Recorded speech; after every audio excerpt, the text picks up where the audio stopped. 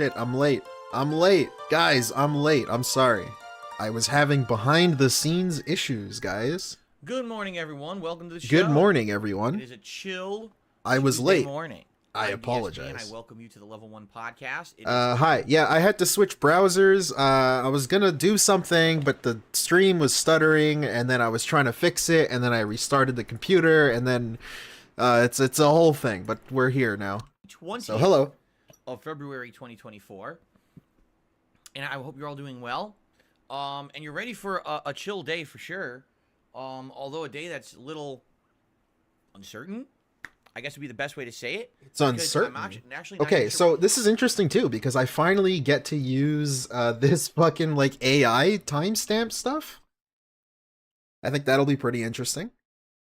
Hello guys. Phil's voice is quiet. Yeah, I'm aware. I'm sorry. What the fuck am I doing? Dude, it's a disaster stream. Okay. Here we go. Okay. What we're doing for half of today, although based on polling and feedback, it seems like we're actually leaning towards something. Hey, big ups Nocturnal. C. I'm not surprised. Nugs, Darksea. But it's just funny because yeah, Windows updated and my fucking computer. I got to reopen my tabs, guys. To always I'm sorry. Get conflicting feedback. Let's put it that way. So we're going to talk about that on the show today.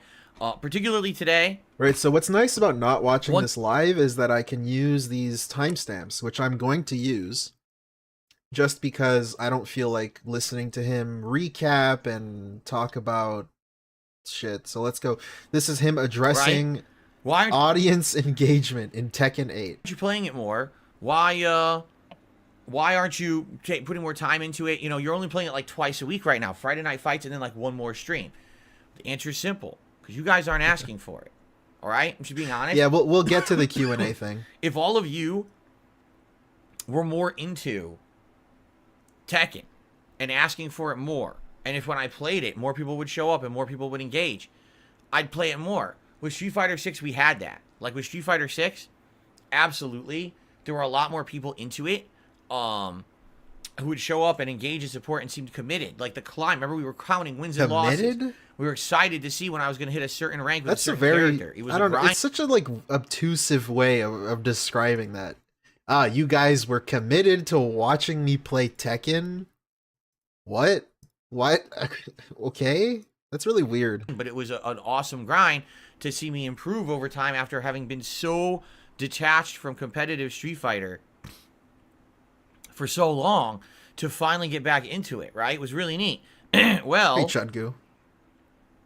I don't think it's the same thing with Tekken at all, right? Is Game Tracker still around? Which I don't actually know. I haven't heard his name in a while. I don't know if he goes under other names. He probably does. I don't know.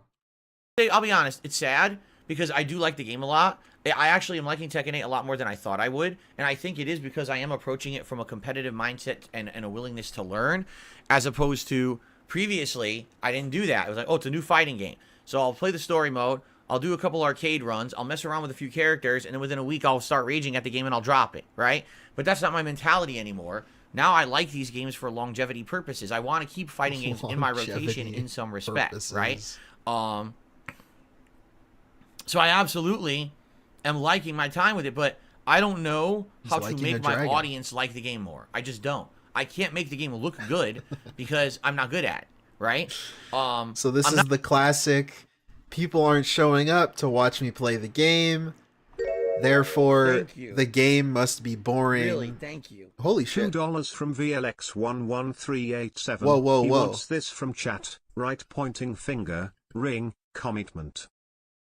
Commitment. Thank you. What the fuck? Dude, now it's reading out names and it got an instant shout. Okay, I guess I fixed my alerts.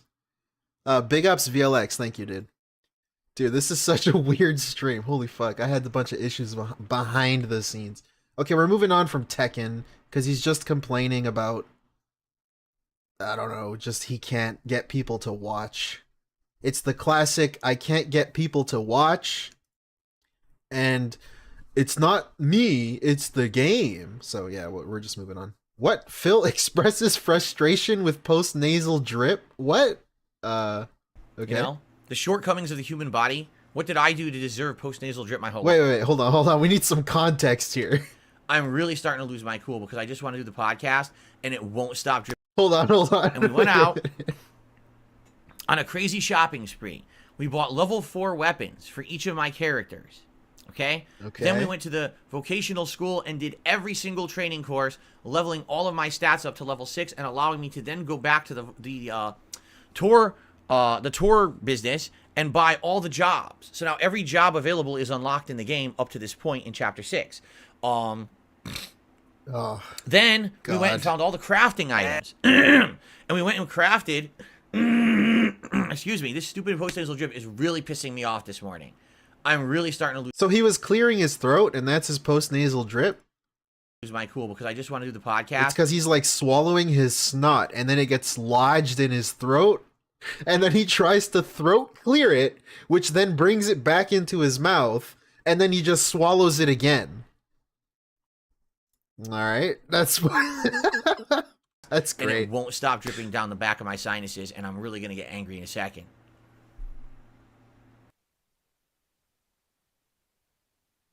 Ew! What the fuck? This, oh my lord. I had to do it to them, snipe. Thank you, Vaporware336. $5 from Vaporware336. Dude, it says the name now. Dave Burner watching this while stroking one of his 75 cats. Finally, Phil suffers as I do. Laughs evilly. Hey, Yosuke Higashikata. What was I saying? Shit. Fuck, I forgot. Yeah, you think he's watching this? He must know about these kind of streams. Oh, he muted himself. Ew. Ew, dude, and then he drinks. That is fucking disgusting. He fucking coughs it all back up into his mouth and then just swallows it again. And then he drinks water to wash it down. Just tired of it. You know? I'm the tired shortcomings of of the human body. What did Right. I do to deserve post-nasal drip my whole life? A lot of things. Didn't do anything wrong. Uh-huh. You don't get it because you mistreat your body. You just get it. Fucking hereditary. There's so many things he can do to treat this Yeah, my thing. dad has it. I have it. Thank you. Really, thank you. $2 from EG, RIP Twomad, had to do it to him snipe. That's the $5 alert. You missed by 3. Let's see if I could play it for you, though. I won't Suffer scam with you. it the rest of my goddamn life, and it's disgusting. I've had enough of it, and I want to make content for you, and I'm sitting here with it pouring down my sinuses like a faucet. It's in my throat. It's disgusting. He's doing the meme. You know, you get to a point where you had enough. It's like, enough of this shit. And some people say, well, why is it that it only seems to affect you on certain streams? First of all, it usually is the worst in the morning. I don't know why, if there's a reason for that or not, but it usually is the absolute worst. It's because in the you're morning. just waking By the time up. we get midway through my first stream, usually it's calmed down. What do you And mean? usually- How does he not know why? It's like all your sinuses get congested through the night because you're not snorting and sniffing and coughing and swallowing it. No shit, dude. It doesn't affect me that much Come at on. night. The only time it affects me is if I sneeze. If I sneeze, then it like turns on again. And it's just like Niagara Falls back there. And then it takes a while for it to dry up again. Why is this a topic? So, it is what it is for now. I just have to suffer with it, and I really apologize for it. I hate it. It really bothers me as much as it bothers you. I'm the one sitting here coughing. You know, it's tickling my throat as I'm trying to talk. Anyway, It's tickling my throat. continuing on. So last night, Okay, we're moving on from that timestamp. Look at this wall of text. I saw Tractor Goose say that. Just look at this. This is a commenter. I think these are AI timestamps that he gets someone to do for him. And then DSP can't even just copy paste it and put it in the description so that you can have easy access to it in the video. You have to go to his comments. Like, dude, just copy paste it. Come on. Throwback channel. Is content strategy? Oh, conflicting feedback. Okay, let's see Okay. this. so here's what I mean about this. If you guys aren't aware, I have a suggestion box thread open Yeah, I'm for not like aware. 3 days now, right? And the suggestion box basically okay, is like, EG. just tell me what you want, you know, improve me. I want constructive criticism. And I'm approving all the suggestion box posts. And I'm not reading them fully, but I'm skimming them as I approve them. Hey, And I can DL5. tell you right now, a lot of the people posting in the suggestion box are saying things like, streamline the podcast. Yes. Make the podcast shorter. Yes. Less time talking, more time with gameplay. I'm not kidding. That's what it says in the suggestion Why box. would you be kidding? Okay? Okay. Okay? That's the Okay. feedback you're leaving in the suggestion box. So then I do a poll. What do you want to see Tuesday night? And the majority of people are voting for, let's just hang out and talk. You mean like what I do on the podcast? Yeah, this is dumb. That the suggestion box is telling me to do less of? This is like one of the most dumb things ever. He's trying to argue here because he gave people the option of watching him play Tekken, which nobody cares about him playing Tekken, or to just sit there and not play Tekken. That's not really an option. It's just kind of like, hey, do I play a game or don't I play a game? And then it's like a game that nobody even gives a shit about. Why wasn't it Street Fighter? Why is it a Q&A? Why couldn't you do something else? I don't know, man. And also the Q&A, I mean, we'll get to it. It's coming up, but I like how I haven't seen it, but I bet the Q&A is going to be a fun, chill time. But for some reason, the Q&A with his wife is played out. He has said the Q&A, his wife on the stream has been played out. But then he tries to sell you on a stream Q&A by himself because that's cooler. I guess? I don't know. Huh? Huh? Huh? How does that make any sense? I didn't know he was And the gonna answer do is that. it doesn't. None of it makes sense. I'm getting conflicting information. For example, we have seen in the last few weeks, actually what's happening on a lot of daytime streams is that people are coming by and they're talking and engaging in the podcast and supporting the stream on the podcast, right? We're getting things like tips and super chats. Yeah, and he's getting this wrong because all of the tips and super chats and engagement comes from the beginning. They come right at the beginning or when he gets to shoutouts, because then that's when 1 Minute Man decides he gives him money. But then they all go away. They don't like flood in throughout the entirety of the pre-stream. There's no reason for his pre-stream to be an hour 40, an hour 50, 2 hours long. Because all the money comes in at the start and then he just does Q&A for the last like 45 minutes of it or the last half hour. It's ridiculous. He's acting like he's getting money the whole time, but he's not. And memberships and gifted memberships during the podcast. Then I start to play the game and all the contributions just stop. The engagement dies off. People leave. I sometimes have more viewers on this podcast than I do for the gameplay sessions. It's going to happen today. Right now we have 394 people on the podcast, and when I play Baldur's Gate, we get between 200-300, right? So you're telling me I have more of an audience for the podcast and more support for the podcast, but then my feedback is, do less of the podcast. Yeah, I don't know how he doesn't see the issue here. Like, that's not a good thing. That's not a good thing when your thing is supposed to be gaming, that people don't show up to watch you play. They show up to watch you rant and rave. Like, dude, you gotta do something about that. That's not just like, oh, well, why is it that people do this? It's not my fault. It's the game's fault. Like, no, dude, people just don't want to see you play games. It's boring. It's played out. Like, that's all it is. You gotta fix that problem. It's not a good thing. And it makes me scratch my head. Take a sip, okay. And wonder, you know, what is this feedback then? Right? And that's not feedback either. He keeps mentioning the poll being Tekken 8 or not Tekken 8. A Q&A thing. That's not feedback. That's just you giving people two bad options. And so they picked the one they think would be more interesting. Because nobody cares about you playing video games, really. So they picked the, like, more interesting one out of the two bad ones. On the one hand, people are saying, do less of this, but then that's what's getting the most attention, the most support, and people are now voting in a poll for more of it. So, Hey, huh? Right? It would make sense if his morning pre-streams were an actual Q&A, but it's literally 20 minutes of schedule, 50 minutes of nonsense/news, and 30 minutes of music/prep. Q&A is just forced tip reading rants. Exactly. And a lot of the time he doesn't even get tips in the Q&A part. So he just ends up, what's your favorite food?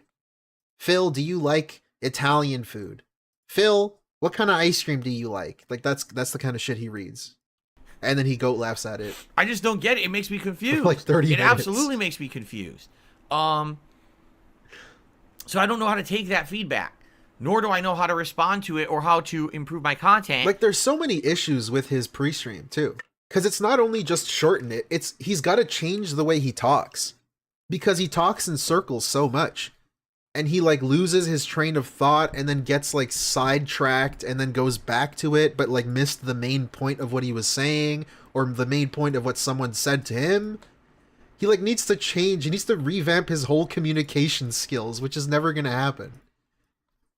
So yeah, when I I'm literally getting two completely opposite impressions from feedback I'm getting, right? I think he in just, fact, he likes to pretend he's verbose because it makes him sound smarter, but in reality, it just makes him sound dumber because he talks in circles. been talking about recently And repeats is himself a lot. Me moving forward, okay, and me becoming older. I'm not going to be Mr. Full-Time Gamer forever. I'm 41 years old. I'm actually going to be 42 in less than 2 months. Holy shit. My birthday's almost here. It's being pretty crazy, right? Okay. As I've told you guys, when I do this, What? okay, certain days, What? today, Settle down, boys. You can't do that. You're married, stupid. What? Huh? not so bad, but some days worse, I get really bad tenseness, pain Oh. in my right hand. Oh, he's I doing feel a all the fucking carpal tunnel thing. I thought... muscles here in these fingers are tense and tight, and sometimes I get shooting pain. I was and, lost and for a either second. numbness in the hand. It's carpal tunnel, and I know I'm gonna get it. I've been playing. Yeah, games this is him like diagnosing himself with depression. I don't even believe him, because I don't think he's been to a doctor for this, and I don't think he's gotten an actual professional opinion about it. That's just me though. Maybe he has, but he just says, I know I'm probably going to get it, which means he currently does not have it. He just thinks that he's going to get it. Kind of like how he probably maybe had COVID, but like definitely had it. It's just him self-diagnosing. time. Well, not full time, but games full, non-stop, daily, for the last 15 to 16 years of my life. That's almost half of my life, right? So obviously, as I get older, this is going to become a problem, right? doing? I'm not going to be able to just sit around and do this anymore. So I need to find a Getting way his slit ready, to dude. diversify Zap. content. It can't just be Phil sits around and plays video games all day. All right? But then at the same time, I get feedback, and the feedback is do less of the podcast so you have more time to play games. Because the problem right now is it takes you too long to get through games. But did we not just have the discussion that I'm getting older and I shouldn't play as many games and we should diversify the content? Then why are you telling me to do less of the podcast to play more games? It doesn't make sense. And that's what I mean. Like, I'm really trying to grasp everything going on here. Like, it seems like there's definitely two routes that are happening. If you want the truth, here's what I really think is happening. I have a very different fan Your base. super chat just gets scammed. VLX. Skyrim grandma is both older and more endearing. Yeah, I mean, age probably doesn't help. Like, most people don't watch Skyrim grandma, but like, I don't know. People are supposedly true fans of you, so why would your age even matter? And the other problem is his content is just, am I holding a controller or not? Because it's all the same. Because when he reacts to stuff, he's just sitting in front of his couch or his chair in front of the TV. Not in front of his chair, in front of the TV, and he's just watching and goat laughing to videos. Or he's holding a controller and goat laughing to video games and complaining. It's all the same shit. Like, there's no variety.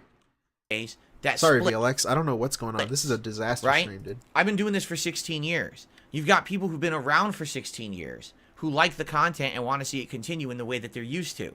They want me to play a lot of games. They want to see me play all the hot new releases. They're upset when I skip games. Some people are so pissed at me because I skipped Suicide Squad, because I'm not checking out Helldivers, Ooh. right? I didn't try Foam Stars. Now, I've been watching him for the past few days, and I haven't really seen anyone pissed at him. And if they were, he just kind of banned them, maybe behind the scenes. Like, I don't really even know what he's talking about. He's just creating a scenario just to bolster his point. I don't really know what he's talking about here. I'm not playing Persona 3 Reload. You know, they're angry at me. Why didn't you play all those games? Old Phil used to play every game. and now you're not playing those games. Oh No. New Phil, modern Phil is a live streamer. New I Phil. can't play all those games. There's just not enough time. It's not viable, right? Phil. So there's not much I can really do about that, you know? But that's it. People are so used to the old days. Before I was a streamer, in 1 week I would beat 4 games, because first of all, games were much shorter. You know, the average game back then was 8 to 12 hours long. So you could play And through then a he's whole game in complaining a few about sessions game and move lengths. on to the Okay. next. But in addition to that, now there's just a lot more games out at once, so you can't really play them all, right? And I'm a live streamer, meaning everything I do is on a stream that I have to have scheduled for you guys to be here to see it live, because that's how I make my livelihood. Back in the day, there was no direct capture and no live streaming. I could literally play as much or as little as a game as I wanted in one day, as long as I uploaded the videos. And then the videos would get tons of views, and the ad revenue would pay for my life, right? Now I have to be here on stream, but that's way less time, because it's about being here on a schedule, interacting with you guys, making sure the stream's running, playing a certain amount of gameplay, then having to upload separate, because you can't upload when you're streaming. That kills your bandwidth. Can't do that. So, you know, it's got to be limited. I used to actually be able to record and then upload while recording. So that's another reason why I would put out more gameplay. Every time I went to upload a batch of videos, I sat right back down and started playing again. I literally let me test. can't these even do alerts that real right quick. now. When I'm uploading, I can't Let's do, stream. like, It's not possible, right? He used to upload while recording before. Wow. Doesn't he have 2 internet lines? So, Now I know one is like a business line and one isn't, but I mean, does that matter? I don't know. Probably tax reasons. yeah, or- I've got to find that perfect balance. I do. And again, I'm seeing the future as a balance between gaming, which I still want to do, and I want you to understand, I don't want gaming to go away ever. Like, I would, if I'm going to continue to make content, you know, indefinitely, I want gaming to always be a part of it. Now, I don't know to what extent. Will it always be the majority of what I do? Will eventually it actually become the minority of what I do, and I'm doing other content more? I don't know. But I absolutely Zelda Jammies. want to do gaming. Okay, that worked. I mean, that one worked, so I think we're good. You know, as much as I can, you know, as long as I can. It's my passion. It's what I got known for on the internet. And so I don't want that to go away. But I guess the question is, how much gaming? What gaming? Do we have to pick and choose? For example, right now, just think about this. I'm playing Baldur's Gate 3. I'm playing Like a Dragon All right, Infinite bro. Wealth. We were playing Sea of Stars. We put that on hiatus. We got Final Fantasy VII Remake coming out. And we got Dragon's Dogma 2. I think at one point what we're going to have to start doing is only pick and choosing the games from a certain genre. Whoa. That are the crazy. biggest ones, or the ones that make sense and people want the most. And everything else just has to be skipped. Because I can't be playing 5 RPGs at once. It doesn't work. When you're playing 5 RPGs at once, you can never I mean, make dude, you can. You could have beaten some of these games already. Like, Kat already beat... Dude, Kat already beat the Like a Dragon game. She already beat it, right? She beat it like a week and a half ago. How the fuck does the streamer guy not finish the game first? Like, all you do is play fucking video games. I don't get it. How much more is she playing than you? If you are a fucking streamer and this is your job, why don't you just play the game more? It could have been over by now and you could have moved on and stopped talking about it. I don't get it. And if this is truly your passion, then why do you need to schedule breaks and schedule time off from doing your passion? I don't get it. You're sending so many mixed signals. Your actions say the opposite of your words, dude. Just play it more. It could have been over by now. progress in any to really satisfy the hardcore fan base of that game. You see, the one game that I am making consistent progress in is Baldur's Gate 3, and that's literally because I'm playing it insane amounts because it's so long, right? Whoa. So he does understand the concept of playing it more means you get to progress through it more. But he can't stream more for whatever reason, because his wife obviously loves hanging out with him. Right. Yeah, we saw what that looked like. And even then, now it's going to have to go on hiatus for Final Fantasy, and people are going to be upset. And it's like, dude, I played it for 100 hours, and you're going to be upset. I know they are. I know how these people are, right? I don't get the point of this rant. But I definitely feel, to me, like there's just too much of the same, right? I played Street Fighter 6 for 7 months, dropped Street Fighter 6, and now I'm playing Tekken. That was your So you decision. get it? People are now, well, it's more fighting games. Well, I you're don't- right. It's I a don't completely get different it. kind of fighting game. But you're right. It's still a fighting game, right? Like, there's so many... I don't understand what he's trying to say here. There's so many different video games. I don't understand your point, brother. And then you got your RPG fans who want RPGs, but then there's too many at once, and everyone's upset because there's not enough of the one that they want. So Yeah, Ghost Hunter. I'm definitely exactly. seeing patterns emerge in the games. Literally 1 hour a day can be saved just on the pre-stream. 6 hours a week, 300 a year minimum. He has the time right now. He refuses to use it. Exactly. It's crazy. He works the hardest at trying not to actually work. That's a great point, Ann. Yeah, exactly. You're 100% correct. that I'm playing. And I think the key moving forward is going to be That's finding the happy 100% balance a lie. of the right genre, the right amount of each genre at the same time to keep that variety going, to appease each type of gamer that actually watches me for those various types of games, but also finding a way to diversify. That's a great point, and also because that's like assuming he doesn't even wake up earlier. Like if he just keeps things exactly the same, he can just cut out an hour from the pre-stream. That's such a great point, because then, well, Phil, you don't even got to wake up earlier. You don't even have to stream longer. That's like something you can do currently as you're already doing it. That's crazy. My time for other projects. Like right now, I'll be honest, the one stream that I'm doing every couple of weeks of the Retro React stuff is a really Instead great of stream. waking up at 10, you could be waking up at like 8. I A don't good know. audience of 200-300 people who I don't know, love the dude. retro stuff, and they're engaged and they support that stream. So there's no reason for me to not continue that and do more of that. But the more that I do that, the less new stuff I can create, because I'm only one person. You know, he's this would be new different Phil. if I were a team of people Here working we together and we go. each split the content up, and one Here person we could do this and one go. person could do this. And Yeah. people, you know what I mean?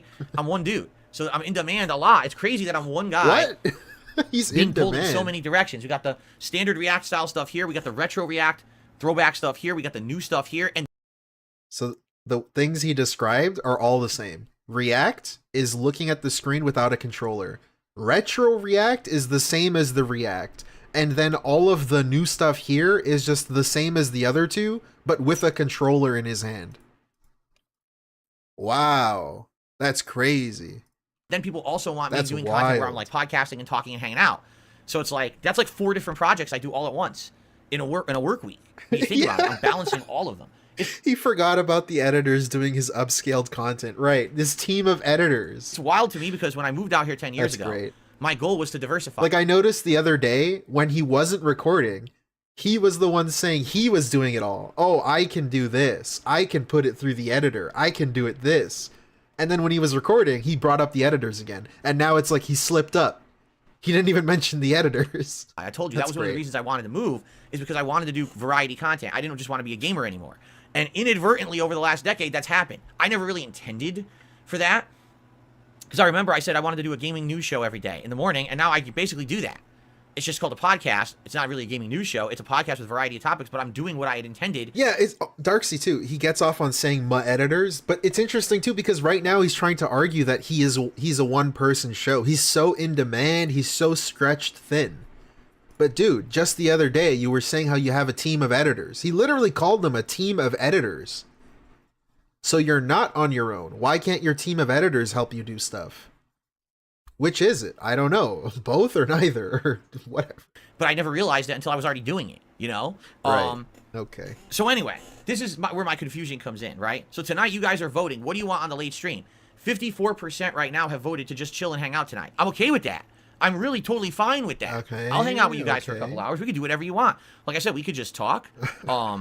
We could What a terrible do some stream. suggestion box stuff. You know, we could, whatever you want. I'm okay. But the thing that gets me is so many people are like, don't make the podcast shorter, but then you vote for like essentially podcast 2.0 on the late Oh stream. my god. And it's like, I that's a thought mixed you were message, okay right? with So it. I don't even know All right. what's more in demand. Jasper, what do you think? Jasper, do you prefer? Oh, shut up. I don't give a Jasper- fuck. I don't care. Let's now get to the schedule for the week. Today, Schedule. Okay, we're skipping. Next timestamp. We're at 43. Let's see. Political content. Oh boy. Venturing into political content. That's a timestamp. Let's but see. here's the thing too. So a lot of people seem to be championing that this year I'm going to be doing political content, okay? And it's interesting because right now there's a lot to talk about. There's a lot going on in politics in the United States. If you guys aren't aware, this is an election year. Oh my Already gosh. politics are hugely a hot topic. Just this morning, all right? I opened up my social media feed. And I'm not even Social just media talking... feed. That's always bothered me. I'm gonna nitpick that. Social media feed just means Twitter. Or X, whatever. Like, I don't know why he says social media feed. No shout outs for anybody, I guess. Worldwide politics, just locally. There's stuff going on in my local area, you know, politically, that there's all this different discussion and argument going back and forth about, you know? And I'm like, wow, I could totally chime in on these different topics that are going on just in my local area, you know, and give my opinions on them because some of them are kind of interesting. Did you, I'm just going to give you one quick example. I talked about it the other day. Local lawmakers. Oh, boy. Who were on the city council of Seattle several years ago championed a new law. And that law was that everyone who does food delivery around here, so you're talking What? Grubhub, Uber Eats, DoorDash, that those delivery people would Okay, make a hold flat on. fee. He just mentioned politics. And of course, it's about DoorDash. What? What are the chances of that? What? Why is this like the first politic thing he wants to talk about? What the fuck, dude? For delivery. DoorDash? That way they're guaranteed to pay. Because right now the way it was Interesting. based was they only make tips. Now what if someone, you know, screws them on a tip? Then basically they're not making much money or any money. So this would basically guarantee them like a certain rate. Well, these people on the Seattle City Council championed it, made it a law, and then quit the council. The law went into effect in January. Okay. So now all food delivery costs has gone up by about $10 an order. And now all of the orders have plummeted. Absolutely plummeted. No one wants to order food anymore with delivery because the cost went so far up. So now all the drivers are like, well, now actually they were intending for us to make more money, but we're making less because there's less orders to deliver. And all the local restaurant businesses are like, yeah, we're also losing money. I just read an article yesterday. A local pizzeria says we used to get 20 to 30 free orders in Uber, the that's a great afternoon for point. pizza delivery from these apps. Now Based we're on getting exchange. 2. So we went from 20 to 30 different orders of pizza, and now we're only making 2. We actually had to cut back on hours and send people home from work because there's no work. Isn't Damn. that great? So that's what I mean. Like, I could sit here and give you the entire my what's the discussion on it, opinion? what I think Yeah? about what's going on with that. Okay, what's the give you opinion? different sides of the argument. It would be actually a pretty interesting discussion to have. Would it? And I feel like I have a lot to add to that. You What? know, a lot to say. You But- see, as a shopper of DoorDash, I have a lot to add to this. That's an interesting little thing too, little aside, because when YouTubers were retiring, and on one of the Cat Q&A streams, he's just like, someone asked him, like, Cat, what do you think of the YouTubers retiring wave? And then he's like, Cat, I don't think you could have an opinion on this, but you can answer it if you want. It's like, what? Why can't she have an opinion on YouTubers retiring? She watches YouTubers, right? So why do you have authority to talk about DoorDash as just a shopper of DoorDash? You don't even do DoorDash. Brother, what? Where's the logic? Huh? What? That's not my content. That's not gaming, right? That's nothing that what I usually do. That's nothing at all like the kind of content that I would usually make. It's completely different, right? And I feel like if I were to do that kind of content here, or even on the React channel, or even on the Throwback channel, it wouldn't work. Why? Because everyone knows that that is not really the content that I do there. I feel like if I was to do content like that, it would be, obviously it's going to be polarizing, and some people are going to be upset They if you can don't be agree. cruel. And that's really the Welcome, reason dude. why it's held me back all these years from doing this kind of content, okay? There's so many people out there that sadly, all right, I hate to say it, What? they cannot think from a mature mindset Who? and understand Who's they? that people can have different opinions, people can have differences of opinion, right, on everything. Yeah, nobody Politics, knows this. religion. Thank you. Thank you. Really, Thank you. $2 from Garito. As a shut-in, here's my opinion on the outside world. Yeah, that's a good point. But by the way, Well, you know, I'm gay. so you can't really say nothing because, you know, he's gay. And by the way, Kat agrees with me. Like, she agrees with him Look too. at this guy. He looks so depressed. You see that? Well, you know, I'm gay. So thank you, Garrido. Yeah. He's also gay, so you can't say anything. Games, food, I don't know what that was. life in general. And that's okay. It's totally okay to have differences of opinion. You don't have Thank you. Really, thank you. $2 from Larry B. I have a lot to add about that. This guy truly sucks. Yeah, exactly. As a shopper of DoorDash, I have a lot to add. to always agree with everything that everyone else says, as long as you respect someone else's opinion and you make an effort to understand where they're coming from. And it's okay also if you want to relate your opinion to them, and maybe then they'll understand where you're coming from. And then at the very least, you won't be at each other's throats. But I hate to say it here, at least here in the United States, so ever since, Okay, I gotta be right back, but I'll let him cook.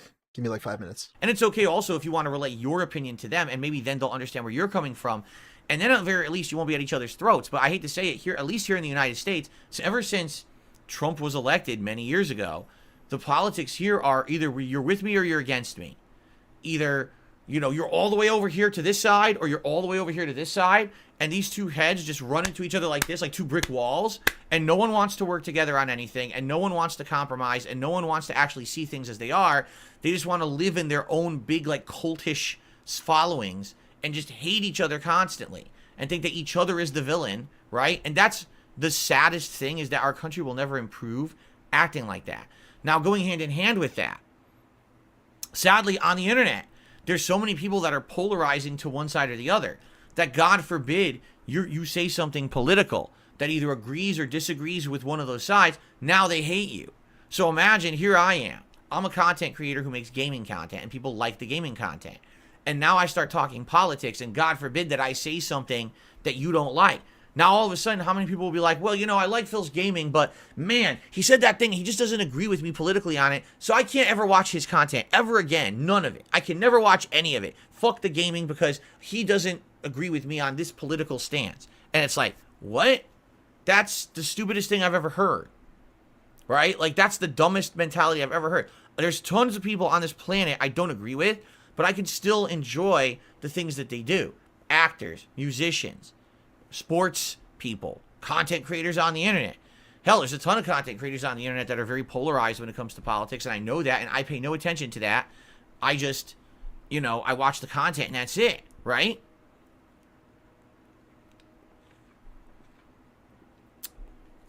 But it really feels to me like there's just a lot of people who don't do that. If you don't 100% agree with me, you're my enemy, and I hate you. And that's ridiculous. What a stupid, immature, not developed mindset that is, but so many people are still like that to this day. They do it to me with games, right? So right now, I'm 80 some hours into Baldur's Gate 3. Do you really think I would be 80 some hours into a game that I don't like? I mean, let's be realistic here. No, I would have quit it ages ago. I'm liking the Baldur's Gate 3 playthrough because, again, you guys are here, we're engaging, and we're having a great time with it, and that's why I'm persevering through it, despite the fact there are things about the game I don't like. Certain parts, like the gameplay mechanics and the exploration and things like that, I just don't like. And I've criticized them. That doesn't mean I dislike the game, but people can't understand that. Wait a minute. You're criticizing something, but you don't hate it? Yeah, because I'm not a 5-year-old. I don't believe that there's heroes and villains and ultimate good versus ultimate evil.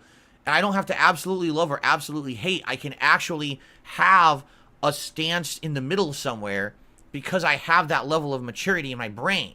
But a lot of people feel with just emotion. And the moment that they get something they don't like, that's it. I hate it. And that's what I mean. That's what I'm really worried about going forward in my life. If we're going to do this kind of content, right? And we're going to do political talk and stuff like that, that there's going to be people that are just straight up upset with me because they don't agree with what I say. And now they are never going to want to check out my stuff ever again.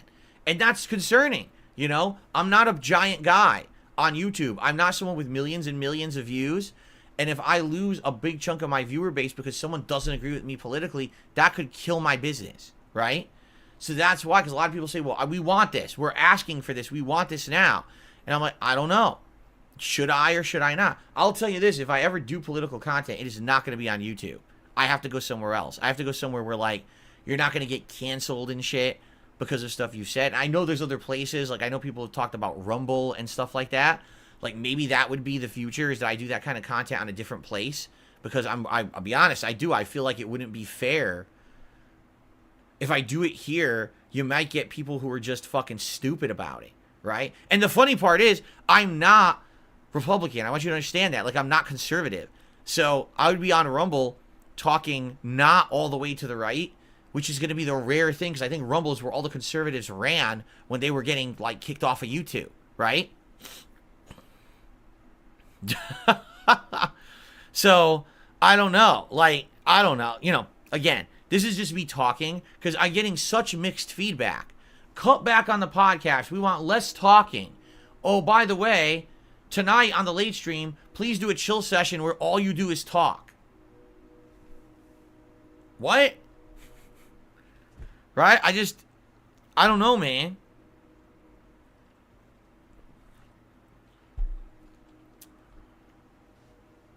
I don't know, man. No, see, that's the thing too. Orange says, I feel like DSP would end up being labeled certain things like being pure right wing because of a few views he has that contradict leftist views. Yeah, but guess what? I have some views that contradict rightist conservative views. So that's the thing, is like people would label me as two things I'm not. Perfect example of this. I know this is a lighter example. When I started as a YouTuber, I told everyone my favorite console was the Xbox 360. I love the Xbox 360. I liked it way more than PS3. So I was a total Xbox fanboy, according to everyone on the internet. Man, that DSP, all he cares about is stuff on Xbox. Xbox fanboy, don't listen to what he says. Then the next console generation, I outright told everyone, I like PlayStation 4 way more than the Xbox One. I think it's a much better console, better games. You know, everything's better on PlayStation 4. All of a sudden, public opinions, oh, he's a Sony fanboy. He's a Sony pony. Didn't you know Darkside Philly's a shill for Sony? It's like, what? How could I have been an Xbox fanboy, but now I'm a Sony fanboy? It doesn't even make sense what you're saying. And now this console gen, I tell you guys I like them equally. So I can't imagine what people say. You know what I mean? But you're right. Like, now imagine that I'm talking politics. I'm saying, well, I agree with this, but they're completely different from the different parties. I don't know. But I bet you people would always spin it in some stupid negative way, right? Anyway, this is just me talking because, again, I don't really know what to do with my content when I get so many conflicting pieces of feedback, right? It really is confusing. It makes me scratch my head. I don't know what to do when I don't. Oh, you're right. Actually, Battlefront says now you're just called like a console pleb. You're right.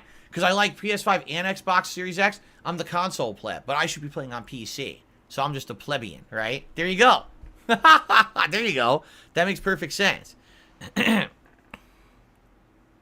All right. Anyway, so all this being said, again, this is just me talking. I'm glad we talked about it today because I like getting your opinions and I like talking about this publicly. I'm not sure what to do. Again, I'm not rushing into anything. No, we're not doing politics this week or anything like that. This is just me, talking out loud about this stuff and trying to get feedback on it. I want to do stuff that works. At the very least, I want to do stuff you guys want to see. I don't want to just sit here and be doing stuff for me and that my audience doesn't like. I want to be doing stuff the audience wants. And that's why I need this kind of feedback. But again, it's confusing. So tonight, I literally have no idea what we're doing tonight. Like I said, I checked the poll. It said 54% chill, 48 or 36% basically do Tekken. I would like to do Tekken, but it seems like people aren't really tuning in or caring about the Tekken. So I don't want to do a late night stream that's dead. So if we do the chill stream where you guys show up and hang out with me and talk and engage and support and have a good night stream with me, just relaxing and talking and, whatever it may become. Or is it also going to be that no one shows up for that too? I don't know.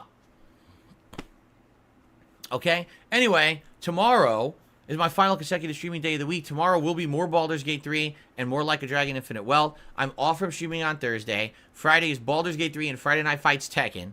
Saturday is Baldur's Gate 3 and Like a Dragon. Sunday is React Day, where it's going to be DSP versus the Internet on the first stream and this late night retro React stream, and I don't know what it's going to be yet because you're voting. But right now, it's heavily towards Heavy Rain. Okay? Monday will be Tekken 8 and Like a Dragon. And then Tuesday will be Baldur's Gate 3 and Like a Dragon. And then that's it for the week because then I'm off that Wednesday.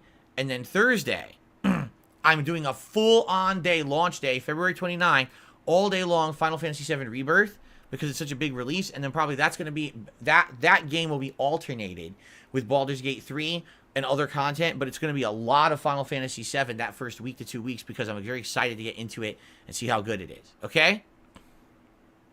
There you go. That's the schedule. All right? Cool.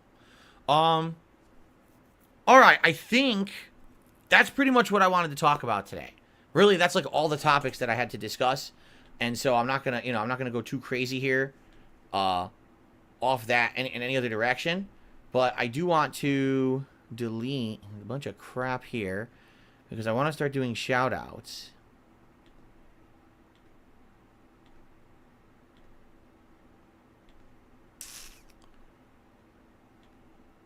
There we go. Okay. Yeah, I want to start doing shout outs. But yeah, the stupid emails were giving me problems recently. It really has been. Hey, Mike. What's happening? Oh. What? I'm gonna delete all this crap. Hold on. Trolls? And then we'll get the shout outs here. All right. I don't even know what's happening. All right. So let's start on the YouTube side of things today. So we started off an hour ago. I missed a rant about the pure white race. Wait. Wait a minute. What? When was that? With Cloudy, so better games, everything's better on PlayStation 4. All of a sudden, public opinions, oh, he's a Sony fanboy, he's a Sony pony. Didn't you know Darkside Philly's a shill for Sony? It's like, what? Huh? How could I have been an Xbox fanboy, but now I'm a Sony fanboy? It doesn't even make sense what you're saying. Oh. And now this console gen, I tell you guys, I like them equally. So I can't imagine what people say. You know what I mean? But you're right. Like, now imagine that I'm talking politics. I'm saying, well, I agree with this, but they're completely different from the different parties. I don't know, but I bet you people would always spin it in some stupid negative way, right? Right. Anyway, this is just me talking because, again, I don't really know what to do with my content when I get so many conflicting pieces of feedback, right? It really is confusing. It makes me scratch my head. I don't know what to do when I don't. Oh, you're right. Actually, Battlefront says now you're just called like a console pleb. You're right, because I like PS5 and Xbox Series X. I'm the console pleb, but I should be playing on PC, so I'm just a plebeian, All right? Shut up. There you go. There you go. That makes perfect sense. All right. Anyway, so all this being said, again, this is just me talking. I'm glad we talked about it today because I like getting your opinions and I like talking about this publicly. I'm not sure what to do. Again, I'm not rushing into anything. No, we're not doing politics this week or anything like that. Oh, politics. This is just me, talking out loud about this stuff and trying to get feedback on it. I want to do stuff that works. At the very least, I want to do stuff you guys want to see. I don't want to just sit here and be doing stuff for me. Or we might just get to the Q&A. I want to be doing stuff the audience wants, and that's why I need this kind of feedback. But again, it's playful so, audience interaction. What's this? Playful audience. Come on, YouTube. Okay. All right. Shout out to. That might have been him. Main Man SWE. That name is sounding familiar. Devin, that might be him. That might have been the guy. I think I watched like the intro video and he explained the basics of how things work in Tekken 8, and I think that was the first that video might be I watched. the guy. No, you're the guy. Super duper good. And I think he went into detail about certain characters. I watched some of that, but that was like the first week. Since then, I've been watching like replays and stuff. But I think that was him. Faithin131 with a $10 super chat. Okay. He says, yes, between my job and hanging out with my now wife, I can't really make many streams anymore. I do watch your content on demand when I have time to relax. Cheers to another 15 years. Shut up. DSP discusses the differences between discussing games and politics? Okay, wait, this might be a good segment right here. I think the Fort Condor minigame was so much fun. The Fort Condor minigame was in it. Ugh. And Yuffie's company was fun. I don't know. I just wasn't into it. I mean, honestly, I just wasn't. Now that we're here years later, years removed from Final Fantasy VII Remake, right? And we know now that the plot is different. Wait, why did he never play the Final Fantasy VII DLC thing? Money, perhaps? I don't know. Years later. It's so short. It's like 2 hours long if you just rush through it. Everything. I think I beat it in like an hour and a half. I'm actually very excited for it. I'm really pumped for this game next week. Like, I'm legit ready to immerse He's so myself pumped that he never played the DLC that he didn't play. World of Final Fantasy VII in a modern way with better gameplay mechanics, better music, and a new plot that's changed from the original. I feel like anything can happen, and that's neat. I'm going to be looking for nuances in the plot that are different from the plot of the because he hates 7. That's original game. I hope it's not exactly the same. I think it will be. We already saw in the preview they were showing cutscenes and stuff that look like they're completely different. Things like, what the hell is that? It's so like we're going to find out. from the first game? Whoa, that's crazy. But I don't think the integrate was that big of a deal. I just didn't care, honestly. Why? Nope, we're not playing Lords of the Fallen. No one cares about Lords of the Fallen now. You're out of your mind. No one That game was a cares. fart in the wind. That game came out for like a week. People talked about it, and then that's not even worth it, man. What a waste.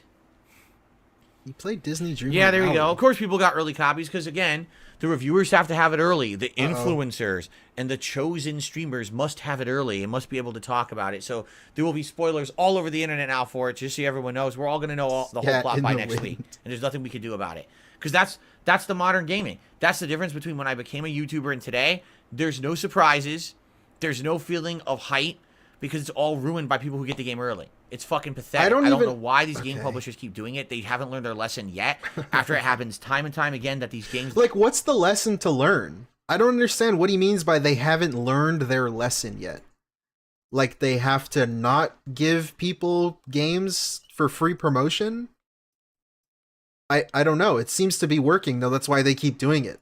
That don't need to be spoiled get spoiled, and they still do it because they're stupid as shit. They're still living in this archaic practice that we need early reviews to sell games when they fucking don't. It's just so dumb. It helps. What do you like? You don't need early reviews to sell games, but I mean, it kind of helps though, because if someone sees like the new Final Fantasy VII, the reviews, it's like a 93 or 94 on Metacritic right now. So somebody that's just like a casual gamer is going to look up, oh, I heard of this game. Or they're going to hear of it from now till when it comes out. They're going to look up the game, and it's going to say 94 on Metacritic. And they're going to be like, whoa, this game looks good. Looks like people like it. I'm going to buy it. Like, it kind of works. That's why they keep doing it. Ludacris207, I'm not going to smoke weed, so sorry, we're not doing a DSP 420 stream. Now that would be a stream. That's not going to happen. He should do that. You know how many people would show up to watch that? That'd be crazy. Like, he should honestly try that. Luda. That would be different. Him and Kat get high. I mean, let's be stream? honest. In the last 10 years, Let's be honest. and this is me talking directly to every viewer out there, Okay. and this is even people who don't like me, but think about this honestly. Okay, that's me and that's you guys in the chat right now. Let's see what he wants to say to us. Honestly, in the last 10 years, how many times was there a major game you loved and you were interested in and you got spoiled on it before you even got to play it or while you were playing it because some asshole put the whole plot on the internet early? The only game I got spoiled on was Last of Us 2 a little bit. I saw that, spoilers, warning. I saw that Joel died at the beginning of the game. That's the only spoiler I saw. That's it. It's not, like, impossible to avoid spoilers. I know people like to say that, but it's not really. I don't know. I'm on the internet a lot, and I've played big new games, and I don't really get spoiled all that often. So it's not, like, impossible. Right? And you didn't mean to get spoiled, and then oops, there it fucking is. There's memes about it, and there's shit like, what the fuck? Right? It's bullshit. It shouldn't happen. It literally should not happen, and it happens every single fucking time. So why are we still doing this practice? And I don't understand why he's acting like this is specific to video games. Because do you remember when Harry Potter was coming out? The 7th one? People were, like, literally running in front of bookstores, shouting spoilers to the book. Right? The whole Snape thing. And people do it with movies, too. Like, it happens with everything. It's just how the culture is. It's just how it is. I don't understand. It's not a video game specific problem. Why do we keep doing it? People cannot be fucking trusted anymore. So why do we let this happen? Just fucking stop giving out the early copies. Yeah, right. It was 5. Right. Yeah, whatever. Harry Potter. It happens with everything. It's not just video games. I don't know. He gets so frustrated because it's in his space, I guess. But he acts like it's publisher's fault for giving out review copies. But it's like, it happens with everything. Shit. It's not just video game stuff. I don't know. Nice. It's nice sniff, dude.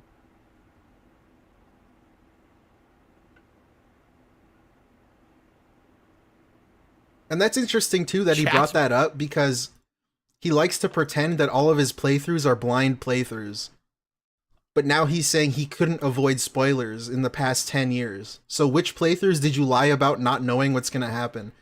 Go back and watch some old shit and see which ones he's pretending to not know what's happening, which is like all of them. By the aquarium. Because he looks up guides. Aquarium with Philly. I don't have an aquarium. I would like an aquarium. That would be cool to have an aquarium, but I don't have one. It's only a blind playthrough because he doesn't see well. Martin T. It's good. I spoiled the end of Final Fantasy 16 for you. What did I do? Did I describe what a turd looks like?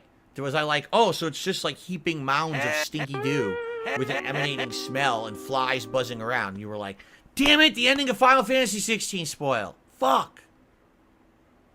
Look at this guy. He looks so depressed. Oh my god, I hate my job so much. That makes me cringe. Ugh. And by the way, Cat agrees with me. Oh, because that's easy. Bookworm says, do it to them, snipe. Thank you for the 5, dude.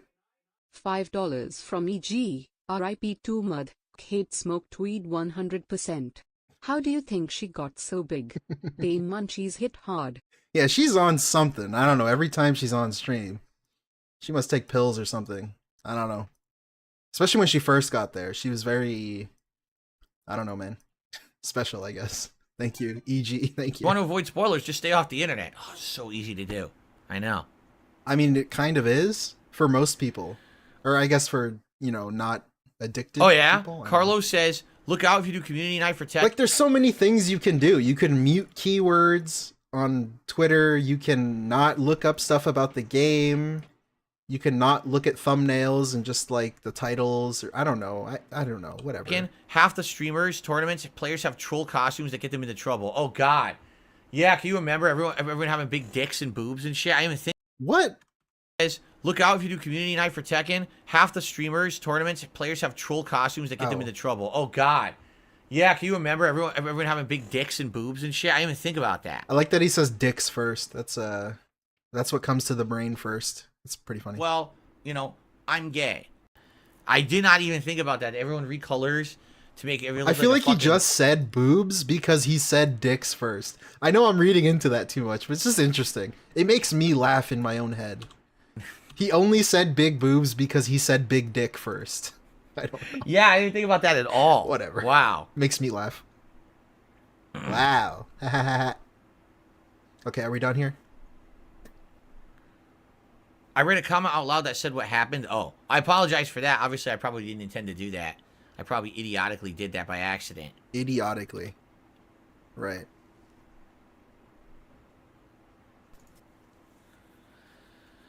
Okay, we're done here. There's nothing left.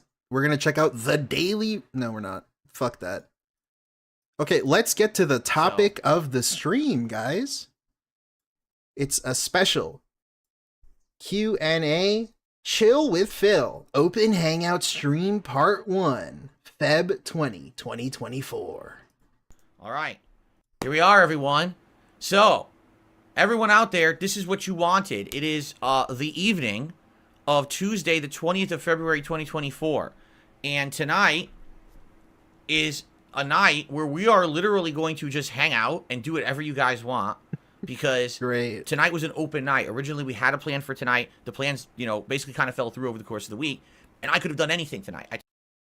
That's really interesting. The way he's trying to spin this, or like pretend that, like, dude, the plan was to play Yakuza with your wife, and she rage quit because she was so bored of your stream. It didn't fall through over the course of the week. There was one event last week that happened that made it not happen now. What a weird fucking way to word that. Trying to trick people. The plans, basically kind of fell through over the course of the week. And I could have done anything tonight. I told you guys, I'm down to play this game. I'm down to play that game. I'm down to do this. We even had a poll, and the winner of the poll was just hang out. And what's happened is recently there's been a lot more discussion around the fact that I think a lot of people wish they had more time to just interact with me without a game going on, taking my attention away. For example, there's actually been distinct streams over the last several months where everyone shows up to my podcast, talks to me during the podcast, interacts, supports the podcast, and then I start playing the game, and the whole stream goes dead. Yeah, we lose viewers, we lose engagement, we lose support, everything just...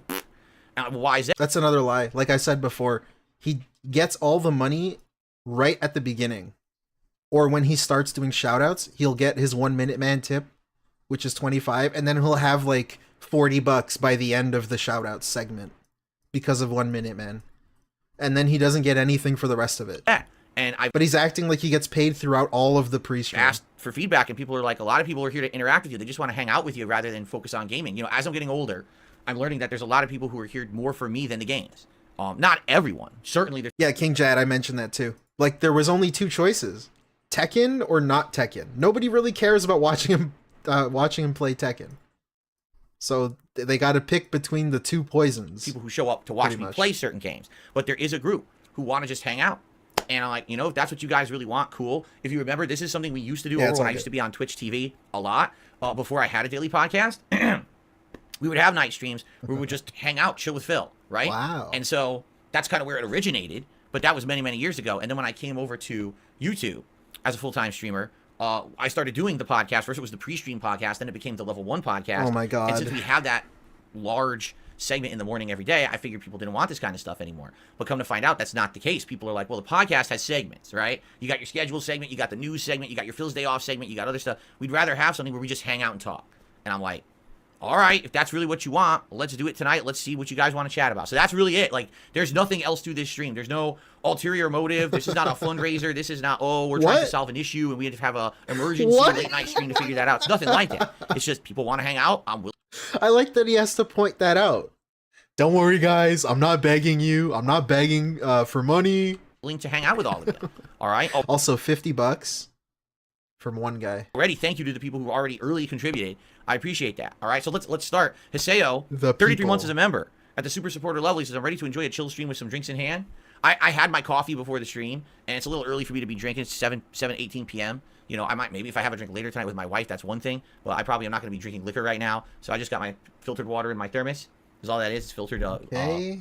not Brita, it's the other I don't What's- get it. God, I The can't remember what dude it's just called now. said, I'm gonna have a drink in my hand, and then he feels the need to talk about the water he's drinking. The one that Pure, P-U-R. Like, Pure. shut the It's a fuck up, pure man. What's wrong filtered with water you? in a little thermos there. That's what I drink on my late Nobody stream, so. asked. And by the way, I was just saying to my Cat audience agrees before we with me. begin, because I'm going to start answering questions.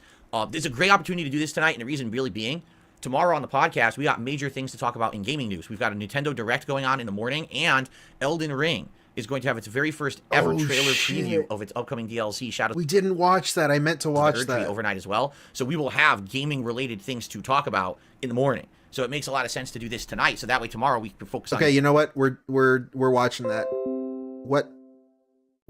What the fuck? Get out of here. I'm getting notifications. Windows notifications? What the fuck? gaming stuff and not worry about, oh Anyways. no, we ran out of time. So there you go. All right, so let's see. If you guys want to chat, ask me a question or whatever, tag me in the chat at DSP Gaming. Anytime Okay, tag me in the chat. We're gonna watch his bullshit ass fucking Elden Ring shit. Cause that's probably really fucking annoying and stupid, and you're gonna see me get upset. Which is pretty entertaining, I think. So yeah. Let's watch that. I gotta find it. Because he doesn't have timestamps. Or does he? Nope. Great. Fuck. of the Level 1 podcast. Everyone saved their announcements for February 21st. But when you have days like today, you basically don't need E3, right? Like, I think we know why E3 doesn't exist anymore, because it's been proven time and time again that everyone could just release their announcements digitally. And then when someone does something exciting, all the other companies are like, oh, today should also be the day that we all dump our stuff. It's like E3 Lite. And they do this a bunch of times a year usually. For some reason, today was that day. So we had announcements from Xbox, Xbox. you know, with games love that are going Xbox. cross-platform. We had Xbox, Xbox. you know, with games that are going cross-platform. We had completely shocking announcements of games that have been gone for ages and now getting modern remakes, which blew me away. And of course, it all culminated with the big announcement of the Elden Ring Shadow of the Erdtree DLC. Yes, I guess he doesn't understand like fiscal quarters and shit for why they announce things at certain times and why they release things at certain times. I guess he just doesn't understand that, but he has a business degree though. talking about all of these topics on today's Level 1 podcast. As you can see, It's pretty fun. I have become equipped and ready for this. What a cool guy. So, prepare your butts for today's news extravaganza. It's like the cornucopia horn has opened up and just fruits and berries are popping everywhere of good gaming goodness. So, get ready to torch. It's time to torch. It's time to game. NBC. With no news, Shut find out up. news. So I hope that it's going to be exciting. What I did is I narrowed it down to the things that I felt were the most interesting. Okay, you don't have to explain this. And those will be the ones that we talk about. But hopefully, if there's anything that I missed or you feel is notable, you'll talk about it as well. All right, so here we go. First of all, this is my last streaming day of the week, and so tomorrow will be my day off. Next week is a little bit of a different week for me because the next week is a shorter streaming week because I want to. Okay, we're skipping the schedule. Like that. Last night, we literally just hung out for 2 hours. Spoilers. Because I had an open stream. Because we didn't know, we had originally had planned that my wife and I were gonna do co-op. My mom. In the Dondoko Island simulation mode of Like a Dragon Infinite Wealth, and we knew that it takes a while to beat. At a minimum, usually it's around 10 hours. A lot of people take 15 because it depends on how you do it. And we were planning on doing it all. We had done 2 streams already for about 4.5 hours and hit the 3-star. Like when he says "we" there, he literally just means himself. That's like a specific case of him just meaning himself because he doesn't even mean Cat. Because obviously, I think she probably if she wanted to do that, she would have done it. So he had just planned to do it for the whole 15 hours.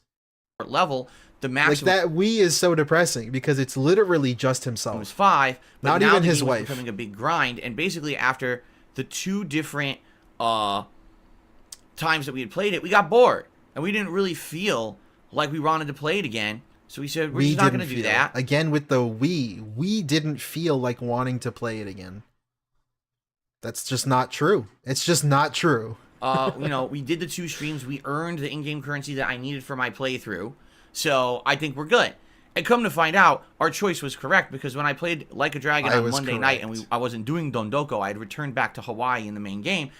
I'd raised around $96,000 anymore. Okay. So that's why we weren't doing the co-op. And by the way, just for a quick update on that, my wife and I are looking into other games to do co-op in. Ah, nice. People have been suggesting various different things, such as Sackboy.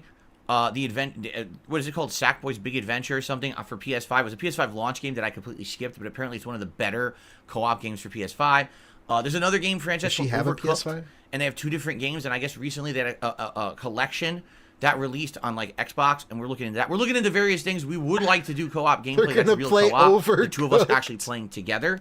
That's like a simulation game for them. So we are looking into that, and my wife has already said that she might eventually come in here and just be a guest commentator for a night stream or 2 of Like a Dragon when I play it. Because, she likes the franchise. She's played the game. She could sit here and kind of... You tweeted a new... Oh, God. Darksea, I didn't even see that. I haven't been on Twitter. I didn't even tweet out the stream, guys. Oh, my God. Yeah, let me check it out. Co-commentate with me and have a good time. Just as a guest. It wouldn't be co-op gameplay. It would be co-commentary. Okay? So... Co-commentary. That is what we're looking for. And we're working on that, and I'll have updates on that soon. Just not yet. Like next week, there's no chance. Next week is already a shortened streaming week of only 5 days. We wouldn't have been doing it then anyway. All right, but we'll look into this for the future. Maybe the next few weeks we'll determine if we can do something. Okay. So, with Dondoko Island off the table, I had a whole free stream last night, and you guys. We talked about it for about 2 days, and you couldn't really decide on what you wanted. So I said, what the hell, we'll just do a poll. What? And people voted that they just wanted That's annoying. to chill. That's annoying. I'm going to nitpick that. We talked about it for 2 days, and you couldn't decide what you wanted. Like, people were telling him stuff to do, and he just says no, he doesn't want to do that. That's not people not being able to decide what fuck you, whatever. We just want a chill session with Phil. Like, nothing is his fault at all. Those sessions back on Twitch. Nothing can be his fault. Anything. It doesn't even matter what it is. We've done one of these in ages. Fuck, dude. Can we just hang out with you? And I said, sure. If that's what you want, if you just want to hang out, I'm down to just hang out. If that's really what we want to do. So that's what we did. We just hung out. And it was fun, I would say. We had a bunch of conversation, a lot, tons of Q&A. Okay, he's gonna spoil what we're gonna watch, so we'll skip that. A pretty good way. I was like, wow, thank you. So, no complaints. And now we move on with gameplay moving forward because we got a pretty busy schedule. Dondoko Island. All right. So today, obviously, we've got the podcast. Tons of game news to talk about. After that, we jump back into Baldur's Gate 3. We continue to explore Rivington, and I think we're very close, actually, to the next area. I don't know if that's actually Baldur's Gate or a new area, but we have already done a plot element where we have like a pass that we can go through a gate to the next area and stuff like that. So more of that today. I'm excited to see where the game goes. Tonight, more like a... Okay, we're skipping ahead because this is all schedule. So you're saying, well, why so much Baldur's Gate? Because we have invested so much time into this game. Are you aware how many parts Baldur's Gate 3 has right now? Because I'm not. But I'll tell you, Baldur's Gate 3 currently has... Hello? 90 parts. 90 hours of my life have been invested into this game so far and continuing.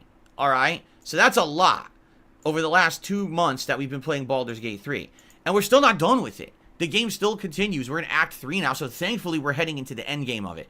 But, man, it's an insanely lengthy game, correct? So with all that being said, I want to get as far in Baldur's Gate 3 as we possibly can before Final Fantasy VII comes out, because that is going to take priority. I'm hyped for Final Fantasy VII. It's a brand new game. Everyone's going to be interested in it, including me. This is, for me, Remake was the intro to them, you know, making a trilogy of Final Fantasy VII, but everyone thought Remake was literally going to be just a straight-up remake, and it wasn't. Okay, we're skipping remake I guess that's what we'll have to do. Well, let's see what happens, okay? Let's see what happens and go from there. So, anyway, that's the schedule for the week. Now, a few other things coming up you guys should be aware of. Number one, daylight saving time. Yes, we're still doing it here in the United States. It affects us on March 10th. So I'm giving you guys a 2-week heads up here that in a few weeks here, all the clocks change, and we have... So here's a Darksea DeFlo Twitter video. In the last 3 months. Has my life really changed that much during the pandemic? My life? Has my life really changed that much during... Has my mom really changed that much during the course of my life? That's great. Thank you, Darksea. Spring forward an hour, meaning we lose an hour of sleep, and all my streams are going to start an hour earlier. I mean, his mom hasn't changed much. Have you seen her? What's happening? Okay, hold on. He's complaining about this every year. Guys, a 2-week heads up here. That in a few weeks here, all the clocks change, and we have to spring forward an hour, meaning we lose an hour of sleep, and all my streams are going to start an hour earlier. Your mouth drooling fucking retard. I shouldn't have said that. For now. That's so annoying. How are you 42 now almost, and you still complain about this? I hate it. I've always hated this practice. Right. I always will. Yeah, I get it. They keep trying to outlaw it, and they can't do it because they they're idiots. keep trying. Like, we have government that's so... Hold on. What? They keep trying to outlaw it, and they can't do it because they're idiots. Like, What? we have government that's so ineffective in the United States, they can't do anything. They can't do the simplest task. Bruh. This is a win that everyone would enjoy, getting rid of daylight saving time, but they just can't seem to do it. Why is They're it just a win? completely worthless. They sit on their hands with their thumbs up their butts, and they do nothing. So... I'm not gonna lie, I kind of like the daylight saving stuff, because then it's like, oh, dude, I get to finish school an hour early, or school will go by an hour quicker. I don't know. It's like, it's just a thing. It's just a thing. You get used to it, dude. Come on, shut up. Yes, old all man. my streams will be an hour earlier, starting March 10th, just to give you guys the forewarning. Will there be other games coming up in March that I'm playing? Yes. I'm interested in Rise of the Ronin. I'm interested in Dragon's Dogma 2. And per today's announcements, which we're going to get to in just a moment, the gaming news is huge today, we're going to have other games as well. All right? So it's going to be an exciting month of gaming. Unlike the last 2 months, we're really not that much going on. We've got a lot of exciting things going on in gaming in the next month. So I'm pumped for that, and I hope that you guys are too. So new stuff coming, and then the next big event for me is actually going to be my birthday event. Held the first week of April, where we're going to have a birthday marathon. The big event. Whether or not it'll be on my actual birthday, I'm not sure this year. I think it could be. Like, my birthday, I believe, falls on a Saturday this year. Let me double check that. Nice. Yeah, my birthday falls on a Saturday this year. So potentially, we could do my birthday marathon actually on my birthday and just have a day of fun celebration. What? And what will we do? I don't even know. What do you want to do, right? We'll decorate the room for that day. I'll have some birthday decorations. What a child. And probably have a cake. I mean, my wife will probably make me some kind of a cake. Decorations. And probably have a cake. I mean, my wife will probably make me some kind of a cake. Okay. and we'll probably do thought I some heard fun stuff something. together, but I don't know exactly what we'll be doing. We'll have to figure it out, okay? So, that's coming up. That's the next big event, marathon event, The I should next say. big event is my birthday. That's going to happen here on the Okay. channel, so plan for that, okay? On or around April 6th, which is my birthday. Fair enough? Okay. Can you send me birthday gifts? Of course. Well, he if reads you wanted that. to come to the stream and hang out with me, that's a nice gift. If you contribute to that stream, that's a nice gift. If you were talking physically sending me presents in the mail, no. You're not the Dutch I do not brothers. just accept willy-nilly things in the mail without screening them first. Right. Just because over the years, I've had some really malicious stuff happen to me and my family. Really gross stuff. Me I'm not even and gonna my tell ya. family. So because of that, anything that shows up to this house Yeah, that I I don't don't know believe what him. it is goes directly into the trash. And I can't tell you, probably dozens of packages over the years, they show up. I don't know what the fuck this is. Do you know what this is, honey? No? All right. Right in the trash. Done. Don't deal with it. Okay? I don't so, believe him. If you're interested, you want to talk to me about it, email me. We'll talk behind the scenes. If anyone's interested ever in like, oh, I want to donate something to you for your birthday, you know, help the business or something, contact me behind the scenes. We'll talk it out and we'll go from there. Okay? But I would say just come hang out on the stream with me that day, right? That's what it's all about. Okay, so that's everything going on in the schedule for the next, you know, month or so, roughly. I'm excited. You're excited, I'm sure. But ladies and gentlemen, it is time for my favorite segment, your... Shut up. What is happening here? What is this? What is this? Help! Sounds like I stepped on a tack or something when I was saying that, right? What? What happened? Everyone's favorite segment right here on the Level 1 podcast. It is time for DSP News! Oh, clown mode. When I was saying that, Okay. right? I'm sorry Anyway, I rewound folks, it. it is time for DSP Rewound it? News. Rewind I think it? I'll change the color of the logo. We haven't changed the color of this logo in a while. Today. Now, first of all, tons happened. There was a Nintendo Direct. There was the Elden Ring DLC announcement. And then to pile on to that, a bunch of other gameplay announcements and companies came out and said, oh, games. It was crazy. Like, it all happened at once. And I feel like everyone was waiting for that perfect day. Like, they had the news, but they were waiting for the right time to drop it. So Okay. they decided for some reason today's news day. Like, does he not All right, understand so that these things are scheduled, like, way in advance? I have a few specific stories that I'm going to cover. All right. But I would like to know if I'm going to cover these 4 big stories, you let me know if I missed on anything notable and you tell me and I'll talk about it too. But I tried to cover as much as I could didn't this even morning. I'm watch the watching Nintendo trailers, I'm Direct. watching announcements, I'm making lists, I'm taking screenshots, but I might have missed something that might be notable, okay? So the first announcement, this one shocks me, took me by surprise. When I read about it, I was so shocked my pants flew off my body into the hamper. All right, actually, I was just getting undressed so I could take a shower. But never in a million years did I expect this announcement. Are you ready for this one? Because no one knew about this one. It's Oh my completely out of the blue. God. Star Wars Battlefront Classic Collection featuring Star Wars Battlefront 1 and 2. Why is this so plus shocking? the expansion content, plus the story content. Why is plus that so shocking? Like, EA lost the license years ago. By now. new content is coming to PlayStation, Xbox, Steam, and Switch on Okay. March 14th. That's pretty cool. What? Where did this come from? Right? Like, what I don't know. on earth? Huh? For those of us who've played these games, this is like a Yo, is he really trying to pretend he played that? delight. Are you fucking serious? For those of us who've played these games, this is like a delight. Like you woke up in the morning, right? And breakfast was already made for you and you get served in bed. A gourmet breakfast. Well, Like, this asshole, he's never even played it for YouTube, and he's trying to pretend like he likes these games.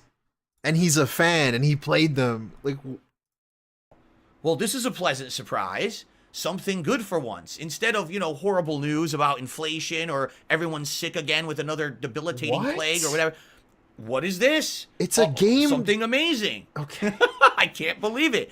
So, Right. Star Wars Battlefront 1 and 2 originally came out in the 2000s. Oh, my all right? Lord. They are third-person action-based games where you can play as various different units on each side of a Star Wars conflict. So, for example, you could be on the Empire side, and there'll be like several different kinds of different units. Stormtrooper you can play as. You could be on the Rebel side, and there's several different kinds of Rebels you could play as.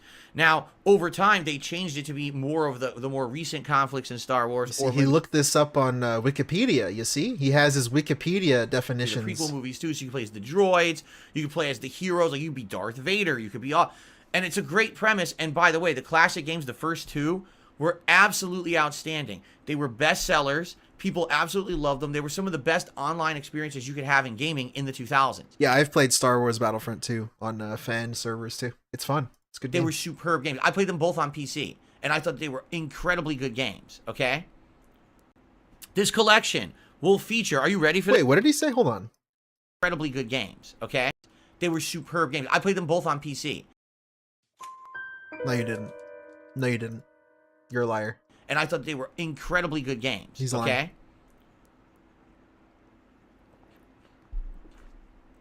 So, this collection will feature... Are you ready for this? Because this is the wildest announcement. 64-player online battles. Okay. And it's the original games. This is not, oh, they remade them and it's a new version. It's the original games brought back with 64-player online competitive matches, all the gameplay elements you loved from the 2000s, and they're adding in new heroes from modern Star Wars, supposedly. So there's going to be new heroes you can play as well. From modern Star Wars? What? If you're not aware, again, this is such a huge announcement because they Kylo Ren is going to be make there? Battlefront again, right? The last decade, they tried twice, and each time they failed. They never recaptured the classic feeling of the original Battlefront games. It always felt like it was a cheap knockoff that wasn't as good, wasn't as it was more flimsy, right? It didn't feel like it was solid. It didn't have that solid base to it. He doesn't know what the fuck he's talking about. For me, I'm actually pretty stoked about this. The original Battlefront games were super fun. And now that they're making them again, like, that sounds great to me. And the fact that they are the originals, you know, these are tried and true tested games that are great. To have those back. Remember this whole speech when he decides to play it and nobody gives him money. And then he hates the game and he's going to hate the gameplay. And he's going to be so lost because he's never played it before. Just fucking remember this whole speech right here. I'm very excited. Now, will this be a giant bestseller? I doubt it. At this point, you know, sadly, Star Wars has really lost its prominence. The last movie in that trilogy really tanked the series.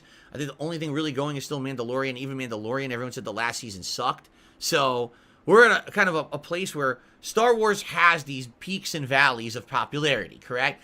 And you get a high, then a low. I recently saw Andor. I held off so long on Andor because I'm like, fuck Andor. Who the fuck cares about Andor? I don't fucking who gives a shit? And I'm so glad I saw it because it's my favorite Star Wars thing. Since I don't even know. Mandalorian, I guess. I liked season 1, but it was great. It sucks watch Andor, guys. It's really good. When it was at a popular spot. Don't watch it if you're a fan of Star Wars, though. You might not like it. It's not really like Star Wars. It's kind of just like a show with a Star Wars skin on it. I guess. I don't know. It's not fun and adventure. That's when the freaking Battlefront games It's came out in great. the last decade, and they both weren't very good. So it's like, you didn't get that Star Wars game you wanted. Luckily, we did have Jedi Fallen Order and Jedi Survivor, which are pretty good games. He did play Star Wars Battlefront on PC. No, he was playing Star Wars Battlefront. I had to do it to them, snipe. EA Star Wars Battlefront in 2015. $5 from Lord Kane 666. Sorry if I'm off topic, but imagine if I was in a stream and I accidentally mixed up my mom my baddies.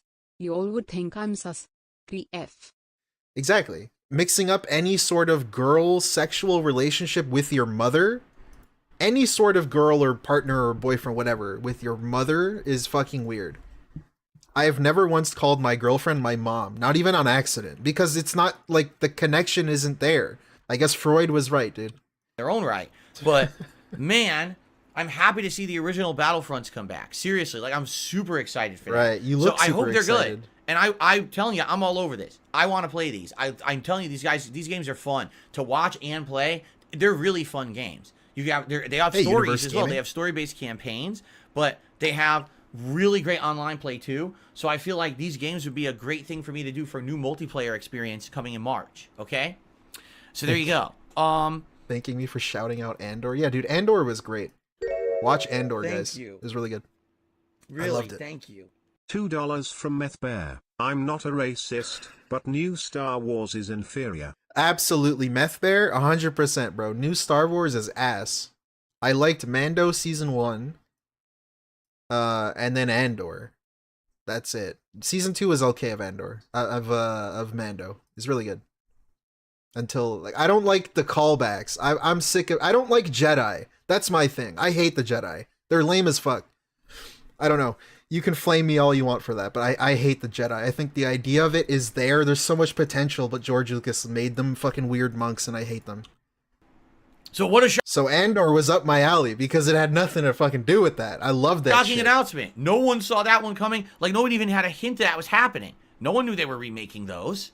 They're like, what? So now following along in that line, are you ready for this? I'm sorry, guys. Coming in 2024. No set date yet. Ladies and gentlemen, are you ready for that? Never in a million zillion years would you have expected that this would have been announced today. You ready? What's going on? Epic Mickey is getting a remake called Rebrushed.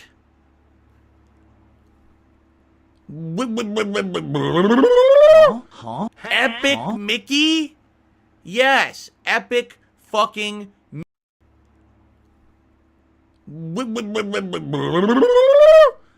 Epic Mickey? Epic Mickey? Yes, Epic fucking. That whole segment is like a ancient DSP skit moment. Like, I swear I've seen this in like 2010 DSP video. He even hits us with a epic Mickey? Yes! He hits us with a yes! Epic Mickey? Yes. Yes! Epic fucking Mickey. Yes! The Wii exclusive game from over a decade ago that sold like hotcakes. Thank you. And then when the sequel came Really, out, thank you. $1.99 from Ramen Branman. I would watch a space trucker show in SW Universe. Yeah, dude, I like the idea of Star Wars. Like the universe. Just having a connected space universe is really interesting to me. But I don't like when they keep going back to Skywalker and Jedi and Sith, and I'm just like, no, I like the stuff that doesn't do that. Like, even little baby Yoda I was okay with, because Mando felt different. And then they brought back Boba Fett, and I was like, oh no, please. And then Luke Skywalker showed up, and I was like, oh, did it have to be Luke Skywalker? completely flopped, and they never made another It was one. good, though. Made me cry at the end. Do you guys know I'm the a bitch story of boy. Epic Mickey? If you don't, it's one of the most Wait, let me clarify. I was sad because Grogu was separated from Mando. infamous games That's from why my I early was days sad. as a It YouTuber. was Shall I emotional. tell you the story? So, Epic Mickey Anyways. was a game. It was the Star first Wars ever talk. attempt to make a Mickey Mouse game that actually is like an epic story-based game Great. with tons of modern. We're getting gameplay elements. detail about So Epic it was on the Mickey. Wii, Snort. and it had motion controls on the Wii where you would aim and shoot paint to create environments. So, like, let's say you had a wall that was destroyed. Oh, yeah, You could Star Trek? Yeah, rebuild yeah, the yeah. wall with paint, and all of a sudden, a door would open, Dude, Star Trek's way better. and then you go Old Star Trek. The new shit's even worse than Star the Wars. wall. dude. On the flip side of that, you also had paint thinner. So you'd have an environment, you could destroy the environment to look for secrets or create new clues or a new path through it. And you could fight enemies either by creating things with paint or destroying things with the thinner. The gameplay elements were sound, and it actually was it had a good story, where it was Mickey versus Oswald, the original cartoon character that was supposed to be like Mickey Mouse, but was forgotten to Okay, so time. how is he going to toxify this? He's saying the game is good, but it was on the Wii, so he doesn't like the Wii, and it ran poorly, I'm assuming. So why is it bad that it's getting a remake or a remaster? Because wouldn't they just fix the performance and control issue? That's the only issue you had, right? So why is it a bad thing? And so he's I'm angry at curious Mickey how for he's gonna taking the toxify spotlight, this. Right? Pretty good storyline, honestly. So Okay. pretty exciting. And Wait, now it's For exciting. me, I thought it was a great idea, and I was stoked to play it. So I bought it back in the day. Now this is way back. This is like 2010, I think, right? The game comes out, right? And basically what happens is it runs like shit on the Wii. Yeah. I'm talking sub 20 frames per second frame rate in most of the boss battles, in most of the harder platforming parts of the game. It ran horribly. And the Wii motion controls also floundered and had many issues during the course of playing the game. So you're like, wow, you really thought smart here. You decided to release a core experience reimagining Mickey Mouse as a main gameplay, like a new video game character. Put all this money and time into the development of the game. Like Didn't he also play it with Panda? I think he played the second one with Panda because it had co-op. Game magazines covered this back in the day. Like it was a giant front page story, right? And then they release it exclusively on the Wii, and it runs horribly. It runs like shit. So here's what happened, because this is the truth, and no one wanted to admit this back then, but nobody wanted to admit it. The game sold like incredibly well, but the reason it sold incredibly well is because it came out during the holiday season. I want to say it came out like late November. I mean, that's so dumb. I hate when he does this. I fucking hate when he does this. The only reason it sold well is because it came out during Christmas. That's not even true. What about all the games that come out near Christmas and they don't sell well? Like, that's so dumb of you to say. There's multiple reasons. It's a Wii exclusive. A lot of people had a Wii. It's Mickey Mouse. Everyone knows who Mickey Mouse is. It's a Disney game. Back in 2010, they were usually pretty good. Like, bro, there's so many fucking reasons. It's not just because it was on Christmas time. That year. Like, that's so annoying. It was the only kids game available at the time. Like, all the other games were more adult-oriented games. You had your Call of Duty, you had your Assassin's Creed, all these adult games. Kids needed something to play on the Wii. It's like him saying Fortnite is only successful because it's free. It's like, no, you dumb bitch. It's not because it's free. There are so many fucking free-to-play games on Steam right now. And they're not nearly as popular as Fortnite. Like, that's not the only fucking reason, you dumbass. This was the shoe-in game for Christmas. It's so annoying when he says Everyone that. bought this game for Christmas. It was the #1 selling video game that holiday season for Christmas outside of Call of Duty. It sold in tons. It was like one of record-breaking, okay? So it did really well, but the game itself wasn't good because it ran like shit. So what ended up happening was everyone bought it, gave it to their kids. Their kids played it. Their kids like, wow, this game's terrible. It runs horribly. Yeah, the kids said that. They, based on the sales numbers of the first game, they made a sequel. Okay? The sequel sucked ass and didn't sell at all. No one bought it because everyone said, well, Epic Mickey 1 ran like shit. We don't. So he just said the second game sucked, but nobody bought it because the first game sucked. But you just said the second game sucked. Maybe nobody bought it because the reviews for it were bad. It wasn't a good game, right? You just said it sucked. Epic Mickey 2. It's not the only reason. To make it even worse, they released it on the Wii U. Business degree, by the way. Yeah, and he just said they released it on the Wii U. Like, it's not a bad enough idea to make a sequel to a game that ran like shit on the Wii. They made it a Wii U game. I think it was cross-platform, too, but I think I had it on Wii U. If I remember correctly. Oh, my God. I should just stop listening to him because he can't even get his facts straight. I think it was a cross-platform game, but he just criticized it for coming out on the Wii U, bitch. Okay, whatever. I can't even remember, but basically it flopped horribly. We're moving on. No one cared about it. Thank you for the news. That was the end of the franchise, which is crazy because no one could understand why did the first one sell so well, but the second one flopped because they both sucked, you know. But I'm gonna say they both sucked. He just said it was a bruh. He just said the first game is good. It just ran bad. But now they both sucked. What? Okay? The only reason Epic Mickey sucked was because it was on Wii. I said that back in the day. I said if this game was on any other console and ran with a good frame rate, it would have been fine. The problem is you get motion controls, which are wonky and not very good, and then the frame rate dips constantly and you can't really play it or enjoy it. That's like playing Okami on the PS2 and you saying, man, I wish I can draw with like a motion controller. If this game was on any other console, it would be amazing. Because you don't like controlling the brush with a PS2 controller. And then you love the Wii version because they let you motion control it. Like, dude, what? I don't get it. You're so annoying.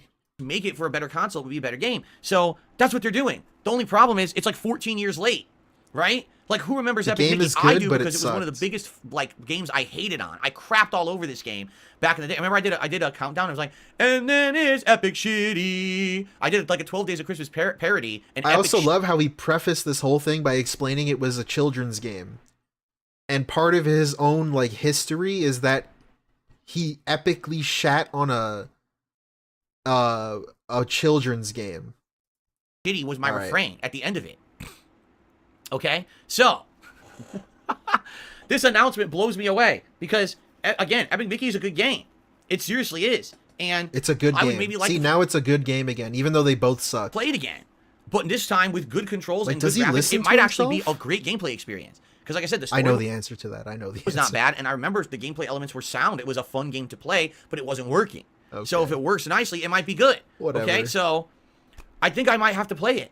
14 years later, I may have to play Epic Shitty again. Maybe it won't be Epic Shitty this time. Maybe it'll actually be like a good game. You know, maybe it'll actually get a chance to shine the way it should have 14 years ago, except for their awful you're design right, choices to put it on the Wii only.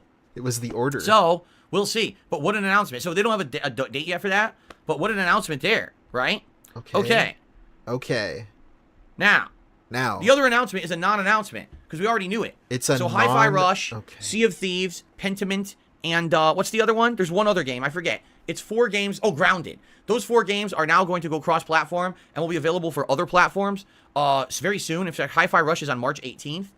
And I believe that they were saying that those other games as well. I like how he says we knew this already because he was shitting on people spreading rumors. But we only knew those 4 games because people were spreading the rumor based on their insiders and sources. So why were you shitting on people spreading Thank rumors? you. But then now you're like, well, we already knew that already. Thank you. $2 from Lord Kane 666. His brain isn't working. It's everyday bro LOL. It really is, Lord Kane. Thank you for the 2, man. Are very, very soon. So if you're interested in any of those 4 games and you didn't have an Xbox console or a PC, you now will be able to play them on Switch and PS5 starting in March. Okay? So that was the announcement that everyone created rumors about and lied and said, oh, it means that the Xbox is going full third party, and it was a complete lie. It's not I like happening. that when you say something is a rumor, that's a lie. That's cool. So you don't have to worry about that. But there you go. Now, But you saying it's Project 7, you're going to reboot it, and then you get money to do it, and then you don't do it, that's not a lie somehow. That's not you stealing people's money. this is the final announcement for me, all right, is this. If I missed any announcements, let me know. But the big announcement is Elden Ring. Ladies and gentlemen, Elden Ringers rejoice, because on June 21st, we return to the world of corruption, a world of civil war. Raise your arms in anticipation and form the sphere of pain. Anticipation. Clench your butt cheeks and spread them wide, Oh my because God. it's time to get reamed up the butt once more by Elden Ring's DLC, The Shadow of the Erd Tree. Scat. That's right. Oh my God. People go so insane for this stuff. It's hilarious. So, Oh my god. He just... Do I even have to explain that sentence he just said? He fucking introduced it in this fucking cringe way. And then he says other people go crazy for it. Right. it's June 21st. You're not included. Okay. The trailer has hit the internet. It's 3 minutes long. Of course, it's the most viewed thing in gaming today. I only got a chance to watch it about 27, 28 times before I got on the podcast today. So I may not be as well versed in the lore as others, okay, who watched it several hundred times. Of course, I jest here, but it's hilarious. But at the time of me looking this up, it had been on the internet for 2 hours, and it already had 3 million views. And it's hilarious. You look at the description, or not the description, the comments on the video, and it's like people have already micro-analyzed every frame of the trailer. Yeah. There's a new character called Messimer or something like that, and he's supposed to be the new big boss of this. Although, if you want my take, are you ready for this? Great. Here's my take. You get this fucking It's a idiot's bait and take. switch. I don't think he's the final boss of the DLC at all. I think they did that on purpose to make you think he would be the final challenge, but I think there's going to be something else. Wow. That's a little hint a secret boss in a From Software game? Whoa, that's crazy. that I've got, a little feeling I've got, just a little thing. You know how sometimes you get a feeling Never about heard something? that. I think that Messimer is not going to be the final boss, that it's a trick. That's what they're using to represent the DLC, but that's not it. There's something else at the end. Yeah, that's not that no even a one's take. expecting. It's That's really my not. take on it anyway. That's not a But take, anyway, bro. You're so fucking dumb.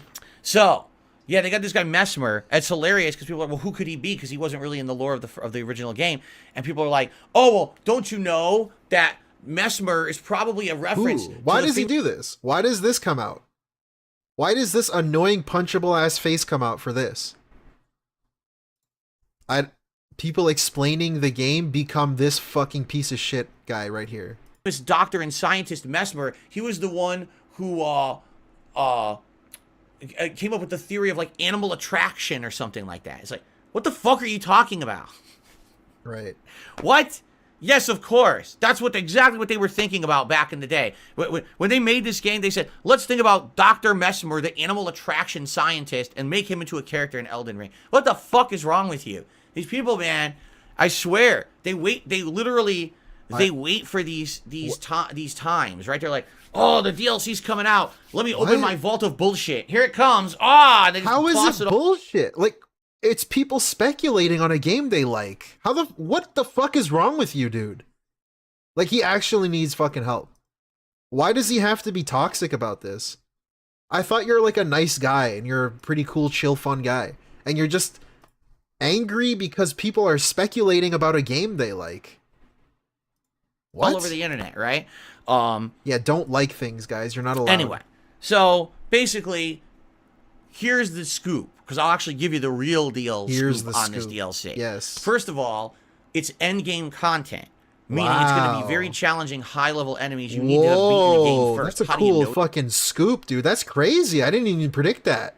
That because it says it right at the end of the trailer. You must touch the withered hand in order to access the Shadowlands. It's like, what does that mean? They show it. It's the cocoon in which Miquella is encapsulated. What a and scoop. his arm's coming out of it because the cocoon's been damaged or it's rotting. And that is found down in the Blood Dungeon, underground. And if you remember, that's the Palace of Moog, where you fight Moog's final form, the Super Blood boss, right? And he's one of the hardest bosses, arguably second hardest boss in the game, besides Miquella. Scooped. Yeah, Charles. So basically, you have to have gotten down there and beaten him, because then you get that's what you touch to get access to the DLC, and that's way late in the game. Like, you need to have beaten most of the game to get to that point. Wow. So what a cool scoop, dude. You know, that's going to be, yeah, I meant Melania. What did I say? It's Melania. That's the real final boss. Right, what did I say? Whatever. What I a said cool before. scoop. You can't even get it right. So thank you. Yeah, what I'm thinking is, for me, here's I said Miquella. It's Melania. Okay, shut up, please. Stop. Shut up. So that being said, all right, shoutouts. What's interesting about that is, I'm already there, basically. I just haven't done the steps to get there yet. But, like, in my second run that I did last year, the Magic run, if you remember, I beat everything up to almost the end game. Like, the icy lands or whatever, the land of the giants, that's the end game stuff. But I've already unlocked most of the way there. If you remember, I have to go to... Yeah, I know, grandfather. The other underwater well area where you fight all the aliens, I think, and the final boss is the first form of the giant alien. And I think once you beat him, doesn't that unlock the magic area? Holy fuck, bro! What is this scoop? This is supposed to be news. I would probably another 10, 15 This hours. is supposed to be news. I can get to that. Nice. Now he's talking about his fucking playthrough. I haven't deleted it. Literally, Elden Ring is right here. I don't give a shit. Down there, and we'll continue on and fuck off, and dude. go from there. So that's my take. I'm thinking that would be a good time to pick it back up and then get to the point where we know the DLC. Look, you want to see my Elden Ring? It's still downloaded. Okay. Now, like, fuck off, bro. Shut up. Stuff in this trailer. If you want to see me So fully react to this fucking trailer, cringe. here's what I recommend. I have a react show every Sunday. Someone submit it, whether you're an Ultra member Oh or my even just a regular God. submissions level member. Submit it for the show on Pay Sunday. me $5 or $20 fucking US, so I can watch the gaming trailer.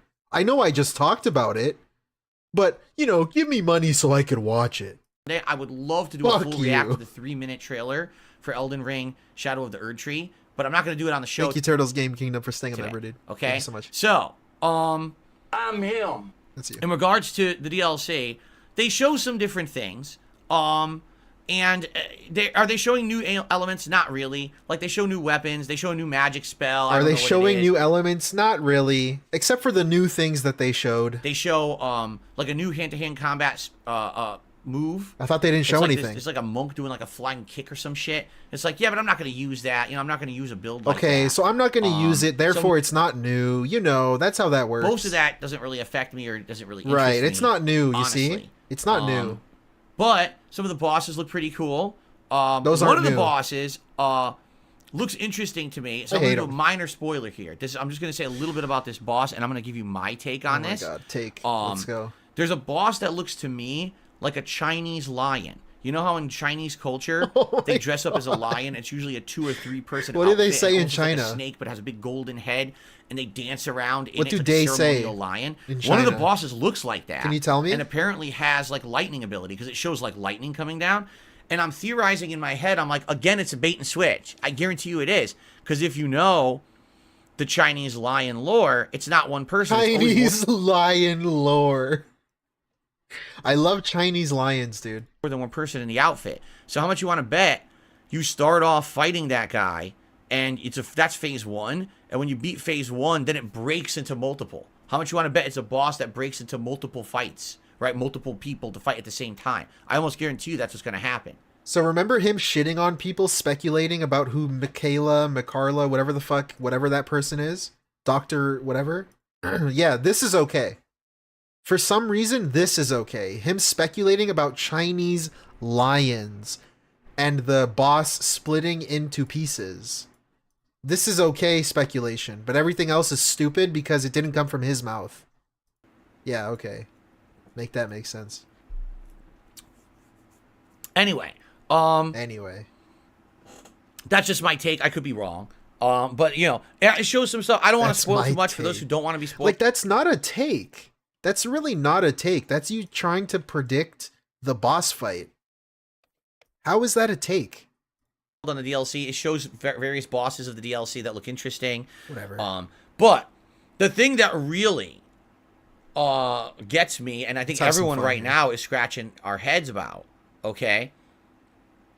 The DLC is $39.99. Okay. Oh my god. He's so punchable, man. It's the most expensive DLC FromSoft has ever sold. Okay. Okay? Maybe it's the So, biggest. that being said, Shout out. with that price tag on it, right? You have to believe it's going to be incredibly long.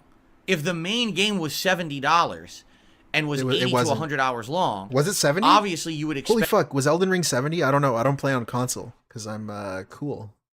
It wasn't 70 on PC. that a DLC that's $40 is going to probably be around 40 hours long. Now, you could be wrong. Maybe they're going to rip everybody off. It wasn't? Okay, so he got the price wrong. Cool news Maybe segment. because they took 2 years to make it. It was? and they've It wasn't or it wasn't? I don't know. On PC, it wasn't. I didn't play it on console. decided So. to beat it, to blow it up as much as they have, hype it up this much. Maybe they're just going to rip everybody off and overcharge. I don't know. But I'll Wasn't tell it you on this. PS4? No, it was on new gen. If you buy that sucker and you beat it in 10 hours, people are going to be pissed as shit. Oh, Like, it why are was you out on of your PS4? fucking mind? Oh, yeah, it was. Oh, shit. You charge just $40 for 10 hours of content, right? Wait, hold on. Let me hear his stupid ranting. I'm sorry. To make it. And they've decided maybe they're going to rip everybody off. 80 to 100 hours long. Obviously, you would expect that a DLC that's $40 is going to probably be around 40 hours Right, long. right. Now, you could be wrong. Nice. Maybe they're going to rip everybody off. Maybe Yeah, because they because you guys know, as you know, hours equals quality. Hours equals the price point. took 2 years to make it. And they've decided to beat it, to blow it up as much as they have, hype it up this much. Maybe they're just going to rip everybody off and overcharge. I don't know. But I'll tell you this. Like, if you- dude, he just sat here and complained about Baldur's Gate and Yakuza and all these games that take too long to finish. But now he wants a game to be long because of the price. to buy that sucker, It's and like, you bro, you complain about this shit. beat it in 10 hours, people are going to be pissed as shit. Like, are you out of your fucking minds? You charge just $40 for 10 hours of content, right? And that's the thing, like, typical DLCs for FromSoft games clock in around 10 hours long, right? Take a look at the expansions for Dark Souls 2 or Dark Souls 3. Yeah, they're shorter than They're that. not that lengthy. They're good, but they're not that lengthy. Typically, they've gone for around $20. So for this one to be 40, that's a big ask, okay? Now also, they're selling a special edition of the game that includes the original Elden Ring, also packaged where also packaged with the All right, we're getting out of here. DLC, and that's going to sell for $79.99. Okay? So that's $80 for the complete package of Elden Ring. But the weird part about that is you can buy Elden Ring for like $10, $5. You can find discs of it everywhere online for cheap. You can find discs of it is different from buying it from a store. Like, this is so dumb. Like, you could find it on eBay from a seller. You bought it off a friend for $10. Okay, that doesn't mean they're selling it for that price though. So if it sells for 40, the DLC is 40. Thank you, Lord Kane. $5 from Lord Kane 666. Sounds like he accidentally said beat it. May 1st style. GG's Phil. Never change that brain of yours. Get help Lamau. Yeah, dude, you gotta beat Elden Ring just like May 1st. Thank you, Lord Kane, for the 5. You know what I mean? So essentially, they're overinflating the value of the original game back to $40 just because you need the original game to access the DLC. I mean, $40 for Elden Ring is like a really good price in my opinion. It's like a full price game. It's worth the money. So why is it a bad thing to get it for 40? Like, bro, the fucking bundle with the DLC is for people that don't own the game or for people that just want to buy it to have it on disc or whatever. So why are you even talking about it? Because if I'm a new player who never played Elden Ring, I can get the game for $40 plus the new DLC for $40. That's kind of the deal that they're offering. Why is that a bad, like, you're not even going to buy it. Why does it matter? I don't know if I agree with that. I don't agree with it. I do feel like that's kind of a dirty trick. How? You know, if you're someone who played the original, good for you. You could just easily you go right back to the spot to access the DLC for free. But what about people who maybe now I'm jumping on? So now I got to pay $80 to play the full game. What does he mean for free? What the fuck does he mean you can access it for free? You have to buy it. Fine. The original game is supposed to be like $5-10. And then if I bought the DLC, so this should be $35. You know what I'm saying? What? So what they're doing? $5-10. Really? Like, you actually think you can buy it for $5? The price of one of your memberships is the price of Elden Ring? I don't know, dude. It's weird. They are like, and again, that's irrelevant to the actual cost of the game because it doesn't matter what people are selling it for because that's not what the company is selling it for. So you're buying like a used copy or a key from like G2A or something. Where the fuck are you gonna buy it for $5? Monstrously inflating the value. In fact, I'm just curious. How much is it now? How do I go to the page for it? Okay. I don't know how you see it on PS5. Darn. Because I want to look at information. Is it? No. Right now, right? Boomer moment. I find it, honestly, store. Holy fuck, dude. Here. Holy shit. Yeah. So, Shadow of the Erdtree Edition is $79.99, and they have a Shadow of the Erdtree Deluxe Edition, which also includes a digital art book and OST. Okay. That's it. It's just a digital art book and OST, and it's fucking $20 more. Yeah? That's just crazy. It's already there. The trailer came out like 5 hours ago. It's already fucking here. Bro, like, how does he not understand? They do this shit in advance, you fucking dumbass. Oh my lord. He's so stupid. There you have it. I don't know how much they're maybe they're going to charge $40 again. Maybe they reinflated the cost of Elden Ring because I know it wasn't $40. Last time I checked, that thing was going for real cheap. And now it sounds like they're reinflating the value of the game again for no good reason besides they want extra money because the DLCs. I love how he says reinflating, as if he can't just say inflating. They reinflate it. The fuck does that mean? It's coming out.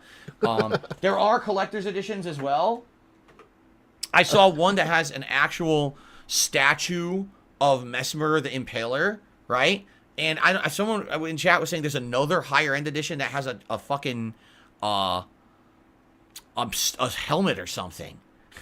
A helmet. Yeah. And that's what I want to do. When I play Elden Ring, I want to wear the helmet. All right. But I will say this. What? Are you serious?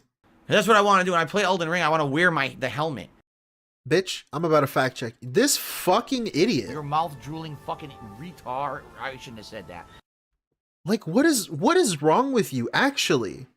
Like, you're the fucking idiot that bought a stupid fucking helmet for this game, didn't you? He bought that dumbass fucking Viking helmet or whatever. Not the Viking one, the knight helmet. All right, everyone, I'm back from... I'm trying to find it. Here it is! This fucking dumbass piece of shit. The fuck is wrong with you?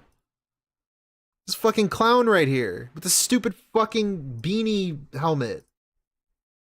And also, it's a collector's edition. It's like a collectible helmet of a character in the game. Fuck you. I hate him. All right? But I will say this. Whatever. In honor of Elden Ring's DLC announcement today, Go fuck yourself. if we hit the $100 tips goal on either of my streams, I will wear the Knight's helmet, the Dumas helmet today. Oh my god. Oh my god. And then he pulls that out. It's like he realized what he said. And then he has to, like, correct it. Fucking, a helmet or something. A helmet. And that's what I want to do. When I play Elden Ring, I want to wear the helmet. All right? But I will say this. In honor of Elden Ring's DLC announcement today, if we hit the $100 tips goal on either of my streams, I will wear the Knight's helmet, the Dumas helmet today, as the hat. There you go. Excuse me. Nice. So, Cool. yeah, that's a hell of an announcement. So here's the thing. Am I excited for the Shadow of the Erdtree Excited. DLC? Yes. Why am I excited? Well, number one, because Elden Ring was a good game. Turtles Game Kingdom, I think your alert got scammed. Elden Ring Shadow of the Erdtree Collector's Edition is $549.95 Australian. Yeah, I feel you. Australian bros, I feel you. Canadian people feel the same pain. Thank you for the 5 Australian. Turtles Game Kingdom, thank you so much. I didn't like it as much I as feel many your people pain. did. I Your do think that the pain, game brother. flops in the last third. Yes, I do brain. think it has too much rehashed, reused content. Wait, hold on. He's complaining about Elden Ring. Am I I excited? want to point out before he complains, Elden Ring was his second game of the year it came out. Somehow, all of these complaints don't matter because it's the second game of the year, behind Indeed. God of War. For the Shadow of the Erdtree DLC? Yes. Why am I excited? Well, number one, because Elden Ring was a good game. I didn't like it as much as many people did. I do think that the game flops in the last third. I do think it has too much rehashed, reused content. And I think it could have been a better game if it was more curated content, much like they call them the legacy dungeons. I think those are the best parts of the game. Anytime that you're in the open world, and you're going through those really grindy, repetitive dungeons, it's not that fun. And the whole last third of the game where you're in the frozen lands of the giants, it sucks. That's not good at all. It sucks. But the best parts of the game, again, are the legacy dungeons that were curated to be challenging and fun and interesting. Like, he's so fake. He's so fake. He only put it number 2 on his Game of the Year thing because other people would judge him if he didn't do that. He's such a fake asshole, it's unbelievable. If the whole game was that, it would have been a better game in my opinion. Okay? But still love the game. Played through the entirety of it the first time, did all the content. And, like, if you watch him play it, he obviously doesn't love the game. I don't even think he likes the game. He just liked it because of the money he got for it. He didn't actually like the game itself. Second run was going well until we kind of got wrapped up in doing many And of course, the correlation of the game quality, it correlates with the amount of money he would get. Because near the end of the playthrough, he wasn't getting as much money. So he just all of a sudden started to not like the game as much. Isn't that funny? other things. Like, that happens with everything. And it's going to be fun to go back into that world for sure. Okay?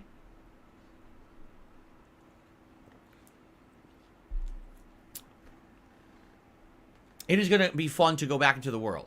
And it'll be fun for the build-up, right? Like in May, if I start playing Elden Ring again, and we have to finish the magic run, and go back to the underground area and do the whole blood dungeon and fight Moog again with magic this time around, it could be really neat. It'll be interesting to do it from a different perspective. Yeah, I remember that punish. The other cool thing about Elden Ring is that you can respec at any time. So let's say we go into this DLC and the first thing we find is an amazing sword. Shut up. I know you can respec. I get it. I don't need an example. That's cool. So, yeah, I'm very excited for that. And And I hope that you will join me for that. Now, if anyone has any other takes or any other ideas, let me know. Any takes. But that's how I'm feeling. I feel like maybe in May, things will die down a little bit in gaming. Then we go back to Elden Ring. We finish the run. Get ready for the DLC. Play the DLC on June 21st and continue on from there. I am hoping it's worth the $40. If it's 10 hours beatable, that's going to suck, right? Right. Okay. Okay. Yeah, Darksy. Okay, what else? I'm just trying to think off the top of my head. If there's anything else that I want to cover on this DLC before we move on from it.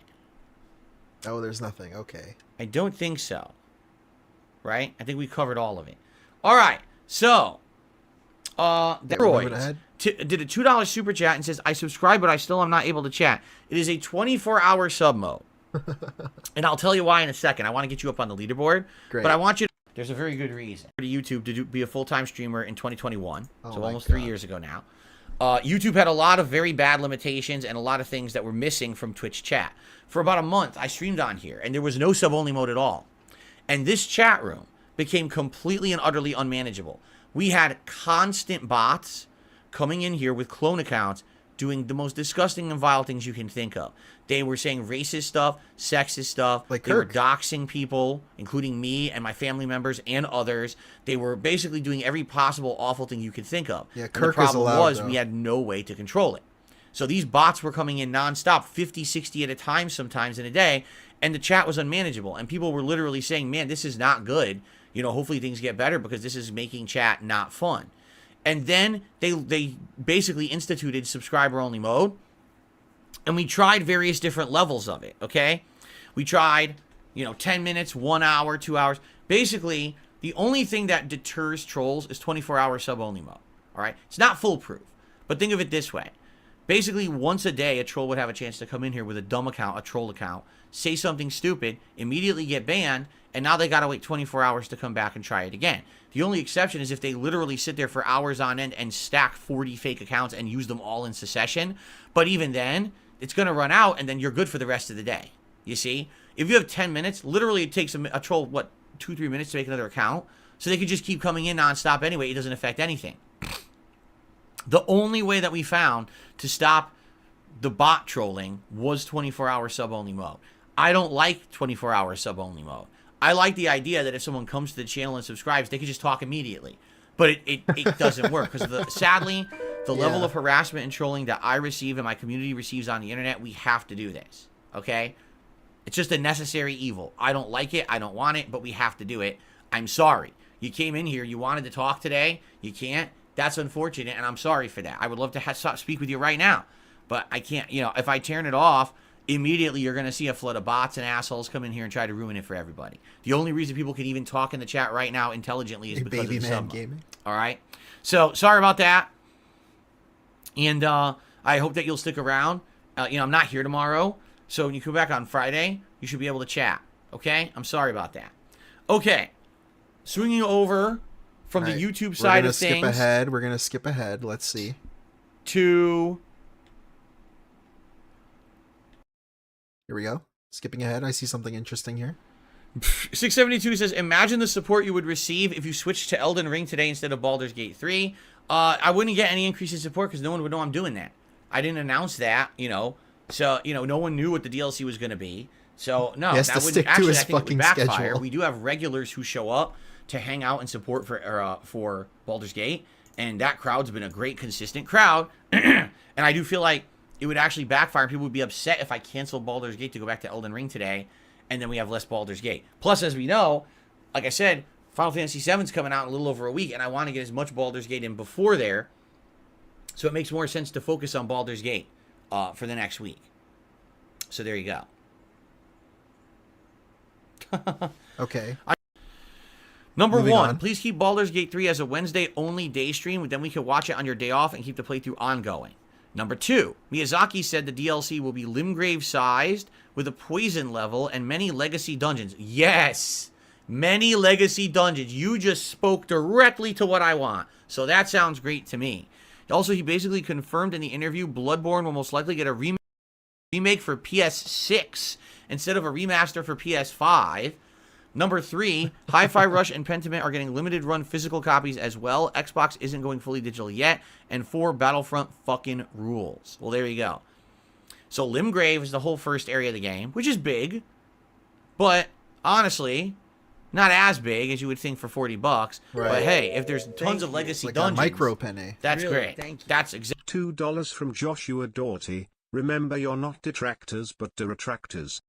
The retractors. Thank you, Joshua Dougherty, for that. Thank you. I love being a de-retractor. That's a very fun thing. And remember, I'm not trolling. I'm just stating facts. I'm not being mean. I'm just stating facts. So that's a fun thing to say. Thank you, Joshua. Exactly what I want. So that's good news in my opinion.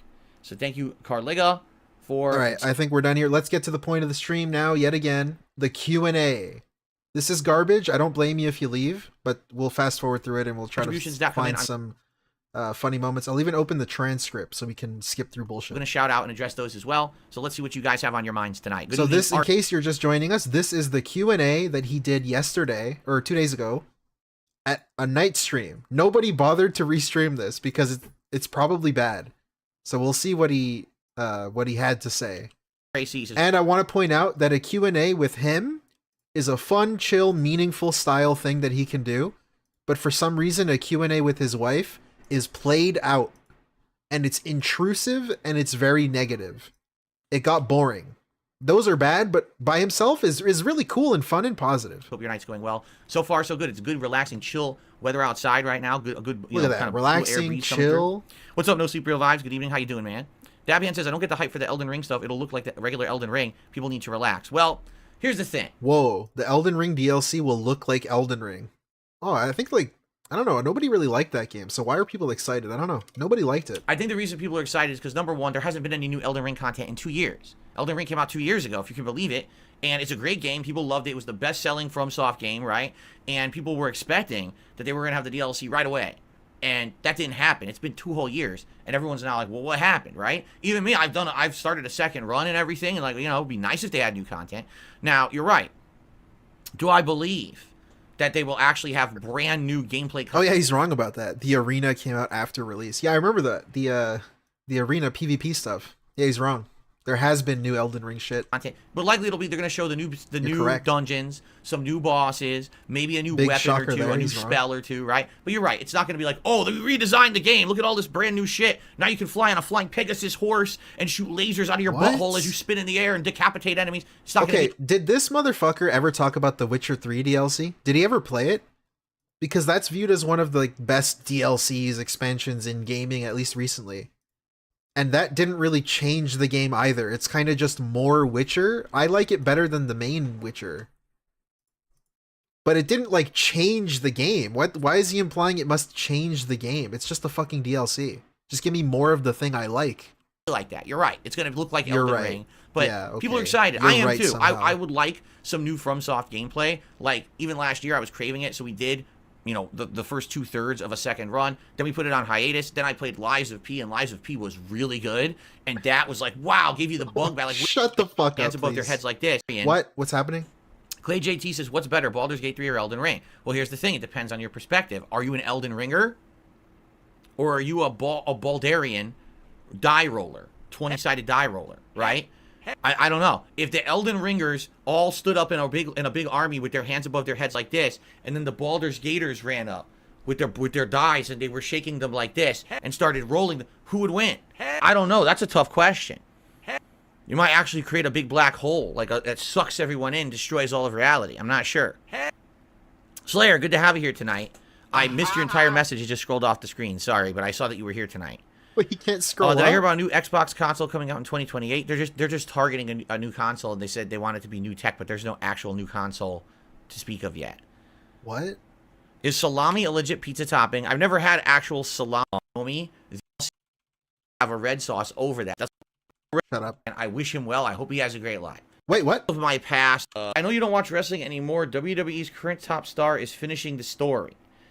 Is finishing your story going on a honeymoon with Kat, or maybe having a conversation with John Rambo?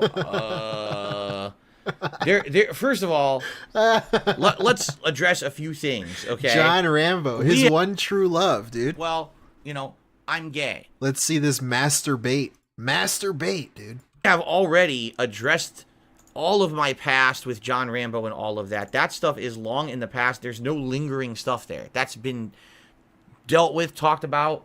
It's done. Okay? There's zero desire for me to go back and talk to someone who I have not spoken to now in almost 9 years, who has moved on with their life, has no internet presence, literally has made zero effort to ever reach out to me and talk to me again. No. I don't have any desire to talk to John Rambo again. I wish him well. I hope he has a great life.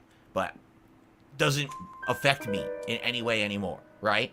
Do I want to go on a honeymoon with my wife? Oh, of course I do. I mean, I'd be crazy to say no. Of course, I would love to one day be able to go on a nice trip with Kat and enjoy and do what we should have done when we got married 5 years ago. Because, yes, we're going on our 5th wedding anniversary this April. Holy fuck. We haven't done anything really together since we got married. That was the last thing we actually did together outside of just going out locally. We haven't done anything. You know, so many things have changed since our wedding. That's so COVID sad. Kind of rocked everything. Inflation destroyed stuff, you know, and it just so happens, you know, all these life things going on and we just can't do anything. So, yes, we would eventually like to go on a honeymoon. Is that the end of my story? Finish the story? No. My story is probably, you know, in the middle, right? Midlife. My story's in the middle. I got a ways to go. A lot of adult light left to do fun stuff and hang out with you guys and do different kinds of content and do many, many things with my family. We are not near the end of the story by any means. Okay? So there you go. Thank you for the tip. I don't know, man. That's the crazy part about that too, is like we know that he makes a lot of money.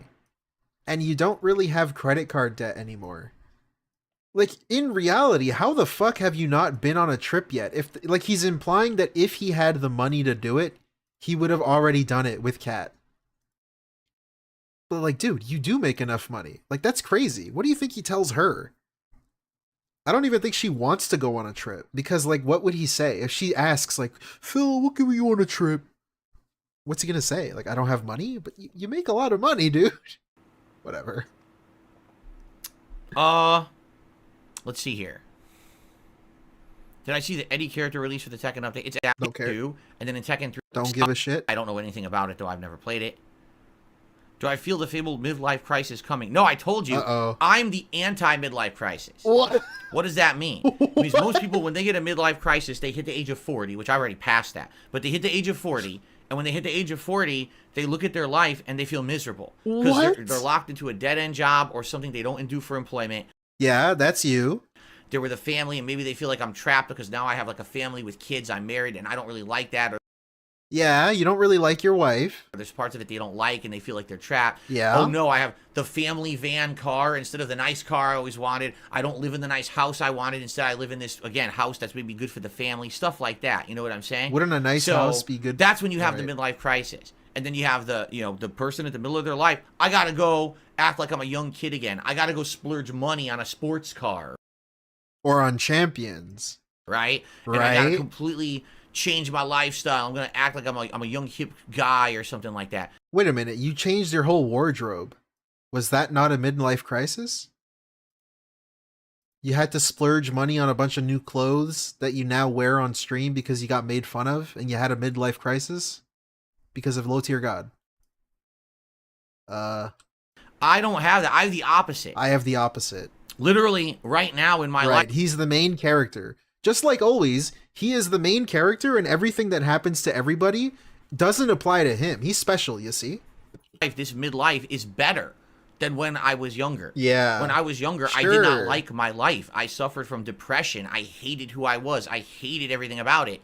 And now that I'm older in the middle of my life, this is the best I've ever enjoyed my life. Also, I'm going to nitpick this because fuck this dude. When I was younger, I did not like my life. I suffered from depression. I suffered from depression. That is not even factually true. Because he doesn't know that for sure. He's never been diagnosed. Never been diagnosed with depression. But him just casually sitting here saying, I suffered from depression. Like, bro, if there's a viewer who actually has depression, how the fuck do you think that makes them feel? You trying to pretend you had depression. And also, as recently as like 20 with the fucking side scrollers, whatever the fuck, you still said you have depression. The fuck you mean you suffered from it past tense? I hated who I was. Like, that's such a fucking piece of shit thing to do. To self-diagnose depression when you don't even have it. It's never been diagnosed. Like, you don't have that. I hated everything about it. You fucking piece and now of that shit. I'm older, in the middle of my life, this is the best I've ever enjoyed my life. So it's the complete opposite. How could I have a midlife crisis when I'm loving now my life more than I had when I was younger, right? So no, you know, it's not, for me, it's the complete opposite of people who go through that. Phil thinks depression is when you're really sad. When you don't earn enough money, then the depression hits. The Great Depression of not having money to spend on champions. Like, bro, you're not even destitute. Like, he just complains he doesn't have money to spend on a fucking mobile game, or on food for his wife, or on food for himself. Like, that's the depression. It's not even like he can't make rent, and he's struggling with 2 kids, and he has 2 jobs, and he can't fucking spend any time with himself or his kids, and all he does is work. Like, shut the fuck up about depression. You piece of shit, man. Fuck this. You know? That's right. Life has a mid-fill crisis. That's absolutely correct. There you go. Dark Gaming says, I'm waiting for you to become a hip-hop star like you were destined for. That's right. On stream every night with my my baseball cap curved to the side. You know, a big grills, a big chain hang, all the gaudy rings on my hands. Yeah, Playgirls Frontline 2, great chat post. People forget he announced his depression on a podcast with a special segment when lots of YouTubers started talking about burnout. Well, yeah, it was also because Anthony Bourdain died. Anthony Bourdain passed away. I think he might have suicided. I'm not sure. But he passed away and he was like, oh, he was depressed. And then DSP said, depression is a hot button topic. So he's gonna talk about it because it's a hot button topic right now. That's his exact words. So all this fucking lying about depression shit comes from it being a hot button topic. So he felt like he can talk about it now. I'm Fucking sitting here in like a ridiculous, big man. hoodie with all kinds I don't know. of, That shit really bothers me. graffiti designs on it. Because he only does it to try and fit in. It's all just like for you to feel bad for him. And it's all just a coping mechanism. Like to try and explain past shit that he's done, he just says that he had depression as if that makes it okay. Like the slap a kid, slap the 11-year-old, that was my depression. Jerk off on stream, that was my depression. Like it's all just cope. And for him to sit here and use it like that when there's people that actually suffer from something like that, it's really bad. And it's really bad that he can sit here and do that without feeling bad about it. Because he's like convinced himself that he has it, even though he's never been to see someone to diagnose him with it or to help treat it or whatever. I don't know. That really bothers me. That's such a piece of shit thing to do. And that's such like a thing where it just shows you the kind of person he is. And it's really bad. And it really bothers me. Yo, this is DSPhilium coming to you live from the streets of Seattle. Here we go. The rebranding begins. Clay JT says people who hit 50 and then they get frosted tips. Exactly. Yeah, if you haven't noticed, I mean, the only thing I've changed is my wardrobe because people have asked me to. There you go. There you go. I'm the opposite of a midlife crisis. I didn't like upheave my whole life and go splurge on cars. Like, bitch, you bought a bunch of clothes. And then now he has to, it's like he realized that, wait a minute, I did buy a bunch of clothes and I changed my life. Let me explain it. You know, you're 40 years old, you're wearing gamer shirts. Like, I guess it makes sense. I've been wearing the same gamer shirts for 10 years. So now I'm wearing just clothes that I had. And it's like, oh, you look normal now. Like, yeah, I always was normal. Like, this is what I actually wear. I don't wear gamer shirts all day. I just wear them when I'm on stream, you know? Fuck you, man. With your self-diagnosed depression. Get the fuck out of here. Let's see. I don't know anything about Ip Man movies now. What would my rapper name be? Philly Blunt. Devin, we literally just talked about the Elden Ring DLC, like moments ago. Maybe he just must have joined. missed it. Maybe he just joined. You don't have to be an asshole about So it. Kiryu does not have drink links. It's for Tomi and Chitose. It's my favorite. I'd actually not like it anymore. I have favorites with. There we go. What is my favorite gaming genre? I don't have one. There's many genres that I enjoy. Fighting I games. Fighting games. What the fuck you mean you don't have one? It's fighting have games. favorites within genres, but I don't have a favorite genre overall because I Oh like my variety. God. Much like with food, if I just did the same kind of game all the He's time, so and fucking said, oh, it's my annoying. favorite, I'd actually not like it anymore. I get bored of it. I like variety. So if I eat pizza today, then tomorrow I don't want pizza. Tomorrow I want ramen, and then the next day maybe I want curry. Right? So the same thing with my games. So today I'm playing a platformer. Tomorrow I want to do a fighting game. Now I want to do RPG. It's literally fighting games are his favorite genre. That's what keeps things going and makes it okay. not boring. I don't have a favorite Yeah, he loves genre puzzle because of it. games. All right, Jade. Yeah, Jade, I know that you weren't down for. You're not really into Baldur's Gate. You know, you're waiting for the return of Like a Dragon. So, hang out with us tonight if you feel like it. If not, you know, Like a Dragon tomorrow night. What's going on, Dark Maggot? Good to see you tonight. Day's Dark going good. My Maggot. day is going well. It was a good day of Baldur's Gate 3 today. Great What a plot worthless progress. stream. We're now firmly into Act 3, which is good stuff going on. It's very different from Act 2. Had a good time with it. Dinner was fine. It was. Don't We're care. going to be doing everything kind of store. We're skipping ahead. Yeah, I heard that's happening now. So Dark Maggot says, I just bought Helldivers 2, but now I can't connect to the servers. It sucks. I want to play the game. Apparently, this is awful. This happened over the weekend. So Helldivers 2 wasn't supposed to be this popular. Like, the game developer is a smaller-time game developer. And now it went virally popular, and so many people have bought the game, they just can't handle it. So literally, people buying the game now can't play it. It wasn't supposed to be popular. What the fuck does that mean? It wasn't supposed to be. Like, says who? What do you mean? They just got, like, unexpected success, and they have too many players, and they didn't plan for it. They didn't account for it, I guess. The fuck you mean it's not supposed to? You just can't. It won't let them. And so people are like, well, fuck this, and they're going and playing other games. That's actually bad, because when you're that popular, sometimes your over-popularity can lead to a level of failure, and it sounds like that's what's happening. Like, they just weren't equipped for this. Right. So now they got hundreds Yeah. of thousands of people trying to hit a server at a time, and it can't handle it. They're wiping their tears Disconnect, with all their dollar disconnect. No one bills, can dude. play. Yeah. So hopefully they get it under wraps. If it is so good of a game, it just sucks that happened. Yeah, okay. It's a good game. I'm not going to play it, though.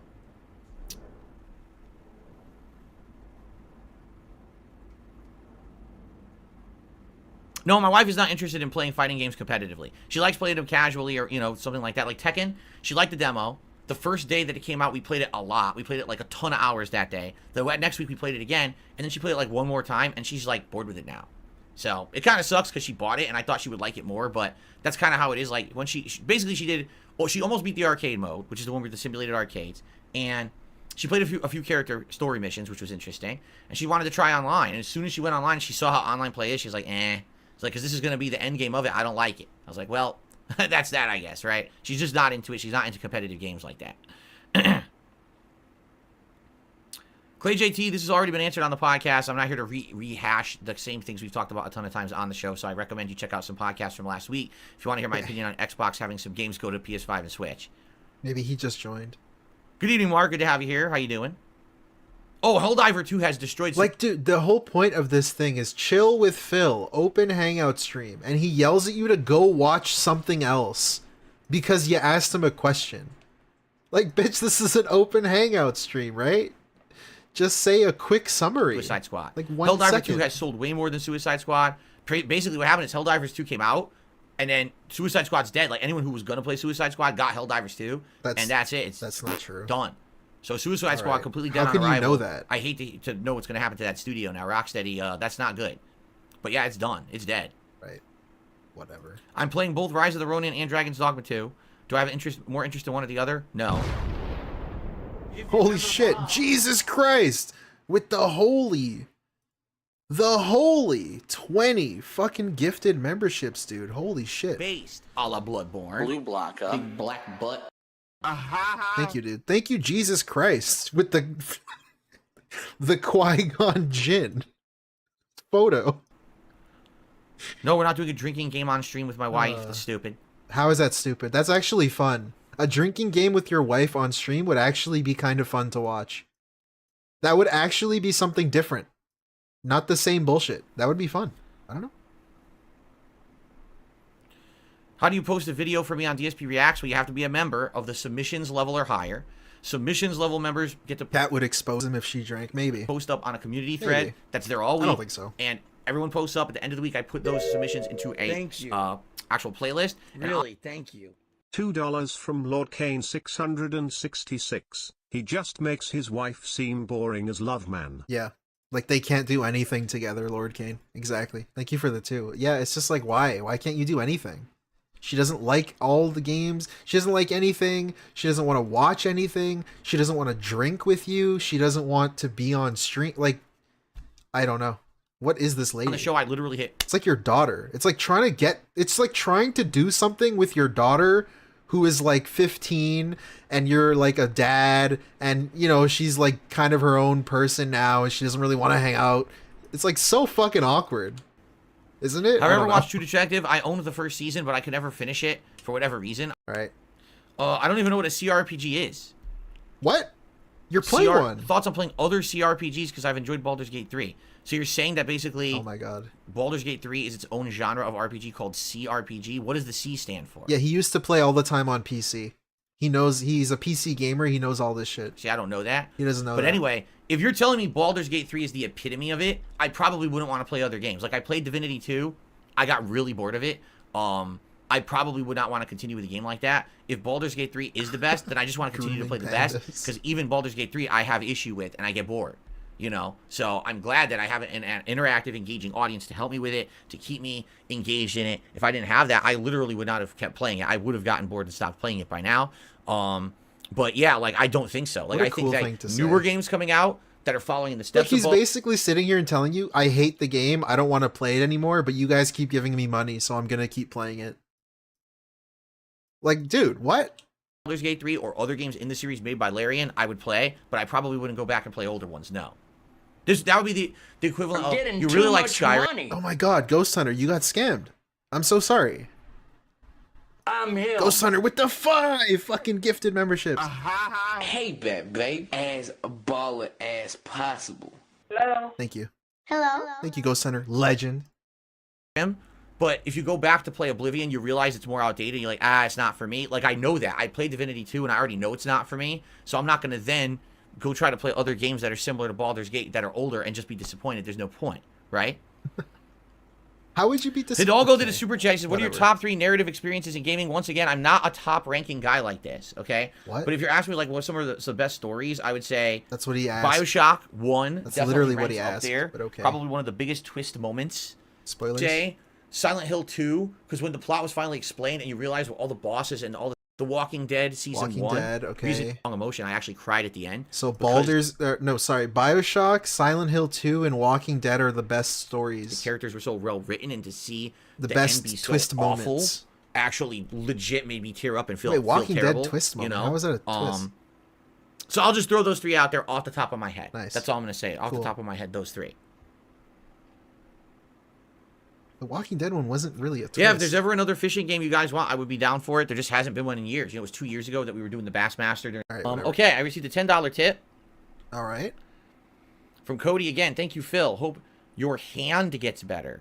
Oh, are you talking about the carpal tunnel? You. Again, I'm in very early signs and stages of carpal tunnel. And I feel like if I keep doing things like using an exercise device like this and stretching and things, and I'm not overdoing it with games, it shouldn't be a massive thing, but undoubtedly it's going to happen. Like, if I'm already seeing the signs of it at 41, as I get older, the next 10, 15 years, you know it's going to get worse and worse. So this is interesting, too, because he's saying I'm probably going to get it. I might have it. I'm showing signs, the early signs. It's like, have you talked to a doctor about it? Are you trying to make us feel bad for you? Like, what? Why even say any of this unless you want us to feel bad for you? 42 or 43? No. I don't know. I might change up what I do. I might change up my formula. I might change up the format of content that I make. It might not be full-time gaming anymore, but I'm not quitting. I love this. I want to do this literally for as long as I can. Oh, it's all good, as Darcy. long as I'm capable of doing it, because I love this job. I've now been doing it full-time since 2011. So you took 13 years of my life. I've done this. I want to continue. How much you have left in the tank? Oh, I got a lot more to go. I got a lot more to go, like I keep telling you guys. I feel like we haven't even begun in certain areas. And, you know, mostly I do gaming. Yes, I delve into other topics every once in a while, but it's mostly gaming. There's so much more that we can explore and do together. Do the politics channel. That I have not even really scratched the surface. That's why it's funny when you look at some other YouTubers and it's like, so they started off doing this thing, then that fell off, so then they jumped on the next trend, then that fell off, they jumped on the next trend, and that fell off, and now they're desperate and they don't know what to do. They have no content. Did Phil find the ogre in the barn in Baldur's Gate? I actually don't know. But he wouldn't be able to watch that, because you're right, Jesus, he's married. Right? So now they do what everyone else does. They bite other people's content. They just react to other people's content or whatever. I literally have only been doing gaming for 15 years, and I'm still good. Like, really? Really? You've only literally been doing gaming. Really? I don't even have to I explain think that says something, Right. right? But now as I'm Right. getting older and I choose to change, I think it DSP might be time reacts. to do some changes. Yes. You know what I'm saying? KO For your gaming. final stream, will you end the stream with your What cowboy about all the skits you hat did? on the chair Whatever. and your original vest laying on the chair? I have no idea. I'm really, again, you're acting like for some reason this is the end. This is not the end of anything. In fact, like I said, one of the major reasons why I decided I think that's a really good bait thing to do, is to act like he's gonna stop streaming. If you're a LARPer, just pretend like he's nearing the end, because it seems like he's gonna start getting bothered by that. If you keep pretending he's about to end, it's gonna start bothering him. I have no idea. I'm really, again, you're acting like for some reason Look at that. See, he's still pretty nice about it, but if you keep doing this, he's gonna get upset. this is the end. This is not the end of anything. If This is not the end of in anything. fact, like I said, one of the major reasons why I decided that I did not want to do this documentary with Mike Klum this year is because I feel like a documentary like that needs to be done at the end. Like when you're on your last legs, when you're on the ropes, when this is Hey, your final Archimedes. statement to the world is going to Welcome. be, then you do a documentary like that. I feel like my story is right in the middle. We're not even close to the end of the finish line yet. So why would I make like a documentary that feels like a desperate thing when it's not at all? I think that's what a lot of people were misunderstanding, because they saw that Boogie documentary that Mike Klum did, and everyone was like, wow, that totally was a cry for help, a What? cry for like, look at how pathetic I am, please feel bad for me and help me, and why are you doing that documentary? I was like, that's not what my documentary is going to be. What? And people were like, well, then what was the point? What are you doing it for? Because you're good then, right? I was like, you know what? You guys are kind of right. I don't I don't understand. see the point. Why am I going to kill myself to do this documentary now when it's not needed? What? Kill myself to do the documentary? They would be the ones planning everything. All you do is just be yourself. They're the ones that are going to film, edit, interview, do all the research, do everything. You just stand there and be yourself. What the fuck do you mean kill yourself? Maybe Right? you should. Not So there you in go. Minecraft, of course.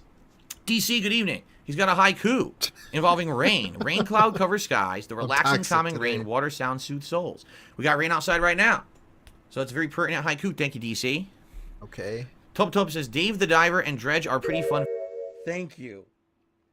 Really, thank you. $2 from Lord Kane 666. The Dorainbows is on his bucket list, Lamau. Really? Documentary gets censored? Documentaries on his bucket list, yeah. In 2034, he'll do it. Fishing games that you missed. Dredge has horror elements. But they're not fishing games. They're both other kinds of games with fishing as an element. It's not sit there and relax with fishing. Do you see my point? Like, what were the two things of fishing that people liked the most? Hold on, we're skipping this. I see Biden versus Trump in the transcript. We're gonna From click Guide that. and Right into Infinite Wealth is a ton. Even I needed a little bit of a break. Mark's never been to America. Trump versus Biden is interesting. I would love to hear your talk about politics. And you can still play games in between. I know. We'll see what happens this year. I'm considering it, but I don't know yet. I don't know if I'm ready to do it yet. Oh, he's not gonna answer. Nightman says, I respect you for not doing that documentary. That was probably the best decision. For now, I think it was the best decision. Again, I'm not saying never. I think there might be a time in my life where the documentary makes a hell of a lot of sense. I just don't think it's now, right? Why? Would I try not? PGA golf? I'm not really into golf. I don't. All right, we're skipping golfing. I don't really care about golfing. Let's see. See him shit on Skull and Bones. Really tweaked the game and added a bunch of content. Apparently, the game got great, and now it has its own community who's really into it. But they launched it bare bones, and that was their mistake.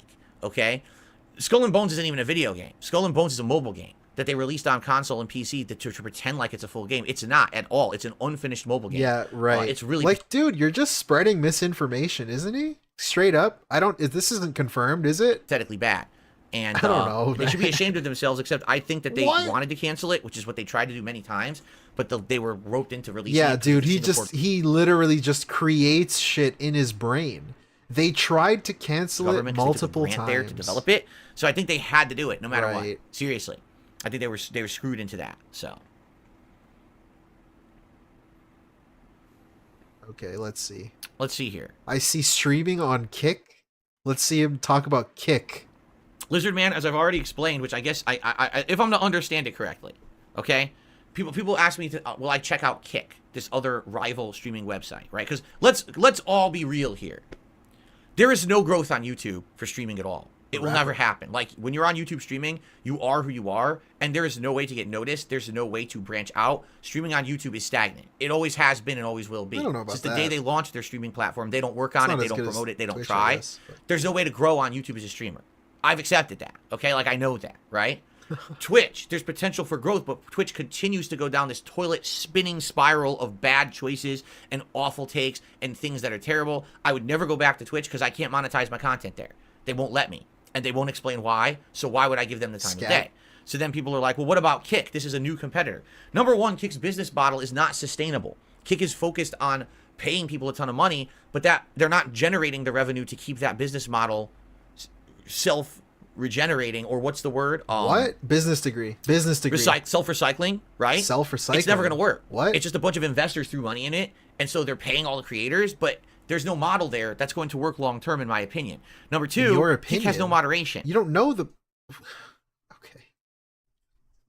Okay. So someone like me going to Kick, who has a hate group who stalk me all over the internet, the moment I stream on Kick, the entire chat will be racist comments, sexist comments, insults about me, doxing people, 672, swastikas, penises, and every possible kind of thing that you would never want to see. That's all you're going to see in the chat there. So it's either I stream on Kick with no chat, or I stream on Kick with the worst chat possible. What's the point? The whole point of streaming is interactivity. I need a chat. Yeah, Derek's okay. To interact with all of you, correct? So there's no point. It's literally until they actually make their site manageable for real professionals rather than just fucking kids fucking around over there. What? Kids? It's not possible to do anything on Kick. It's a waste of time. It's a waste of time. Okay. Nice. Let's see here. Oh, he also talked about Rumble, I see. Let's see him talk about Rumble. Rumble is the better choice. See, I don't know.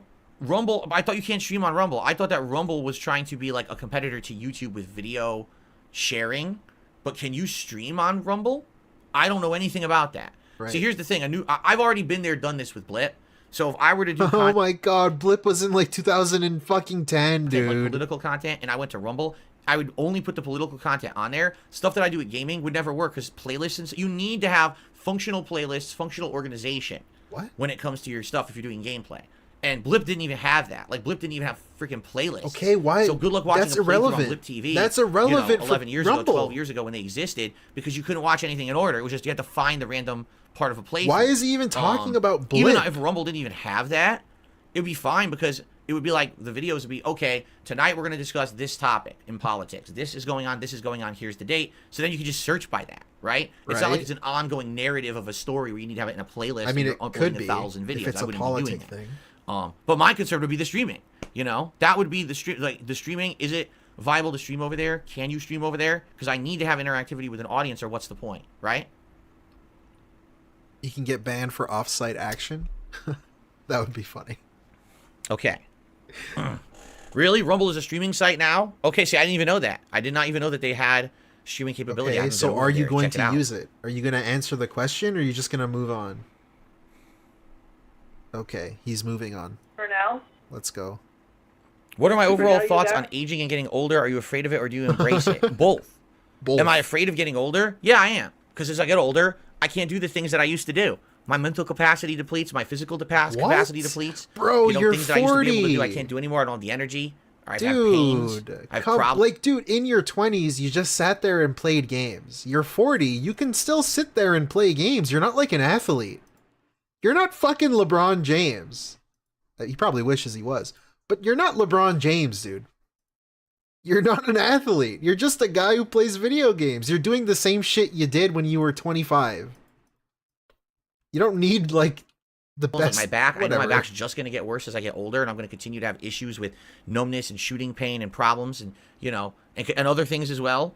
So everyone's afraid of it. Everyone's afraid of their own mortality. Who's he fucking? I feel, Nobody. Right? He's married, dumb. Unless you Dummy? have a belief system where you believe that you're just, like, immortal and you're going to keep going on and on and on. But for me, yeah, I am afraid of mortality. Of course I am. At the same time, I am embracing it. If you haven't noticed, have I dyed my beard since it went mostly white? What? Am I doing anything about my receding hairline? Do I really give two shits? No. What? I don't. It's something that's natural that happens to everyone. So why freak out about it, right? But you just said you were scared. In fact, use it to your advantage. Use my experience being 41, about to be 42 years old, to relay things that have happened in my life and help others. Yeah, that's right. dumb. As opposed to acting like I'm some kid. This is dumb. This is dumb because he just thinks because he's older that means he's smarter, which is not the case at all. Like, oh, whatever. He's annoying. Right? That'd be pretty stupid. Just because you're older, DSP, doesn't mean you're wiser. You're still a fucking dumb piece of shit, dude. No, I've never seen the show with the bear. I've heard about it on social media, but I've never seen an episode of it, nor do I know what it's about. So yeah, I don't know. Mark says other sites can't compete with Google, YouTube, Amazon, and Twitch. They're two of the richest corporations in the world. Although you're correct, what people are finding is that sadly, you can't just do certain kinds of content. Like political content is very tough to do on Twitch or YouTube right now. That politics is such a hotbed of contention right now in the United States that sometimes people take too much offense or say you're doing something you're not, and the next thing you know, that's the end of it, you know? And that's why there are these other places that are popping up that seem to be the better places for that, because they don't... You know what's annoying, too, with this guy? I mean, besides everything. But he always says how much he doesn't care about what people say. But then everything that he does is, based on what people will think about him. Because he's talking about you can't talk politics because it might offend people and they're gonna, not like what you have to say. But it's like, dude, I thought you don't even care. So if this is partially why you're not starting your politic channel, then, I thought you mean you don't care. So why do you even care? I don't know. I mean, we know that he cares, but if you just try to take him at his word, you know. What side you're on, what you say, they will let you speak your mind on politics. So, as opposed to, oh, God forbid, on YouTube, you say something that can be misconstrued and, oh, you're trying to spread mass information and that could hurt people. Flag your video, demonetize your video, flag your channel, demonetize your channel, block your channel. Do you really want to deal with that? Right? What the frick? It's supposed to be about freedom of speech. You can't have freedom of speech on certain topics, right? Right now, I can say anything I want about a video game. Can't... Okay, so here's the thing about being, the YouTube thing. You can say, politics stuff, but they don't have to pay you for it. If they don't want to, right? Is that against the law? I don't know, but that's the way I understand it. Because they're not stopping you from saying it. Suppressing it is one thing, but they're not stopping you from saying your opinion, right? You can say it. I don't know. God forbid I say something about politics that someone doesn't agree with, right? That's just how it is. So that's what I mean. Going elsewhere for that stuff probably makes a lot more sense.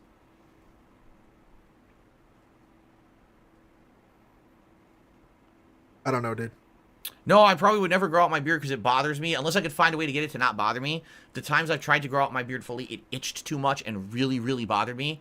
And because of that, I didn't like it, and I ended up shaving it off. So maybe there is a way to get it so it doesn't make your whole face itch, but I couldn't stand it when I tried to grow it out. Yeah, what is washing your beard? I don't know. That's a weird one. Twitch is the worst. No, Twitch is the absolute worst. Twitch, unless you absolutely positively are 100% in the mindset of the people who run Twitch, you cannot do anything on Twitch outside of just pansy level gaming. That's it. God forbid you're not completely in line with their mindset. They just say shit you didn't even do, right? Remember, they suspended me for a day, and they said I said a racist thing. I never said it. You did say it. And then they actually apologized to me and unsuspended my channel. You did. They didn't apologize. They didn't apologize. No, you're not going to shut down my business because you're an idiot and you fucking don't, you should be a moron about it. No, you're not going to do that. Right? Imagine that. Think of it this way. And I know, again, everyone always makes fun of me because it's always a restaurant or food analogy. But it's the equivalent of this. I'm so sick of this. The health inspector comes to your restaurant and closes the doors saying, I suspect that you have a health code violation inside, so I'm closing your restaurant. They close your restaurant for a whole day. Wait a minute. Isn't that just like you saying, I suspect I have depression, therefore all of the stupid things I say are because of my depression? Isn't that like you saying, I suspect I have carpal tunnel syndrome, therefore I won't play video games as much because I have it? That's the same bullshit that you do. Hey, so now everyone thinks that you have health code violations. They go inside the restaurant, they find nothing. Oh, sorry about that. And then they reopen your restaurant. But yeah, but you closed me for a day. The bad stigma is already associated with my restaurant. Or because why did you suspend me if I did nothing wrong? That's literally what Twitch does. They suspend you saying you did something wrong. Then they investigate, realize you didn't. And then they undo their mistake. That's the most unprofessional thing you could do. If a health inspector did that, they would probably get sued and lose their job. No, Darksea, he doesn't care. He doesn't dye his hair. He doesn't care that he's getting older. You can't do that to Twitch. He doesn't obviously dye his hair. There's clauses and shit in there to try to protect them, right? So I'm not going to deal with that nonsense. I'm not dealing with unprofessional companies. Okay, take a idea what sip. you're talking about, so you should shut up. Wait, That's what? completely different. Salami, you're talking about something completely different, and you have no idea what you're talking about, so you should shut up. That's a completely different issue. It has nothing to do with what we're talking about right now. I received a $1.30 tip from a troll, so I ignore the troll, and the troll can kiss my ass. Okay. Nice. Big ups to the troll. Watching DSP Throwback, is there anything that I would go back and change about myself, knowing what I know now? See, here's the thing about, as they say, hindsight is 20/20, right? Do you think that anyone in like 2010 had any inkling that there was going to be a complete cultural shift, and that the things that were considered okay in that time frame within just like 5 or more years were going to be considered taboo and not allowed? I don't think anyone saw that coming. Right? Take a look at comedians from the 90s and 2000s and how they talk today. They're like, this is a crazy world. Everyone's just fucking cancelable and it's all bullshit. This is supposed to be comedy. Why does anyone take everything so seriously? It's Bro, supposed to be you're joking not a around and no one comedian. takes offense. And it's the opposite now. Everyone takes offense at everything. What's that right? clip? You got to understand that when I did the commentary back then, literally no one was offended. I don't want to be a comedian. I don't want to be a children's entertainer. Everyone got a the skit joke maker, a video editor. and laughed and thought it was funny. How could I have been one of the top gaming YouTubers if that wasn't the case? And I was. I was ranked in the top. I was one of the top Machinima partners at the time. How can you say that? You know what I'm saying? Like, it was a culture shift that no one foresaw. So it's like, well, do I regret what I did back then? No, not really. Now, here's the thing.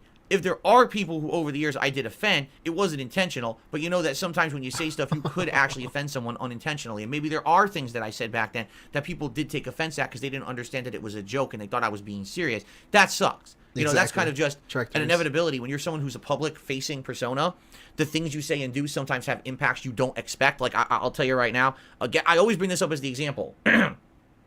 I used to always rag on Minecraft, right? God. I used to always say, oh, Minecraft's just for kiddies, for dumbasses. There's nothing of value in that game. Not It looks like a ragging. kiddie game. Look, it's all pixelated and shit. Who would like that game, Okay. right? And I did that for years and years. Ignorant statements about Minecraft. Not knowing, not playing it, you know? Then years later, I actually tried the game, and I realized the game was incredibly good. I was like, wow, this game is way more than what it looks like on surface level. So I don't understand what his point is here. Because is he going to say, I shouldn't have said it before I played it? Because that seems kind of obvious. You shouldn't really judge something before you try it, right? Completely misunderstanding what this game Especially like a video game. I'm going to judge the video game before I even played it? is. I ended up playing it for like a year and a half and loving the game. And that's on me that I was so ignorant. But when I was younger, I didn't understand that what I said had weight and that people listened and it could have a negative impact and people would care about things and be offended by things I said. I didn't get that at all. I've learned over the years that now what I say is very important to make sure that it's weighed and balanced and I'm seeing from another person's perspective. I want to be a better person when I say things publicly because I know that I'm under the microscope and what I say gets echoed and resonated and trumpeted out there times 10,000 because of all the people who repost my content everywhere. And of course, spin it in a way that's not. Whoa. Look at this. This is a good part right here. Know that I'm under the microscope and what I say gets echoed and resonated and trumpeted out there times 10,000 because of all the people who repost my content everywhere. And of course, spin it in a way that's not what I actually said. So it's not actually the things that he says that are bad. It's people spreading the things that he says. That's the bad part. He still has resentment over that. Like, that's so fucking dumb. That is so stupid. For him to sit here and say that. He's just upset that people spread what he says, not by the things he actually says.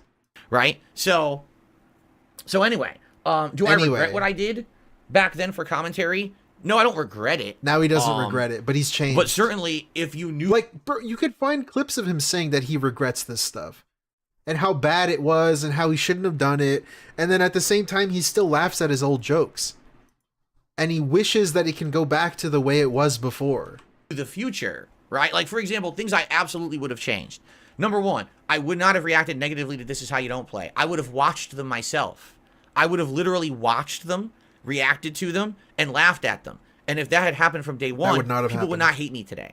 But what happened is it became fun to hate on me because I was the guy who was so angry about it that you loved seeing it, he's still delusional about this. He's still delusional about why people don't like him. It has nothing to do with the This Is How You Don't Play. The "this is how you don't play" is like the gateway to knowing who he is. And then you realize who he is, and you realize he's a piece of shit. And then you just, it's like a reality show and you just can't stop watching. Then it's not because of that video that people don't also like would have adopted direct capture live streaming earlier. I would have become an interactive personality earlier. I took way too long to care about the fact that I had a live audience that is a hotbed, not hotbed, a hot source of input, interaction, interactivity. That level makes the content better. It really does. And it makes it more natural. Look at this. Right now, I've been doing this for 45 minutes. People are liking it. People are contributing. People are going to watch this on demand and enjoy it after the fact. I didn't have to script anything. I don't have to do stupid sexual jokes and dumb comments and everything all night. We can just have fun having a real conversation. This is so much better. Like, look at his face when he says that. If you're not looking at the screen, he closes his eyes. He squints really hard throughout this whole sentence, and then he shuts his eyes tight while saying this part. All night, we could just have fun having a real conversation. This is so much better. Like, look at that. That's not believable. That is like the face of someone who can't even, like, face what he's saying. That's so... It's like a parody. It's a parody of a guy being honest. Better than the content that I used to put out that was just camera at a TV, literally filled dead air 99% of the time I'm playing a game and talk out of my ass. It's just better, okay? But that's the point. Exactly. It's a painful lie. Thank you, Lil Foxspot. Exactly. Making is back then. You didn't know that. There was no track record. There was no history. There was no examples to follow to see what was right and what was wrong to do. You know, people out there say, oh, Phil has failed for 10 I got a point. He was like 26 by the time he was making money on this shit. He was like almost 30. He needed to be told what was right and wrong back then. I don't think I failed. I just think that I didn't know what to do that would work. And I wanted to be true to myself. And because of that, I made decisions that in a lot of cases, yeah, they didn't pan out. And also, I thought you were a Roman Catholic, right? You were super religious. You went to a nun school. You couldn't tell me what was right and what was wrong? Really, dude? Really? Right? But at the same time... no, you're only Roman Catholic when it comes to charity. Would I have changed the things that I did back in the day, like to not do that kind of commentary or whatever? I don't think that it was intended in a way that you could say, well, wow, Phil was a real hateful person back then. You know, what a shame. He's Job Burnell. He should get a Job. No, I don't think so. I don't think people even say that. I think people look back and they recognize that I was trying to be funny and no one was offended back then, right? I don't think that's the case. But there are definitely things I would have changed to have constant growth. That's interesting. He said a minute ago he doesn't regret what he said before, but now he says there's things he would change.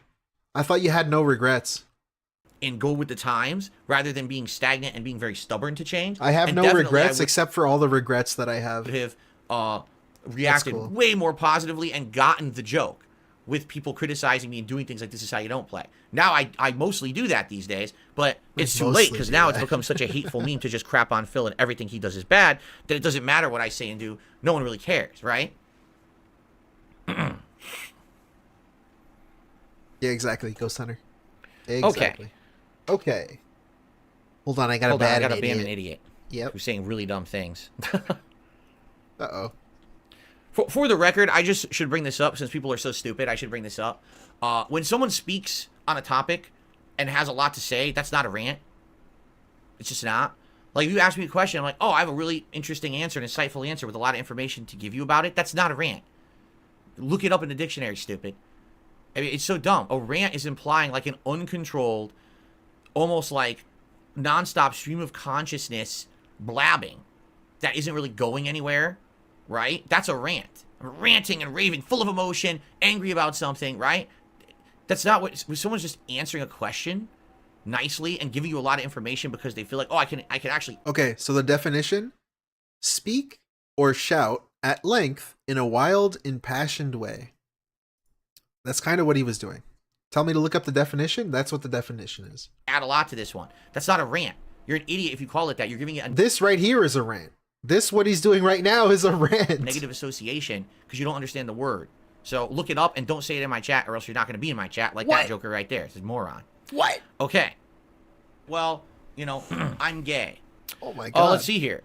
I received a tip, but I want to check on something because I think we have an imposter. Uh-oh, imposter among us. He's sussy. Haha, sussy sus. That I don't understand. I can't even like address it because I don't even know what you're saying. Wait, what? You know what I mean? Oh, it Kirk. appears you sigh and you get mad every time I support. Should I go back to the chat room? What does that mean?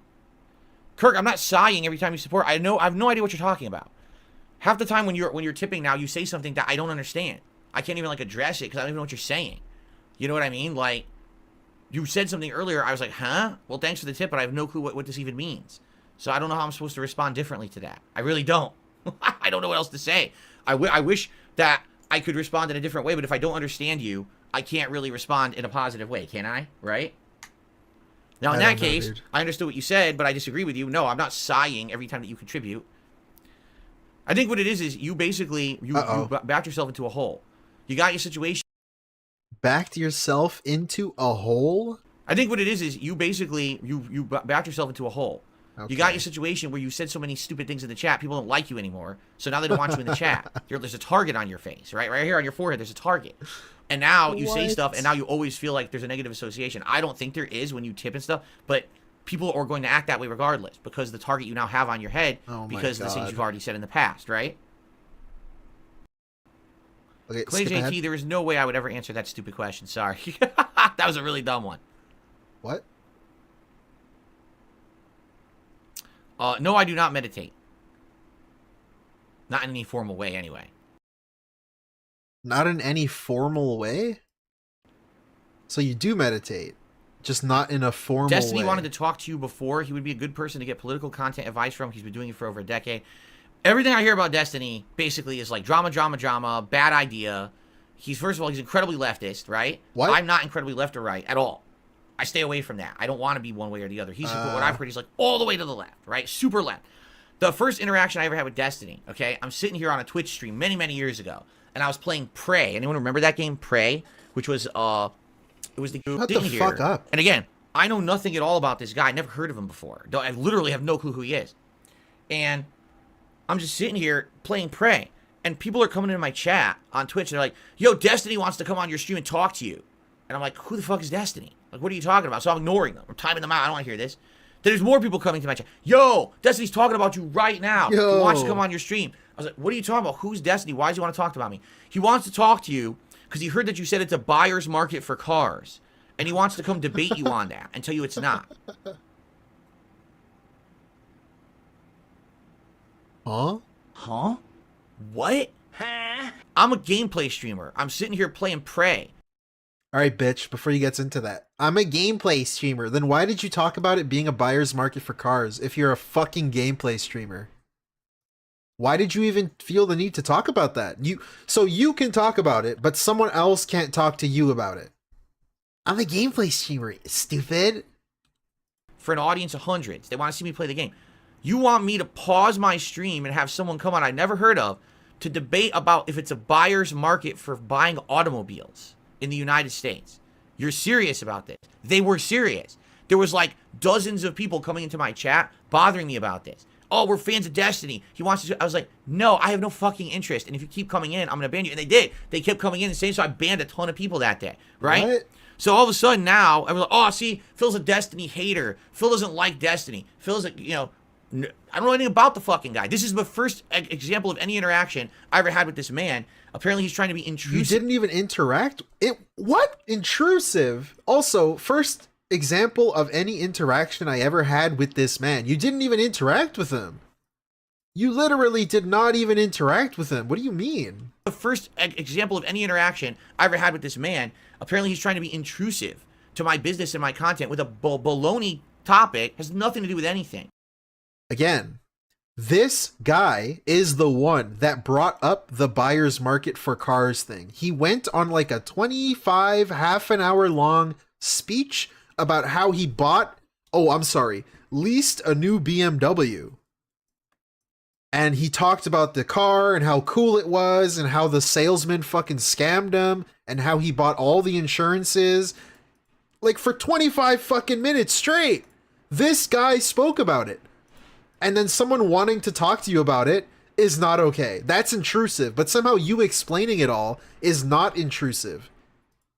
Like for what? What's the, like, you talked about it. Right? It'd be one thing. Oh no, there's What do you mean it has nothing to do with anything? Like, you're the one that brought it up, he bro. wants to talk about Thank you. For real? games or something. All right, Really, maybe I'd be thank interested. $2 from Garito. What an rainbows. He tried to speak to me. Phil. Yeah, what an asshole. His first interaction, he tried to speak to me. Huh? Like, who does that? Who tries to, like, speak to someone on their first interaction? That's so fucking weird. No, I want to talk to you about buying cars, right?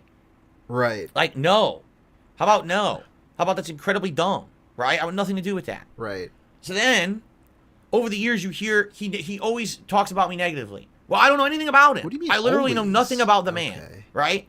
But, oh, yeah, he's ragging on you again. Did you hear he said this about you again? Did you hear he mentioned you again negatively? No. He's just like everyone else. Everyone likes to name drop Darkseid Phil in a negative way. So I don't think about it. I don't care So you don't know anything about him, but you conclude that he's just like everybody else. That makes sense, even though I don't know anything about the guy. about it. You know, people just do it. It's the common meme joke. Brag on Darkseid Phil about something today, That's right? not a meme joke. So the only other time that really like, you are the meme. I That's had why a people serious, make fun of you. like, interaction with him was not last year, but the year before that, when I was seriously looking to do an interview with someone who was like a professional interviewer, because so many YouTubers were ragging on me for shit, and I was like, well, let's actually have an interview where we can talk about stuff, you know, in a back and forth environment. I think it would be a lot more fair to do that rather than everyone just crapping on me in their own video content, right? And Destiny was one of the people who was interested in interviewing me, and everyone had said, oh, didn't you know that he had interviewed LTG, right? So I was like, oh, okay, so I'll look into that. So I watched Thank you. maybe. Really, thank you. Thank you, Lord King. $2 from Lord Kane 666. This is the first signs of him being scared of PP. Oh, there's a lot of more signs than this. He didn't sell his condo because the guy who wanted to buy it wanted to call DSP to discuss it. And DSP was like, no, you have to email me, stupid. That's a pretty big one. The guy wanted to buy his condo and he didn't sell it because he didn't want to talk on the phone.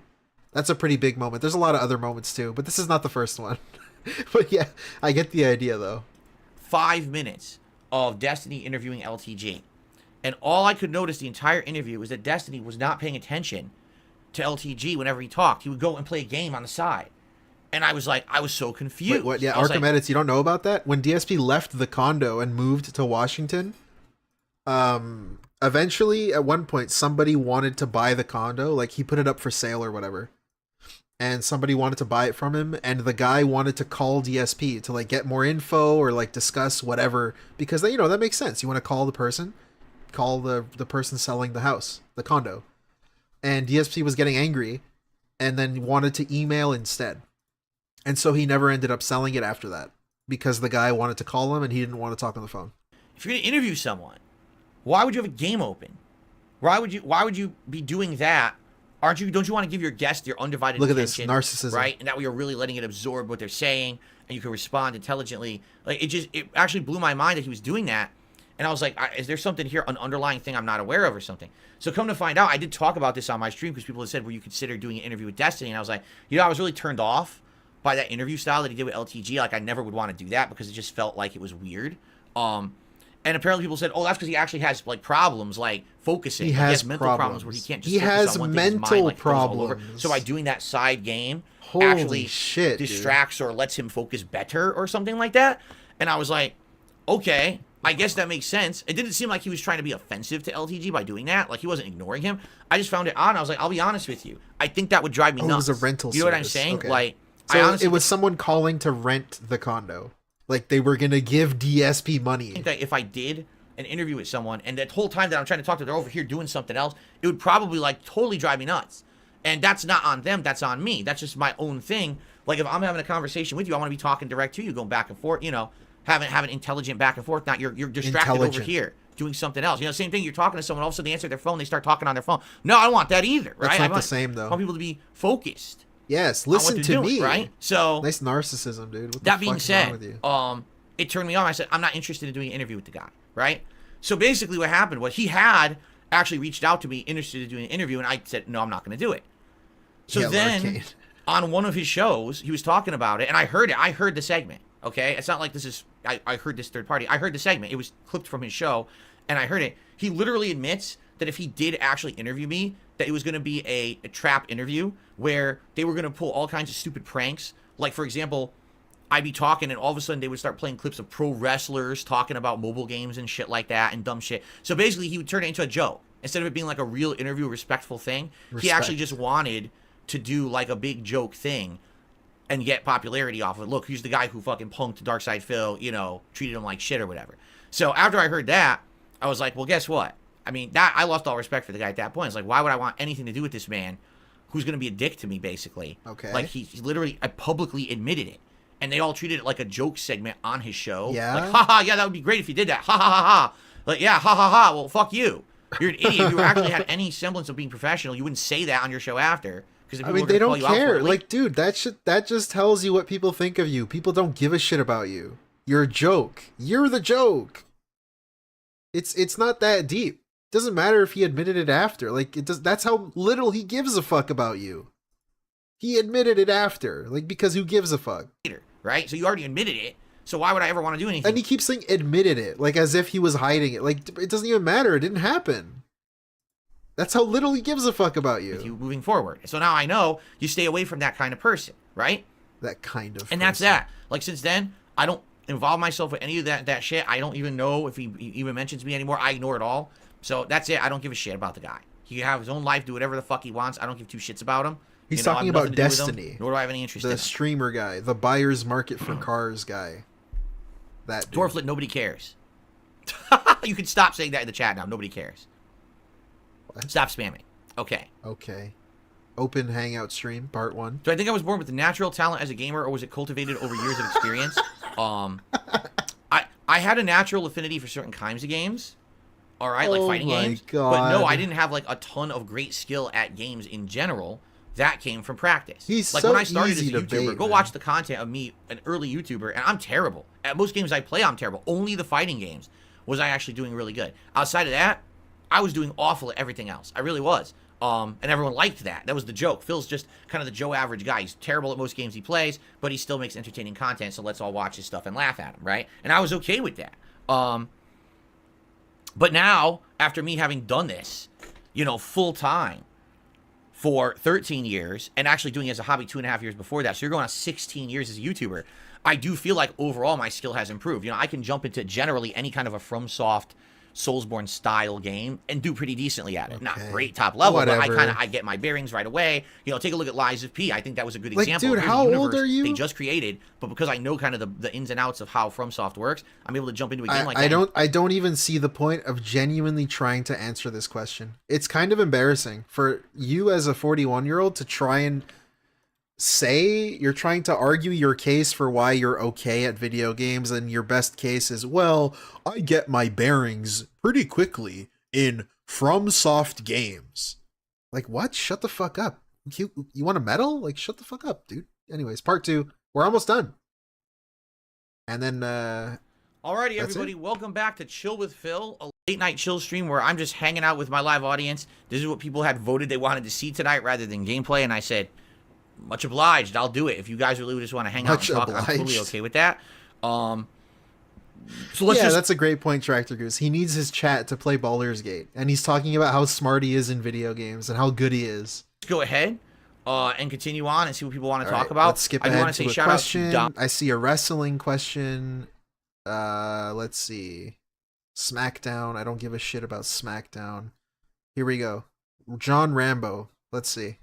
Back for the anniversary at one of the Raw shows. I remember that particularly. And the only other wrestling show I ever saw was 2012. It was WrestleMania 2012. And I went to only time I ever went to WrestleMania with John Rambo. It was well documented. We had vlogs all over the place. We've already talked about the trip. And it was cool. Let me put it this way. Even though it was incredibly expensive, it was cool to at least say, hey, I did it once. Just like, you know, I went to E3 once. I was like, okay, it was cool just to do it once, right? But I shouldn't have paid for that. It's definitely not worth it. It's way too expensive. It's not that much of a better experience in person than it is just to watch it on TV, honestly. He's so annoying. Notably, that year, it was the debut match of The Shield, like the first WrestleMania match The Shield was ever in. And also there was CM Punk versus The Undertaker was one of the headliner matches. Someone off the wrong way with tips are good now. Wait until you see what happens when you give people what they want. Hold on. From Super Snow Carl Turbo HD Remix. The masturbator. Or you want to talk politics, or have your own political channel. If you think tips are good now, wait until you see what happens when you give people what they want to hear politically. I know you'll have new trolls too if you piss someone off the wrong way with politics. I mean, it's kind of how it goes with everything in life, right? Like, it goes, the door swings both ways. There's always potential for benefit, but there's also potential for worse in another realm. The way I see it, though, people already hate me so much for literal nonsensical reasons. Nonsensical. Right? Right. That maybe it makes more sense to do what I, to do stuff. And then if you hate me because you don't like my political stuff, at least that's maybe I don't know. I still think it's a legit reason. Maybe it's more of a reason than to just dislike me for the stupid reasons that people say today, right? That aren't even, half of them aren't even true. Okay, that's interesting too. He doesn't think it's a legit reason. I could have sworn he was sitting on the side scrollers because of their political like streams. They're one side of the politics aisle. He was shitting on them for that. But I thought that's not a, now he says it's not a legit reason to hate somebody, but he hates them and he throws that in as a reason why he hates them. Okay? Right? Thank you, Phil. So, I don't know. Big ups. Okay. Sniff. So, Kappa says, I don't know if you've touched upon this. What site do you prefer better between Twitch and YouTube? I feel like YouTube has more abusable exploits than Twitch, like the membership one. False. Twitch literally is a site that at a moment's notice will, without a check, without a balance, without any kind of a warning system, they will punish you for things you didn't even do, and then they fix it after the fact. Okay? That's just how they are. That's 100%. That is exactly how they are. Now, the reason you don't hear about this all the time on Twitch is because the biggest Twitch streamers have so many fans that protect them, right? But for a normal person on Twitch, as if at any moment's notice, they could just flip a switch and shut you down and then investigate after the fact, which is ridiculous. Twitch also doesn't feel... Yeah, dude, he complained about it recently with YouTube. YouTube demonetized his React videos, and he complained that YouTube demonetizes it and then fixes it after the fact. That's almost like a direct quote that he said like maybe 2 weeks ago. And now he's complaining that Twitch does this. But like YouTube does it the same. It's because it's all automated until someone checks it or until they don't sue you. It's all automated. Like it's the same bullshit. The need to ever give you a warning or escalate at all. Instead, it's just outright punishment. And then you have to fix it after the fact if it's a mistake. And by the way, they don't ever have to even tell you if they don't like you for some reason. And they don't even have to disclose the reason. If you ask, well, I don't understand what's going on. Like, that's not a negative either. Them not having to tell you is part of the contract that you sign becoming a partner. They don't have to tell you why you're banned or why they departnered you. Like, that's just part of the contract. You signed it. If you didn't like it, don't sign it. Can I have more information? Can you tell me what's really happened? What went wrong? They don't tell you anything. They don't have to. Yeah, they don't literally have to. Say they Obviously. don't have to tell you anything. So, you know, that's my experience. I was on Twitch for how many years? You know, I started full-time. And plus, they did tell him. They said it was for harmful slurs. Like, that's if you got banned, if you got, like, demonetized from YouTube, and then YouTube said it's for harmful slurs. Like, they would say the same thing. It's like the same thing. Streaming again late 2016. I was there till... But he's pretending that YouTube doesn't do this. Spring of 2021. So you're talking almost 5 straight years. I had a giant viewer base, tons of paid subscribers. And then they just one day in the middle of a stream say, you're out of the partner program. What happened? They didn't warn me. There was no escalation. It wasn't like strike 1, strike 2, strike 3. It was just, you're just gone. Well, what happened? Slurs. Oh, well, we think that you said some hateful language or something like that. Wait. Hold on. We got to hear this again. So you're talking almost 5 straight years. I had a giant viewer base, tons of paid subscribers. And then they just one day in the middle of a stream say, you're out of the partner program. What happened? They didn't warn me. There was no escalation. It wasn't like strike 1, strike 2, strike 3. It was just... Okay, the strike 1, strike 2, strike 3 thing, he did do that. He did go through that. He got indefinitely banned on Twitch. I want to say 3 separate times. He got quote unquote indefinitely banned on Twitch. There was one thing where he made fun of someone with a blue beard, and then he says, you have to pussyfoot around what you say on Twitch. And then Twitch spoke to him, and then he's like, well, you know, maybe I shouldn't have done that. Then there was a second time where he got banned from for calling super chats, bits. Bits, he called them money. That was a second indefinite ban. And then there was a third one. I'm pretty sure there was a third one. I don't remember it. But like, dude, that seems like you've been in trouble quite a few times over there. You're just gone. Well, what happened? Oh, well, we think that you said some hateful language or something like that. And then look at that. He tries to like downplay what he says, what happened, like what they said. We think you said hateful language or something like that. Hateful language. Okay, can you explain what that means? Can you cite examples? They don't have Can you to. tell me anything? No. But in don't a have year, to. you can reapply for the partner program if you'd like to. Okay, well, fuck you. Okay, I'm done. I'm done well, with your site, fuck right? you. And even then, that wasn't even the case. I said, I'll try to tough it out. Oh, right, the stationery. Right, the stationery, he got banned. And he tries to say that he didn't say it, but you did say it. Like, you did say it. It was an accident, obviously, but you did say it. So I don't know why he thinks he didn't say it. And I'll stick around and try to just survive on tips. And within a month, they had suspended my channel saying that I had said a racist thing when I never did. It's like when Phil's I called them on it and said, I never said it. You're lying. They fixed it and apologized to me. And I said, I don't want to be here anymore. So at any moment, you can decide that you don't like me. Tell me I did something wrong. When I ask you, what did I do wrong? Give me evidence so I can improve or not do it again. They say, we don't have to tell you anything but reapply in a year. And then you again erroneously suspend my channel for something I didn't do. That's Twitch in a nutshell. They will do whatever they want. They're completely unprofessional. It's their Most of the website. sites run by moderators that aren't even paid employees.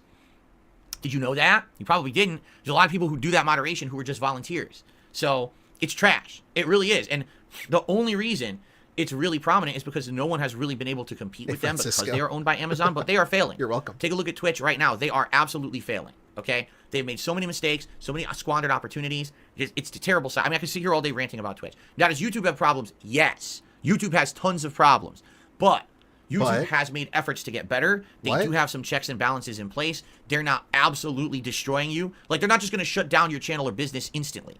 They're going to have a series of things that happen that get escalated to get to that point. You see the difference? And then you have a chance to maybe fix them in the middle. It's still a shitty system. False takedowns with DMCA and stuff is rampant on YouTube, which is really, really bad. Yes, I've heard very bad stories about political stuff. Oh, you say something that doesn't agree with YouTube's ideology on politics. They'll say that you said something harmful. They'll demonetize you. I've heard all the horror stories. But apples to apples comparison, my experience with YouTube has always been much better than the few times that I tried to deal with Twitch. They're more professional about it. I can usually get some semblance of an answer or help on stuff. And essentially, the way I see it... Yeah, Lord Kane, great point. This is sad. He doesn't know what he did and can't hold himself accountable for his own actions. Why do other adults have to tell you what you did wrong? Yeah, that was his relationship with his friends. They had to constantly tell him that he was doing something wrong. Which also, like, if you have to be constantly be reminded that you're doing stuff wrong and you never seem to do things right.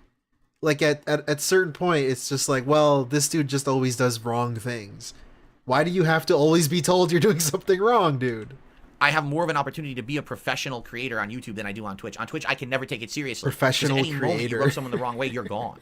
Keep in mind, Twitch had no issue with me for 5 years, and then all of a sudden removes me from a partner. Yeah, that's bullshit too. No issue with me for 5 years is fucking bullshit. Because like I said, he got banned multiple times over that 5 years. I swear there's a third thing between 2017 and like 2021 besides the stationery. There's another thing where he got banned. I could swear.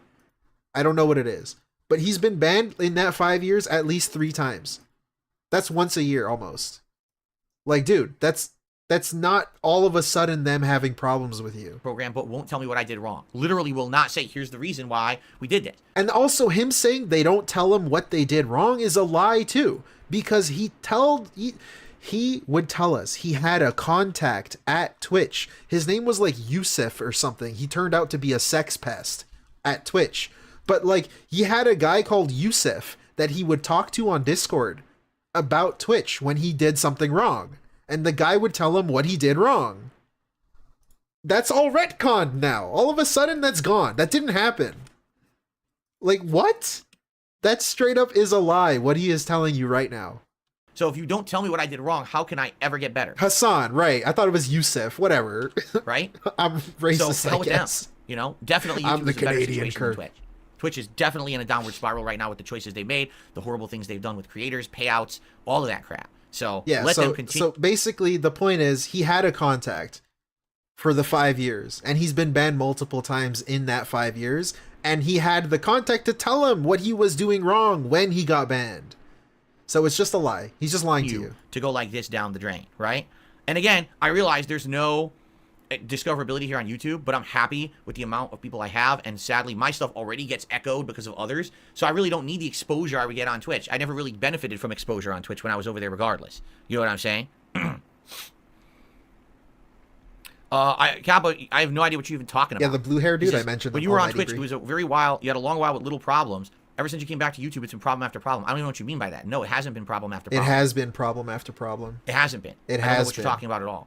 That's this dude's whole career has been problem after problem. Like, if you actually go back, if someone were to do this, like, the history of DSP's failures or some bullshit video, right? His whole career is problems. It's view complaints. It's donation complaints. It's Patreon complaints. It's more view complaints. It's viewers are lazy complaint. It's taxes complaint. It's my girlfriend left. It's my depression. It's I said something stupid. There needs to be a crisis in this dude's videos, or else he's worthless. And there's nothing happening that's going on. Every single thing that happens needs to be a crisis with this dude. That's his whole career. So I don't even know how he can sit here and say this with a straight face. Like, this is the reality that he's created in his own head. Like, ever since 2014, it's always been crisis after crisis. Very rarely do we have problem after problem on YouTube. Very rarely do we have problems. Usually it's okay, something happens, you deal with it, you move. Like, bro, just the other week, like 2 weeks ago, he was complaining about being demonetized on the reaction channel. That was like 2 weeks ago. It's not even a big deal, right? There's been very few times where it's been like a big problem that's insurmountable and we can't deal with. You know, I've never been removed from YouTube's partner program, right? I have content. And made a great point that Phil might have ODD, oppositional defiant disorder. I don't even know what that is. I'm gonna look it up. On this website, spanning back. Most of the symptoms match his behavior. Good theory so far. Maybe, yeah. I'm gonna look into it. Or 2008. I'm still okay on YouTube, but for some reason, I'm too risque for Twitch, right? Doesn't even make any sense. I'm not even a risque guy. Hassan was gone by the time of the departnering. Yeah, I know he was, but DSP's trying to argue for the past 5 years before the departnering that he never got in trouble and that nobody would tell him that he did anything wrong, which is a lie because he had Hassan during like from 2017 to like 2019 or 2020, whenever the dude got outed. I don't say anything risque. They don't know what they're talking about. You know, again, I already told you guys what happened on Twitch. I've already explained. It's the same thing that happened with Teespring. It's the same thing that happened with the sites that let you do pop-ups on your streams automated. It's these idiots who hate me made a montage of hateful content about me, showing stuff from way back in the day. We're right? back to this. We're talking over 10 years ago. They made a montage of those clips. 10 years ago. And then they packaged it together as if Slave here's the trade? worst of Darkside Phil. And then they showed, oh, he used to be known as the King of Hate. He's a website called that. All this shit, right? So they used that and weaponized it against me to misrepresent me to these businesses. And so where's the evidence for this, DSP? Show us the email of Twitch saying that this happened. Show us the email of Teespring telling us this. Like, he just says this and expects you to believe it. Because now the package story is for everything. Now all of a sudden they emailed Teespring, they emailed all the sponsors, they emailed everybody with a package of hate. But when it first came out, he says that was what Twitch said. That's what Twitch got.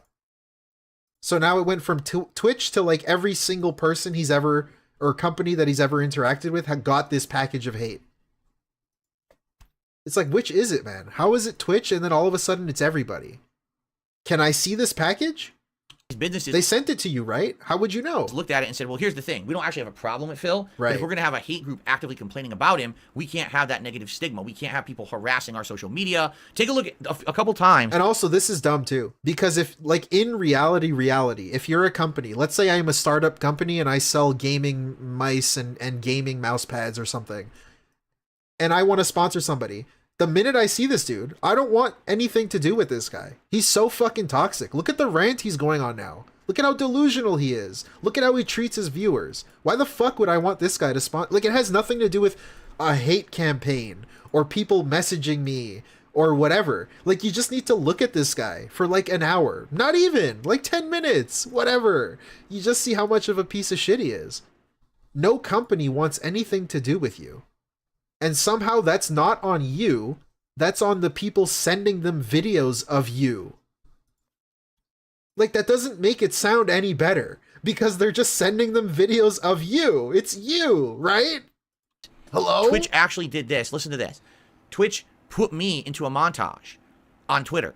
It'll be like, so here's people who were playing this game and had a good time, or here's a funny moment, how they reacted to it. They would put me into the montage. I remember this. And then a bunch of my haters would tweet, why you have Darkside Phil in there? He's a jerk. He's this, he's that. And then they would just edit me out of the montage. Took me out. Yeah, it's not a rant. Remember, guys, this isn't a rant. And if you say rant in his chat, he's gonna ban you. Without me in it. What? Why do you give attention to haters? Sorry, I missed what he said. I'm sorry. To my haters? But I remember what he's talking about. They took down the video. I remember this. Would tweet, why you have Darkside Phil in there? He's a jerk. He's this, he's that. And then they would just edit me out of the montage. Took me out. Re-upload it without me in it. What? That's so fucking awesome. Why do you give attention to haters? Just think about that. You're That's a so giant cool. corporation.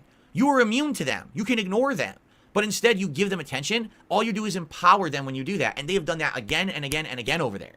And it's pathetic, the way that they act. Again, it's completely unprofessional. And that's just like I said. If I'm Twitch, I don't even want to expose this guy. It's just people saying, wait, this guy's a piece of shit. And then they probably look into you and say, wait a minute, we don't want to promote this guy. He's a piece of shit. And then they take you out of the promotional video. That's all it is. Way that they act as a company. So because of that, that's why I'm not on Twitch. At one point, this guy on Twitch was the most like tier 3 subbed guy on the website because of all the gifted subs from Emerald 7 or Tutankhamun. One of those guys. He was the most gifted sub tier 3 dude. They kind of just let him slide for that long because he made a lot of money, I think. Anymore. Because they just give into that shit. Much like a lot of these other companies. You got to keep in mind, a lot of them are run, again, by ultra-liberals. They're very leftist in their thinking, and the people who run these companies. Yeah, the highest tip-to-viewer ratio, too. He had one of, like, he was, like, #1 for the amount of viewers he got. Money per viewer or whatever. So like, oh, my God. We got someone who used to say these things on YouTube that today are cancelable, and he got a hate mob following him around. We can't be associated with that, so let's just get him out of our partner program. Have I done anything like that in the last 10 years? No. Yeah, that's crazy. YT commenter, he beats titty streamers. That's crazy how, like, this dude was so wailed on Twitch. He was beating out fucking titty streamers. Now, this is pre-hot tub stream and shit era, but still, that's crazy. In 2017, 18, and 19, this dude was like, god damn, bro, he was so lucky. Oh, but that's okay. Just get rid of him anyway, because people finally complained about it, right? It's like, what are you? You're insane, right? That's why I'm not dealing with those kind of companies, you know? I'm not.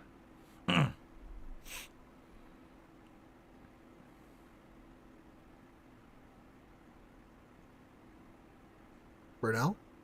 I was off a year on WrestleMania. No big deal. It's just semantics. No one really cares what year I was at WrestleMania. Okay. It's your story. All right, whatever. Let's see. He's complaining. All right. Let's have some new topics, please, because people just keep rehashing the same topics over and over. Can we have some new topics to talk about? Obviously, I don't want to talk about the same stuff over and over, right? We already had enough talk about fucking drama and Destiny and trolls. Can we move on to other topics now? It would be great. Uh-huh. Skip ahead a little bit. I don't know what you mean by that. Vietnamese comrade said, it's sad we'll never get to see you play Call of Duty 1, 2, and 3 for the internet. Would have been a good alternative to annual Call of Duty playthroughs as the new Call of Duty comes out as bad as it has been. You mean the originals? Like the ones on PC? Those were great games. Call of Duty 1 and 2 console. were Like, you can play them on Xbox right now. I don't care about his Call of Duty opinion. I don't give a fuck. We're skipping ahead. I'm not a car guy. I don't have any favorite cars. I don't care. Other than Dragon's Dogma 2, obviously you got Rise of Ronin, and obviously Final Fantasy VII Rebirth, but I have to look at the game release schedule for the rest of the year to try to update the dates and things that things are coming out. You're right. FPS games went from having quality content, good narrative, revolutionary gameplay to, how do we do an online one that just has a lot of microtransactions? Make it games as a service. 1,000,000% you're dead on correct there. It's a shame, because FPSs in a lot of cases used to be great narrative experiences, and now they're not anymore, right? They're not. It's just, go on and just shoot shit, spend money on fucking skins and shit, These right? games still exist, man. Like, it's annoying when Yes, he Slayer. says that. Like, guy who only plays I guess he means AAA games. But to then sit here and say games don't do this anymore? Like, just go on Steam, dude. There's so many games you could play. I can see your messages. Go play some old shit, dude. Like, you haven't played every game. Come on. Well, I'll be getting a PS5 Pro. There's absolutely no concrete information on PS5 Pro. It's an industry rumor. Until you have information on it, I don't give two fucks about it, and I'm not talking about it. Holy fuck, he's so upset now. What the fuck? Why is he so upset? Until you have information on it, I don't give two fucks about it, and I'm not talking about it. He can't even Can I play older games from hypothetically PS2 answer. era? If there's a way to do that. Currently, I don't have a working PS3. There's no way to buy them on PS5. I do have a mini PC, but we haven't done anything with it in ages. I don't even know if the emulation on there would be legal. So there you have it. Remember the mini PC? I forgot he had one. He hyped that shit up so much, it's already dead. It's gone. It's banned. What You do I can't just even like talk about Destiny 2? No, it's not that there's anything horribly wrong with Destiny 2 or Destiny 1. They're just not good games, in my opinion. Yeah, Diablo. You know, as someone who had played the Halo games before, and then I was, you know, everyone, oh, Destiny's gonna revolutionize gaming. Do you remember the ad campaign for Destiny? That's what it said. It was like, it changes the face of gaming forever. It will, like, revolutionize gaming. That was their ad campaign. Okay. What the fuck in Destiny 1 did that? I mean, it kind of did. Like, I've said this before when he first talked about it. Like, it kind of changed the gaming industry, really. It's kind of like the first intentional live service thing that games tried to copy. So it kind of did, maybe not for the better, but it kind of did, right? What are you talking about? Destiny 1 And what are they supposed to say? They're going to say, yeah, this game's going to be all right. Like, no shit, they're going to say it's going to be the best shit ever. Halo with a different skin, Come on. co-op with people online. It's the same fucking Come on, you have a game. business degree, I right? don't know what you're talking about. It's Halo with Borderlands included in it. It's the same shit, right? So why on earth would you say that's something revolutionary? It wasn't revolutionary at all. What it was big You like budget Destiny? and Yeah. tons of marketing. A lot of people So do. because of that, everyone bought it and played it co-op, but it wasn't anything special. It really wasn't. It was boring to me. I didn't enjoy it that much. And then Destiny 2 came out. It was the same fucking game with a few tweaks. Yeah, and you know, I liked Forsaken. I even Destiny 2 Forsaken. played Destiny 2 co-op just for the sake of it, because That's when I first played it, and I really liked it, and then I stopped playing. Destiny 1, right? I didn't play full co-op, and people were like, you didn't play it right. You didn't experience it the way it was intended. Okay. Oh my god, he's gonna be really annoying. We gotta go back a little bit. Enjoy it that much. And then So he didn't enjoy it that much. Destiny. So not only did he not play Destiny the way you're kind of supposed to play it, but also he's implying because he didn't like it, that means nobody should like it. 2 came out. It was the same fucking game with a few tweaks. Yeah, and you know, I even played Destiny 2 co-op just for the sake of it, because Destiny 1, right? I didn't play full co-op, and people were like, you didn't play it right. You didn't experience it the way it was intended. I said, all right, Destiny 2, I'll do that. And I did. I played the whole game co-op. Nah. You know what I mean? Is there an actual... Like, you need friends, though, to play it co-op. You need, like, friends you enjoy hanging out with, not just strangers that you met online. large group of people who like that style of game? Yes, there is. The same people who play The Division, right? The same people who play these other games. You know, Apex Legends. And that weird it became Battle Royale. Same formula, Battle Royale instead, right? So there's definitely a giant market. But it's not revolutionary. It adds nothing to gaming whatsoever at all. And what happens is it now weakens the pool. We were just talking about what happened to the narrative-based... Yeah, okay, so this narrative-based shit based is so fucking annoying. As if a game needs a narrative to be good. Like, just because he likes games like Heavy Rain, where you don't have to play it, and it kind of plays itself, and you push buttons, and he doesn't have to commentate. As if that makes the game good? Like, what if I'm a guy who just likes playing fucking games with my friends? I'm not gonna care about Heavy Rain 2 or whatever, Last of Us. Like, I don't give a shit. That doesn't mean, like, to me, the game is not good if I like those kind of games, if I don't like those kind of games. But in DSP's world, narrative-based games are the only games worth playing. And first-person shooters must have a narrative. Why, though? Like, why? Actually, why? They don't. Games can be different. They don't need it. Like, Last of Us 2 is a narrative game, and I don't like that game. Like, okay? Like, I don't get it. What does that mean? Just because it has a narrative doesn't make it good. What happened to the narrative-based games out there that were worth a shit? They don't exist anymore. They don't because exist. These companies don't care about a good narrative anymore. Bro, they care this about... dude just played God of War. He just played Last of Us. He just played Baldur's Gate. He's currently playing it, actually. He's playing Yakuza. Like, bro, what do you mean narrative games don't exist anymore? What the fuck do you mean? Printing money. So make the game that's the fast, quick buck game, and just ad nauseum continues itself with updates, DLCs, patches, raids, different maps. Yeah, by that logic, he should despise champions. Exactly, John Smith. Different new character released, different loadout, but it's the same fucking loop of gameplay over and over and over. It's fucking boring.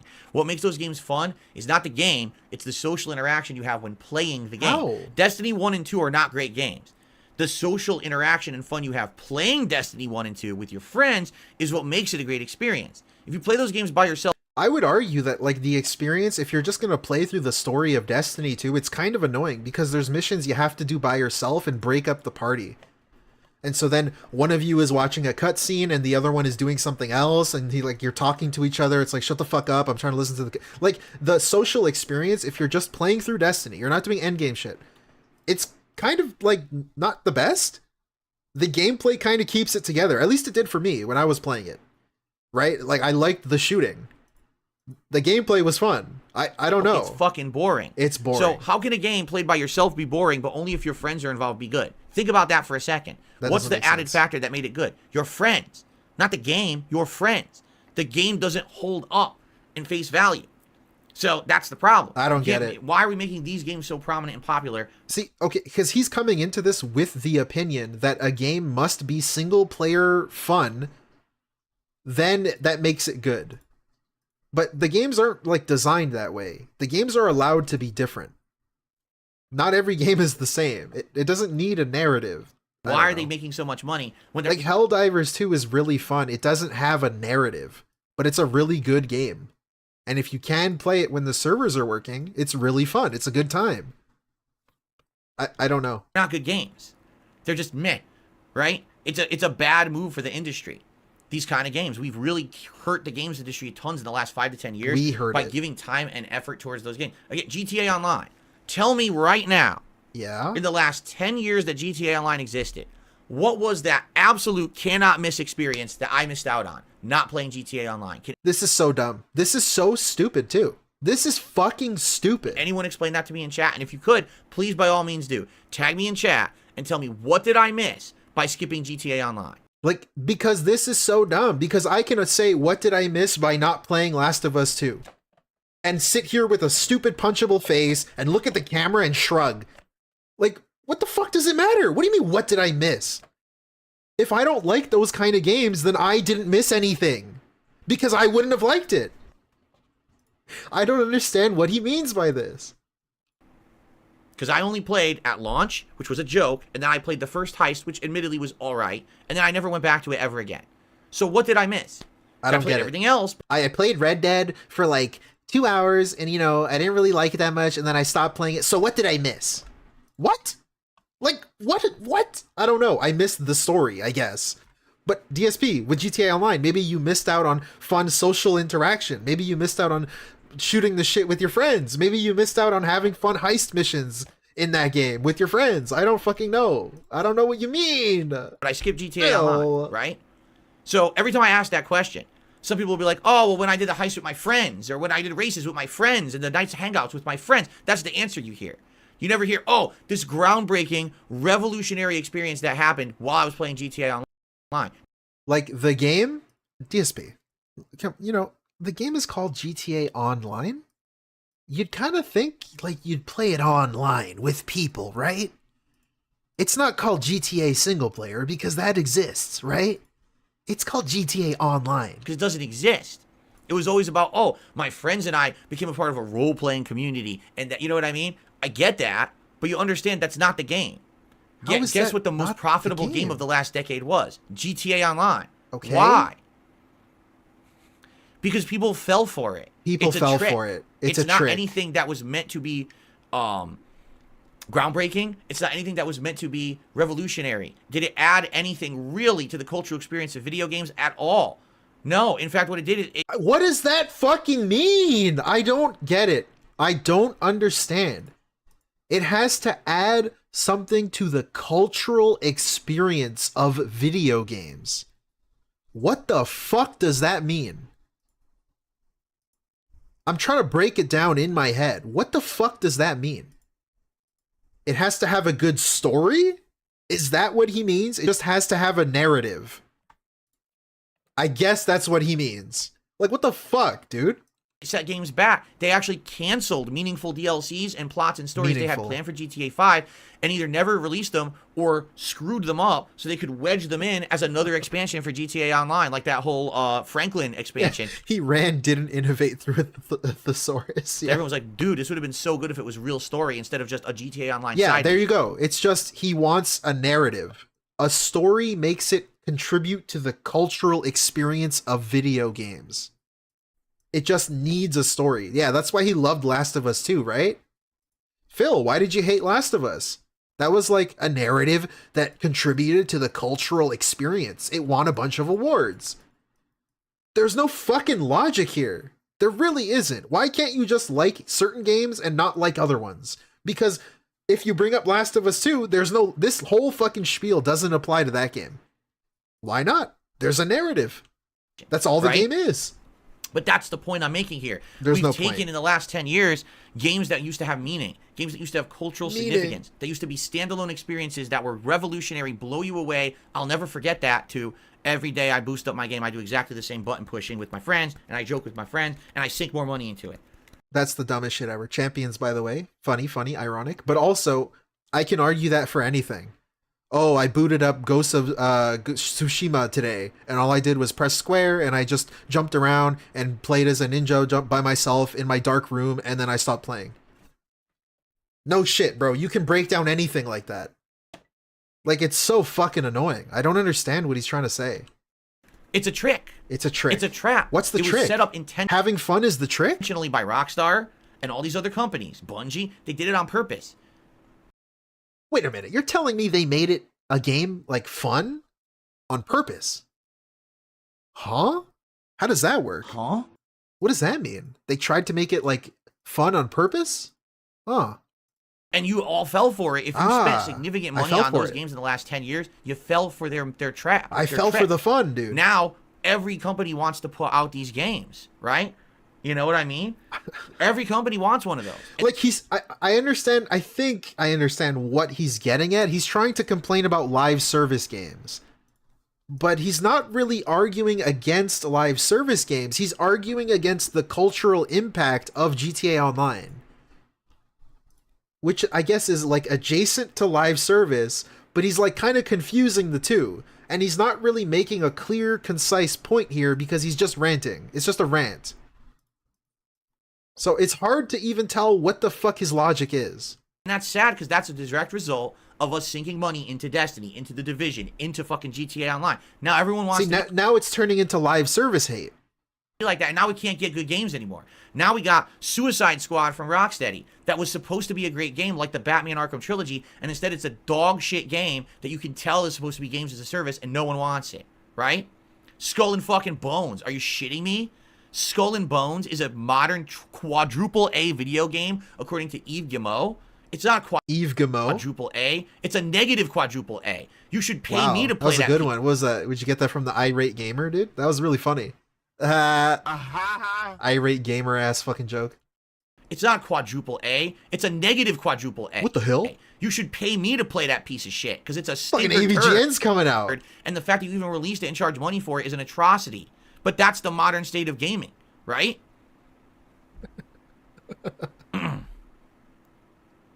It's like a negative AAA. What the hell? Anyway, there you go. Shit just came out of my ass. All right. It's just so stupid, man. I hate his gaming opinions. They're so dumb. Just when I think he can't. Now, some people in chat are saying, well, I'm misunderstanding GTA Online. Fine. If that is the case, then I want to be corrected and told why. You know what I'm saying? Like, I want to know what I missed. Because every time I ask, I never get an explanation like, oh, so there was this actual giant cool story arc that happened with this narrative, and it was really cool. Narrative. There you go. Narrative. It just comes back to narrative, which, by the way, GTA Online has. I played the heist mission, the Chaos, Doomsday, whatever. There's a story. It was fun. I liked it. It was fun. It was a fun time to play multiplayer. With a narrative. So DSP, that's something you missed, I guess. You know what I mean? Here's what I get told. Yeah, so there was a Franklin expansion that really would have been cool if it was part of GTA 5, but instead you could tell it. They cut corners, they cut content out, they wedged it in to make it part of GTA Online. Most people don't even care about the story elements. It's not a big deal. That's what I hear. Right.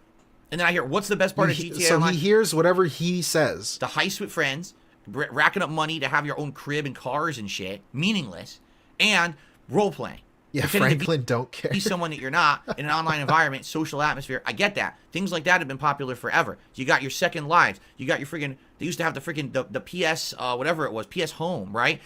MMOs have that constantly. Virtual communities, role playing, and I understand that aspect of it. You don't. Been there, done that. You don't. GTA Online did not revolutionize that I don't get it. at all. So why the hell is that the biggest money making It's game a of all time? GTA game that honestly. you could play online. That's a pretty big deal. People like GTA games. Right? Right.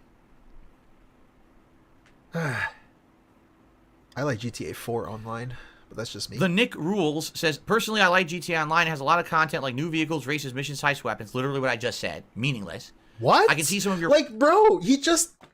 Oh my fucking god, man. Oh my god. points, though. I never bought any DLC or shark cards. So then you're not one of them. You're not one of the people You're not one of who made it them. the most profitable game of all time. You're actually not in line with what's the common experience. I of don't GTA get it. Online. He wants someone to explain. I keep saying I don't get it, but I really don't. He wants someone to explain like what he's missing out on. The dude explains it and he just calls it all meaningless. It's only meaningless because you're saying it's meaningless. Like, what the fuck? The average person who bought that ended up buying it, rebuying it, rebuying it. Every time there was a new version, they bought it for the new console, and then they sunk more money into it. It's That's okay why- to not like things, but to try and shit on an entire game and shit on people that like said game and contribute to said game is like so fucking dumb. I don't get it, man. Like, who hurt you? Who hurt you, man? It's the most profitable thing ever. John It's Rambo ridiculous. did. Oh, man. It's ridiculous. Matthew, what you're saying is absolutely ridiculous. I'm married happily. What? He says, do you think friends are necessary for a happy life? Because I watch clips of you and John Rambo. It makes me sad. I have the best friend I'll ever have in my life. She's called my wife. What? I already have that. I have a What meaningful the relationship fuck? with someone I love. Hold the Yo, we're getting back-to-back gold New dust. console, and then Hold they sunk on. more money into it. Let me hear this That's again. why it's the most profitable thing. Matthew, what you're saying is absolutely ridiculous. I'm married happily. He says, do you think friends are necessary for a happy life? Because I watch clips of you and John Rambo. It makes me sad. I have the best friend I'll ever have in my life. She's called my wife. I already have that. I have a meaningful relationship with someone I love and I spend time with all the time. You don't have to worry about me. Just because it's not on camera like it used to be with the friendship with John, right? Just because that relationship isn't on camera doesn't mean it doesn't exist. Oh I have my more God. than that relationship now with my wife. She's, the best person I'll ever spend time with for the rest of my life. I don't, I'm not Oh lonely. my god, that just made me think. Him saying that just because it's not on camera, it's behind the scenes or whatever he just said. Like, that's crazy. Because you go back and watch videos with him and Rambo. He loves it. He's having so much fun. And you watch a video of these two fucking zombies on the screen, him and his wife. They don't even talk to each other. They don't know anything about each other. They look like they both want to die. It's so crazy. You can compare and contrast a Rambo thing with a DSP cat thing. It's fucking crazy. I just thought of that. At all. At all. You know what I mean? I just don't understand what you're talking about because people are like, oh, you don't have any friends. I don't have time for friends. I work 6 days a week full time and I'm married. That's my life. That's the choice I made, and I like that life. I'm happy with that. Don't feel bad for me. Feel bad for people who don't understand that that's a full, meaningful life. Right. Really. Because if you don't think that's a full, meaningful life, I feel bad for you. If you feel like you need to have every moment you're talking to a friend and you have interaction with someone else, that's kind of silly, no?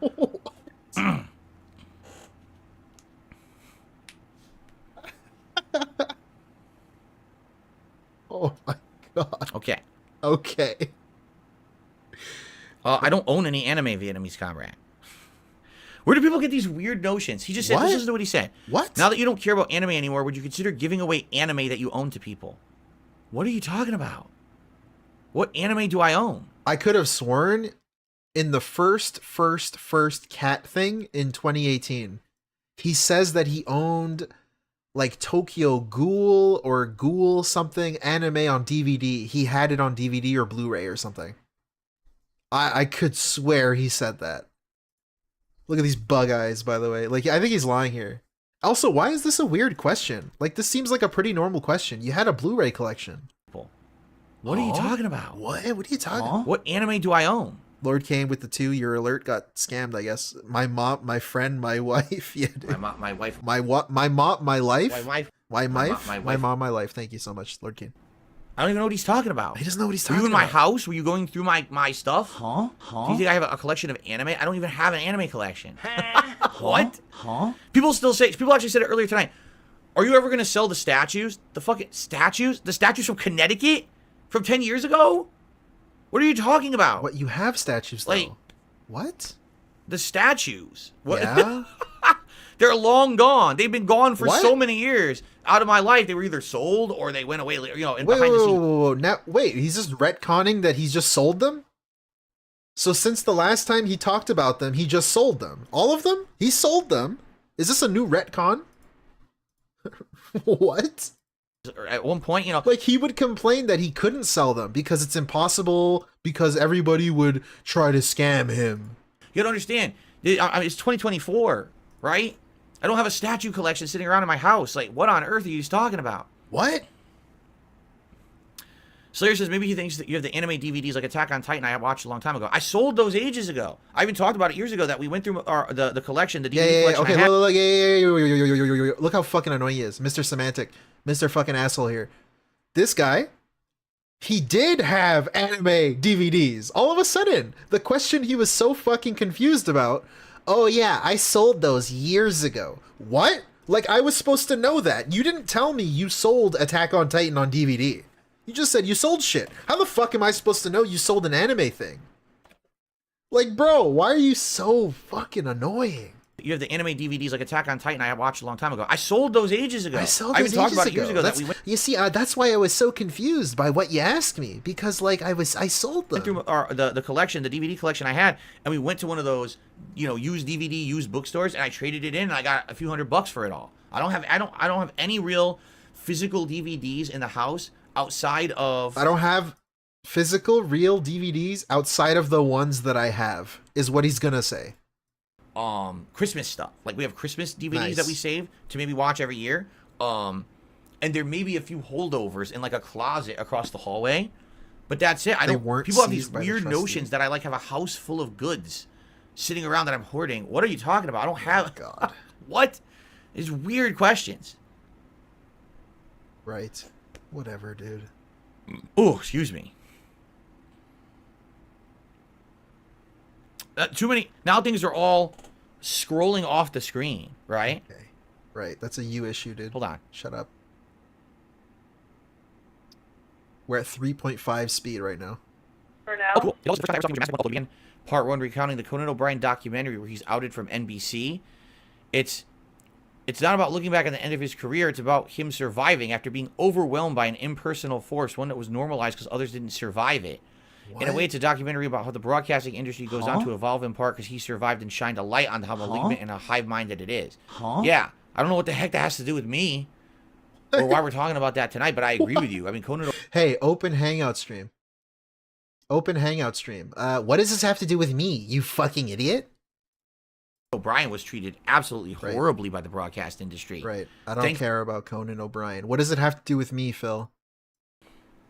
This crazy streak of games in the fall. Fuck up, man. Correct? That's number one. And then we had a situation where we found longer games you guys wanted me to play, like Baldur's Gate 3. So we've been doing that. We haven't really been looking for, let's look for filler content to do, and let's pull out the mini Hey, PC we're to skipping ahead. Mini PC talk. Don't care. I forgot it existed. He's never using it Let's see again. here. Doesn't matter. Let's see here. All right, Hidalgo, thank you. I see what you're saying, but we're kind of off that topic now, so I had no idea what you were talking about, and now I understand what you're saying. Okay. What? I see what you're saying, but we're off that topic, so I have no idea what you were talking about. Now I understand what you're saying. Huh? Okay, whatever. We're moving on. That was really dumb. I wouldn't know anything about the new generation of kids. I don't really have too much interaction with the younger generation at this point. Oh, thank right? God. I don't. I'm isolated from them. That's My the best viewership is news not I've kids. heard. I would, if you look at the statistics on YouTube and everything, my viewership is not children Great. Nice. or teenagers Imagine using YouTube statistics and actually believing what it for says. that matter. It's adults, people in their 20s, 30s, Yes, and 40s. I have 100-year-olds that watch me. So that's really because cool. of that, I wouldn't know about a younger generation, how they're acting in school. You're asking completely the wrong person about that. I don't know Fucking anything about it. Tekken, okay, skipping Tekken talk. Completely false. Ask Derek. Tekken Akuma says, if you played Baldur's Gate 3 when everyone asked for it, you would have finished it before the fall season, most likely. Wait, what? You would have finished it before the fall season, most likely during the summer lull when everything was boring. It didn't come out until late August. It was on PS5, dipshit. What are you talking about? It was on PS5, dipshit. Even if I had played it when it was brand new, This and if it dude's was so the annoying. only game This I played, dude is so fucking annoying. I for a can't month, I believe still it. wouldn't have beaten it. That's how long it is. All right. And then I wouldn't have, if I have to remember something, September is when all of these big games started coming out, including Lies of P, one of the hottest games of the year. Whatever. If I had started playing... I don't care. You can play, you fucking get a rope. There's Play no that game. that I've Shut had. up. You know, I don't know if I will or not, Kathleen. She says, are you going to play the Sonic Generations remaster in the fall? I'm interested in it because now they've added Shadow the Hedgehog, which is neat that they did that, and it looks like it'll have new levels. I liked Sonic Generations when I played it. I thought it was a swell game. From a lot of people are saying, it doesn't look like this remaster is really a remaster. It looks exactly the same as the original, pretty much.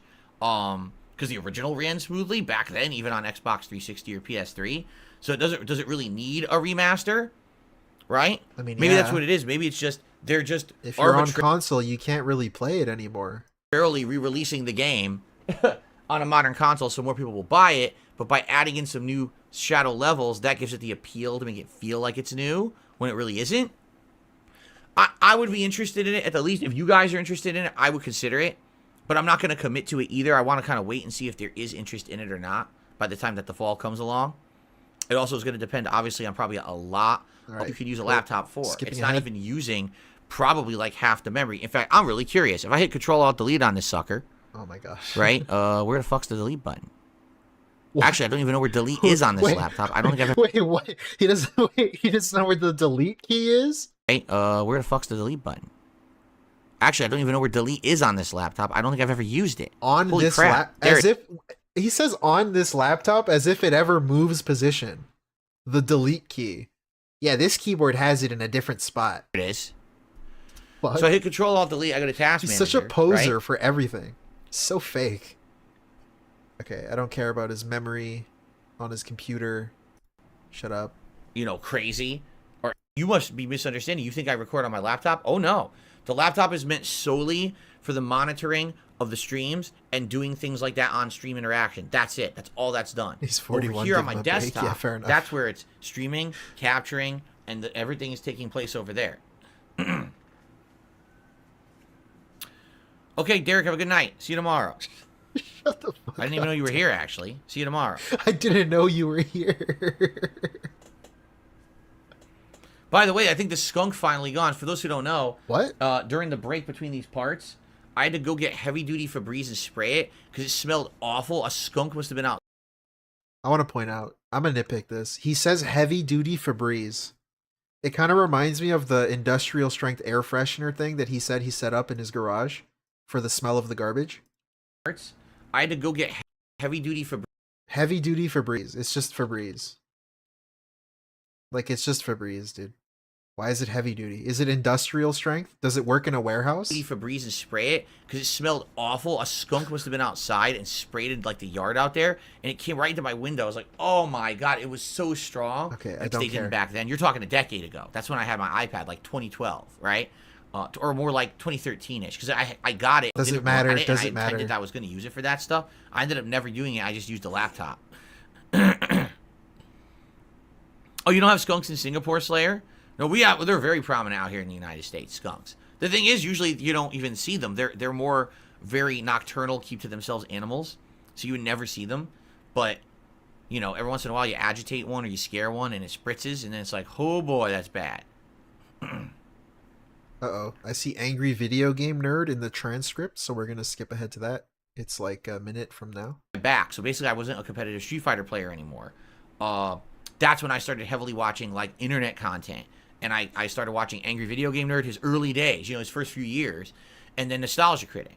Those are the two guys who I saw. I was like, wait. So you're telling me these guys have no budget. You can tell. They didn't have any production budget. They're filming in their houses, right? Yet they're putting out funny videos that are entertaining to watch. And they're getting tons of attention on the internet. They're getting views. They're starting their own websites. Like Nostalgia Critic had that guy with the glasses.com at the time. Angry Video Game Nerd got signed with Screw Attack, and then subsequently GameTrailers.com was putting all of his content up regularly, Nice, and your he was pick. getting tons of views and everything. I was like, wow. People with no production value whatsoever can actually make high-end content that people enjoy. And that's when I saw YouTube. I was like, I guess that's the point of YouTube, right? You don't have a budget, but you can still broadcast yourself to the world. And if you have talent, people will notice you, and you get popular and stuff like that. You know what I'm saying? So all of that being said, yeah, I would say that Angry Video Game Nerd the most, to some extent Nostalgia Critic, because seeing them make content inspired me to try my own hand at it and be successful at it. Inspired you to make But garbage? my humor, again, comes from like Howard Stern, South Park. Oh, hello, Joe. Mel Brooks, that irreverent kind of 80s, 90s style humor where it's everything, it's risque. You push the boundaries, and you that's how I was in those earlier years on YouTube, right? Oh yeah, all those comedians, all those classic comedians from the 80s and 90s. I've told you guys that Ghostbusters is my favorite comedy movie of all time, right? But all that stuff from that age, that time, Planes, Trains, and Automobiles, Uncle Buck, amazing movies, right? Like super good. Okay. So I don't give a shit. We're skipping ahead. Movie, right? Those ultra parody movies that used to come out back in the day, those shits were so funny. But today it's like, oh, that's so offensive. Cancel. It's like, no, people understood it was a joke back then. No one got pissed off at that shit, right? No, the thing with that is that it's got to be funny. Is Kat interested in playing the South Park game in March? Not really. Did you see it? It's not just look that good of a game. Once again, they went to online co-op, literally just running around snowball fights. Play it together. It's nothing like the RPG. No coherent story. Nothing really like that at all. So it doesn't look very good in my opinion. I don't think I'm playing it either. It doesn't look very good. So. Yeah, his take on cancel shit is very annoying. It's like he doesn't understand that you actually have to be funny.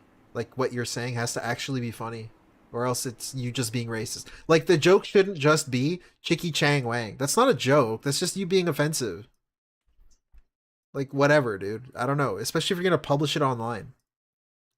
There's no joke there. It's just the joke is you're Asian. That's the joke. I mean, you could make that funny, but you need a joke around Carlin, it. also, I agree. Here's the thing. Like, I became a fan of George Carlin. But he doesn't tell jokes. Like, I knew... Wait, George Carlin? George Carlin, because he played Rufus in Bill and Ted, right? And then later on, as I became an adult, I became more aware of George Carlin and the comedy that he had done earlier, right? And then I would watch some of his stand-up or see some of his stuff like, oh my God, like, this guy was smart, but funny at the same time. And you can respect that kind of talent, right? So yeah, absolutely, George Carlin, great comedian, and I would say even a great thinker to some extent as well. Okay. It's weird how sometimes philosophy can be tied in with comedy, right? Kathleen, have a good night. Okay.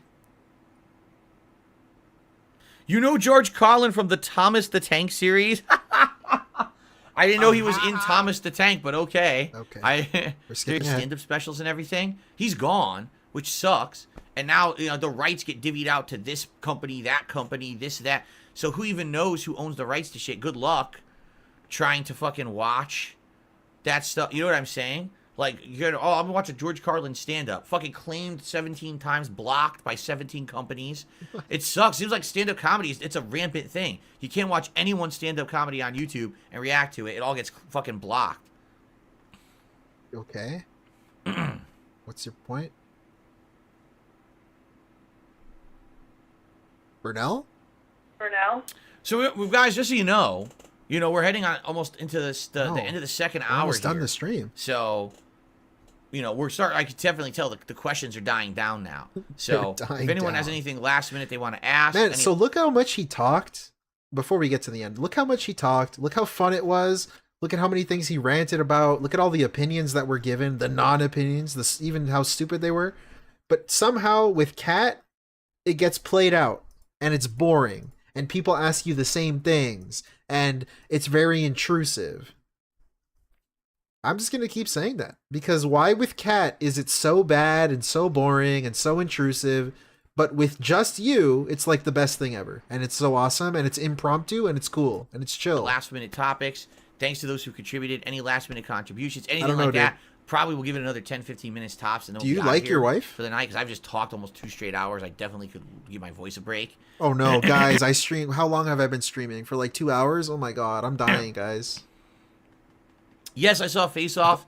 I've been streaming for 4 hours straight, guys. I'm dying. Nicolas Cage and John Travolta in the 90s. I saw it in the theaters with my dad.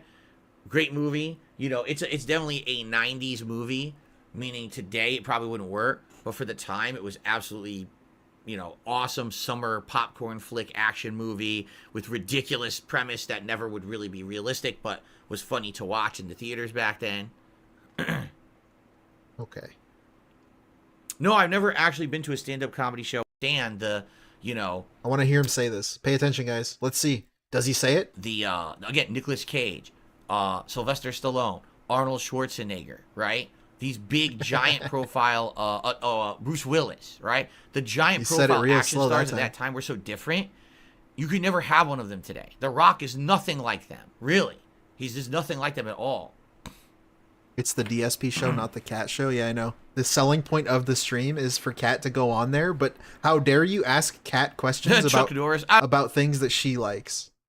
You're asking about a facial routine? Makeup routine? That's intrusive, idiot. I'm not answering that. Don't answer that, honey. I don't know. All right, let's move forward. Let's talk about movies now. It's a meme, right? Wait, Kevin Hart is an idiot? What? Today, you don't even have those anymore. We're going to have an action movie. Who are we going to put in it? Kevin Hart. What? Are you fucking an idiot? Kevin Hart? You think he's going to be a believable action guy in this fucking movie? Are you stupid? What movie? Right? So what do people see? Fast and the Furious 27. It's not even a movie. What is he even talking about? What movie? At this point, it's not even a movie. It's a meme. Right? What? Whatever, dude. Kevin Hart, we know why he hates him, though. Oh, man. Do I miss the old days of arcades? Do I miss the old days of arcades back in Connecticut? It's not that I miss them. I just feel like they were such an anomaly. And sadly, I hate to say it, there were no cameras back then. No one was walking into an arcade with a big video camera to record the experience and show to everyone what it was like. Right. He's in Borderlands. Yeah, but that's like supposed to be funny, too. So Kevin Hart seems like a fine choice, I guess. And because of that, I feel like a lot of that era has been lost. Like, it was a very unique time to live. I would love if one day someone did a big documentary about the arcade days. What? And I would absolutely love to contribute to a documentary like that and relay many of the stories that I've had. Wait, why don't you do it? I lived in arcades. Wait, you're a YouTuber. Why don't you do it? Wait, that sounds like... Wait a minute. That sounds like something you're passionate about. Why does someone else need to do it? Why don't you go document the arcade in Connecticut that you used to go to? I don't know. Like, literally, you're so reliant on other people. The entire 90s. That was my free time, was I was in arcades all over the place, not just in Connecticut, but all over the country playing Street Fighter. Whatever. And I would love to share stories and reminiscing about those times because it's not documented. Like, bro, you're a YouTuber, right? Just make a video about it. Talk to the owner of the arcade. Talk to some people you used to go there with. Tell us stories. Dude, come on. But I will say this. For anyone out there who has tapes of those days, because I know there was 1 or 2 people. I'm not going to say names, so there's no online harassment of them or whatever. There were 1 or 2 people who would actually infamously travel around to Street Fighter tournaments, and they would record with a camcorder. That was you. At the time, everyone was like, that's weird. Why does someone do that? Wait, you did now that. You think back, you're like, dude, if they had access to that, do you understand the wealth, the insane wealth? Wealth? Of knowledge, the insane library, that people would eat that shit up to see footage, documentary footage of old arcades, old tournaments, actual competitive play from that era to see what it was like, right? It doesn't exist at all. It's just the technology wasn't there to do it. What? So no one had the documents were posting online the results. That was it. And you just had to be there to see the matches. Right? It's pretty different. It's so crazy to think about that because now we're in the digital age. Everything is instantly on the internet fully, right? Absolutely. All right, so he says this footage doesn't exist. I just found one. I just looked it up. There's a bunch. There's a playlist. There's a fucking playlist of this. What do you mean? Here's some footage, guys. Look, this doesn't exist. You're not seeing this. I know the stream layout is fucked up. Look at this. This doesn't exist, apparently. Look, there's more. There's more. This is what DSP wants, right? Whoa. This doesn't exist. You're not currently seeing this. That's crazy. I don't know. Whatever. RAC, you have a good night. Have a good night, dude. Alright, let's skip ahead. Keanu Reeves, John Wick. Okay, you're getting skipped. SNES. No. Indian DSP? What? Matthew says, I really enjoyed this tonight. I'm glad I had a chance to swing by. Hope you do this again soon. Have a good night. Thanks, Matthew. Have a good night. What? No one from no one from Indian DSP has reached out to me. For those who don't know, there is an Indian musician who also goes by DSP, and they were prominent for a while before I ever was a YouTuber. And so when I started posting videos on YouTube, there was crossover where you would search for DSP and you would get them instead of me, or you would get me instead. When I accidentally search DSP, I get the Indian stuff. This still happens. Them. And it was weird because I get the feeling people would actually go talk to him about me, and I would get messages intended for him, and some of his traffic would come to mine. It was very odd, the way that happened. Because there's no crossover. Like India versus the United States, there's very little crossover there. What? Like I have no knowledge of Indian music or Indian film stars, but in India, they're like the biggest shit. They know their stuff better than American stuff, right? Shit. So, yeah, no shit. What? Okay. It was pretty interesting at that time. Now, obviously, I have no idea. You know, like Koreans, they know like the K-pop stars like way more than me. Yeah. Dude, what? No shit. Idea if that guy's still prominent. I'm definitely not anywhere near as prominent as I ever was, so I'm sure there really is no crossover anymore, right? All right, so last opportunity. I'll say last, final questions here. If anyone has some, you want to toss them my way, dude. We're almost done. And last chance because I'll probably stick around for another 5 minutes. Let's see here. I don't need his spiel. I'm skipping it. I'm just double checking something. Okay. Yeah, I had a great time here, relaxing with all of you tonight. I'm not saying this is something that we should do frequently, but every once in a while, if people just want to have a late night hangout session like this, I'm okay with it. But as you can tell, now that we're getting to like the final half hour, you notice the questions really slowed down. There wasn't as much to talk about. You get some people who are like repeating troll questions in the chat over and over, and it's like, what? You know what I mean? Questions. But I had a good time just relaxing with all of you, Phil? And I hope that you enjoyed it. People watching this on demand, by all means, leave comments on the video about what you think about the topics discussed. I'm open to having that kind of discussion too after the fact. You know, that's stuff that we can always talk about on a podcast in the future. But this was a cool anomaly to do a late night stream like this where there was nothing else going on and it was supposed to be something else. It didn't work out, so instead we did this in place. I think it was a nice thing to do to just relax, right? No, you see, okay. Look at this. Look at this. Look at this. Look at how fun and chill it was. I think it was a nice thing to do to just relax, right? But the second stream with Kat, he said was played out. It got played out. It was intrusive. It was bad. It was boring. I'm aware of... Look at how fun this one was. Road Rash. I'm sure I played it at one point, but I never really owned a Road Rash game or got into them tuna. No.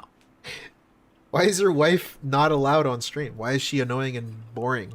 All right. I'll give it one more minute here, and if nothing really pops in here for questions, I think we'll call it a night. Like, so you start a Q&A night with a bunch of questions, right? And you talk about various different topics, and it starts hot. Yeah, everyone has these hot topics. But then once you get through the night, by the end of the night, it dies down. This is exactly what happened when Kat was coming on streams in January. The first night, everyone had interesting Q&A for her because she hadn't been on streams in 5 years. Wait, what? Kat? Hold on. Different topics, and it starts hot. Everyone has these hot topics. But then once you get through the night, by the end of the night, it dies down. This is exactly what happened when Kat was coming on streams in January. The first night, everyone had interesting Q&A for her because she hadn't been on streams in 5 years. Second Q&A stream, first hour was all right. And the second hour was like, everyone's like, what are these questions? Like, everyone was like that. It's just, they start being intrusive, silly, stupid. It's like, well, I'm not going to answer look that, at this. Right? Look at this. So that's what happens. You run out of... Intrusive, silly, and stupid. He didn't say it was played out. Last time he talked about this, he said his wife on stream was played out. So at least he didn't say that again. 2 hours is probably like the perfect sweet spot, and then it's like, all right, enough of this, right? Would I ever do a wrestling pay-per-view review? I don't watch wrestling. I keep telling people this. I don't watch wrestling. I haven't seen a single wrestling match since 2020. That was the last time I saw a wrestling match. 4 years ago. I have no intention of watching wrestling any further in my life. So the answer is no.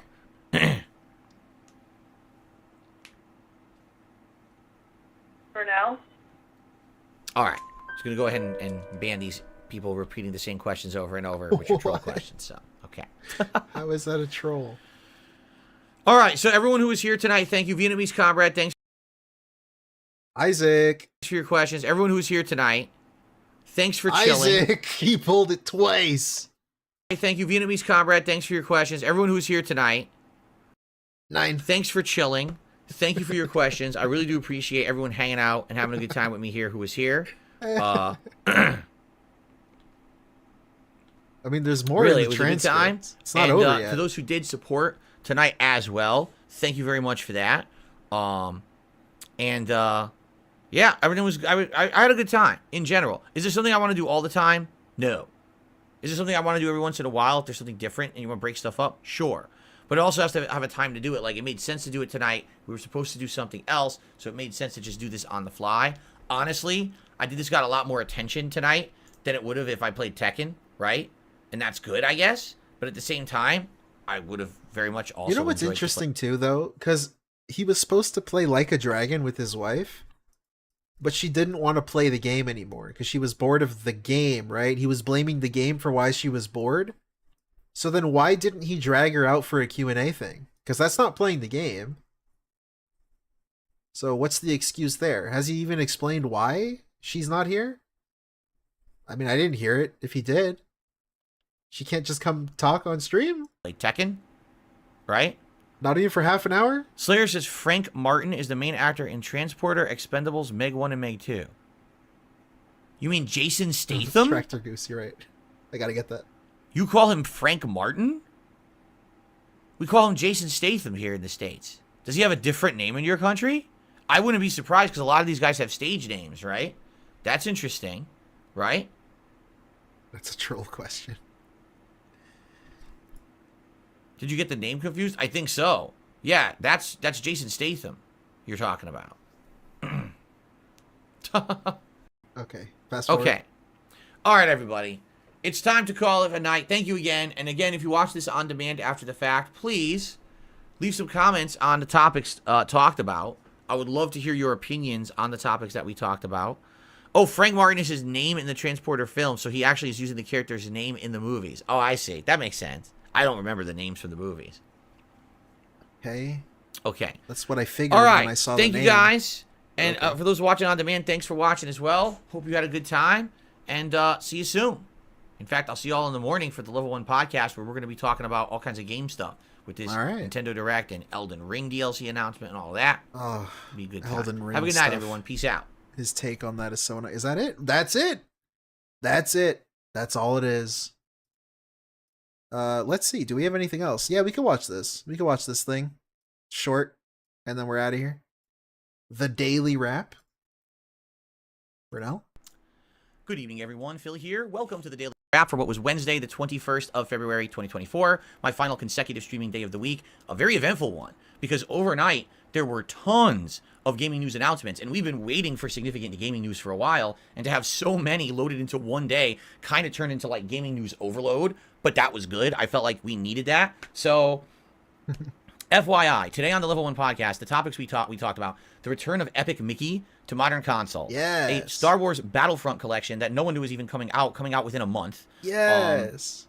Of course, the huge Elden Ring DLC Shadow of the Erdtree announcement, previews, pricing, etc. Among other things. It wasn't just that. There was other announcements as well, but those are the three that are just like coming to mind because there was so much talked about this morning. So, if you would like to hear me cover all of that, I talk about it in great detail on today's Level 1 podcast. Now, while I was actually talking about it, some people were like, well, will you do a live react to some of this stuff? Like, for example, the trailer for the Elden Ring DLC. And I said, well, if you want to see that, give me money. I have a react show every Sunday called DSP versus the Internet. Why doesn't someone who's a member over there submit it for the show? And dude, I gotta point that out, man. That's crazy. He's talking about the announcement trailer of an Elden Ring thing. And people are like, hey, can you react to it? And he says, well, you know, give me money, then I'll react to it, maybe. Huh? What the fuck? Like, it's not even the gaming channel. This is the gaming channel. Check it out. So I think someone actually already has. So we'll see. But anything like that, if you guys ever see, brand new game announcement trailer or something, give me $20 and I'll watch it. Definitely submit it for the show over on my DSP Reacts channel every Sunday. I watch stuff. Why not make that the time to do it. Like right? that would be like, oh, I'm watching this daily wrap if you give me $20. Like, what the fuck? That's ridiculous, man. So crazy.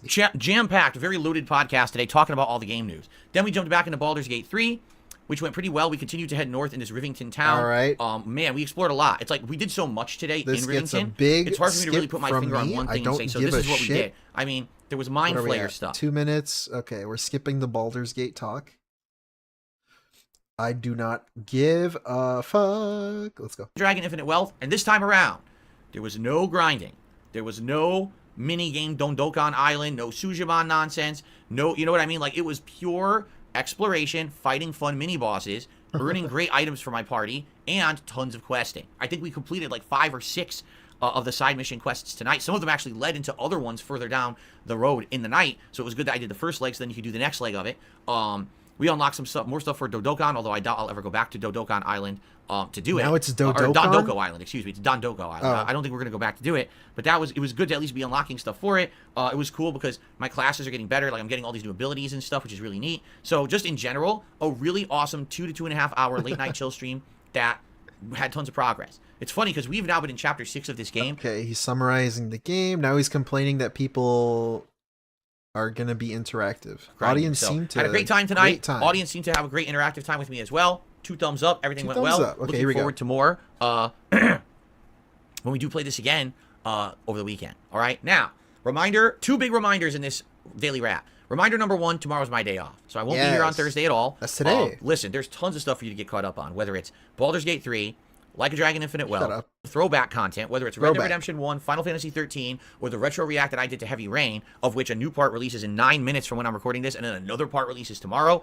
There's tons of stuff to watch on all of my different YouTube channels, okay? Hope you enjoy it all. Hope you get caught up on all of it. Another big reminder is that next week is a short streaming week for me. Normally I stream 6 days in a row. Okay, wait. Hold on. I'm going to nitpick this. What he just said. This, and then another part releases tomorrow. There's tons of stuff to watch on all of my different YouTube channels, okay? Hope you enjoy it all. Hope you get caught up on all of it. He hopes you get caught up on all of it. So he hopes you watch all of his videos because he just did a suggestion thread and people were telling him to not recap shit on the podcast and stop telling us what you did the day before and stop doing the daily wrap if you're just going to tell us what you did. And then he said, well, if you're watching all of my videos, then, you know, there's repetition. But, like, I don't know if you're supposed to be watching all of my videos. But now he says he hopes you do. This is, like, the next day. He said that, like, 2 days ago. He hopes you watch it all. He hopes you watch everything. All of my different YouTube channels. Okay. Debunked. He's talking about gaming specifically. But, like, dude, come on. You hope I watch all your shit? Hope you enjoy it all. Hope you get caught up on all of it. All right, whatever. Just something I noticed. Another big reminder is that next week is a short streaming week for me. Normally I stream 6 days in a row. Next week I'm only Did I watch the Elden Ring trailer? I don't know, dude. Slip me a 20 and then I'll watch it. streaming 5. Why is that? The release of Final Fantasy VII Rebirth. Yeah, I did see Since it. it's coming out on a Thursday next I did week, and see it. Thursdays are normally my day off. was pretty cool. I am going to I'm shift excited. my schedule around. So that way I'll stream 5 days, have that Wednesday off, and then Thursday Okay, really? Like, do I care? I don't know why I'm Why am I showing you watching this this? hand exercise your egg, but I'm going to try to Gate 3 as I can in the next week. I don't know why I'm showing you this hand exercise your egg, but I'm going to try to do as much Hand exerciser. Baldur's Gate 3 as I can in the next week. So that way, since it is going to be dramatically reduced once Final Fantasy VII comes out, people are satiated. We're going to be over 100 hours into that playthrough when it finally gets kind of more back burner treatment. Saturday, more Baldur's Gate 3 and more Like a Dragon Infinite Wealth. Okay, wait. This shit is actually useless. This daily wrap. So people weren't even lying. I haven't watched one of these in forever. But he just recaps and then he does schedule. How is the schedule for the next days a daily wrap? Yeah, this is garbage. I don't even know why he started this. I always thought this too, where it's like, why am I going to watch the videos you uploaded when you just tell me what you did in the daily wrap? And then you tell me again the next day on the podcast, quote unquote podcast. Like, what's even the point? I don't get it. Just for more views, I guess. At all. But it is what it is. At least that comes sucks. What? I love Wait, those days we scheduled everything for our day out. Oh, hold on. His wife. I see his wife in the transcript. Supporting. I'm looking forward to a day off, although when I say day off, tomorrow's a crazy doozy of a day. My wife and I are going to be out all day long running around from appointment to appointment because, again, it's one of those days we scheduled everything for our day out. And so likely zero relaxing, seriously. And that kind of sucks. I love to have a more relaxing time with my wife when I have a day off. And we're really not going to relax tomorrow at all. But it is what it is. At least I come back to a fun streaming week with all of you. All right? And I thank you all. Great. Thanks for a great week. And I'll see you all Friday. All right, everyone? Peace out. Be safe on Thursday. And I'll see you soon for the Level 1 podcast on Friday morning. So when he says relax, he just means he can't just stay home. Because I don't know, if you have to go out at like 12 in the afternoon to go grocery shopping and then come home and then you have an appointment at like 4, you could still relax a lot of the day. It's just you have stuff to do, but you're not just sitting at home with nothing to do.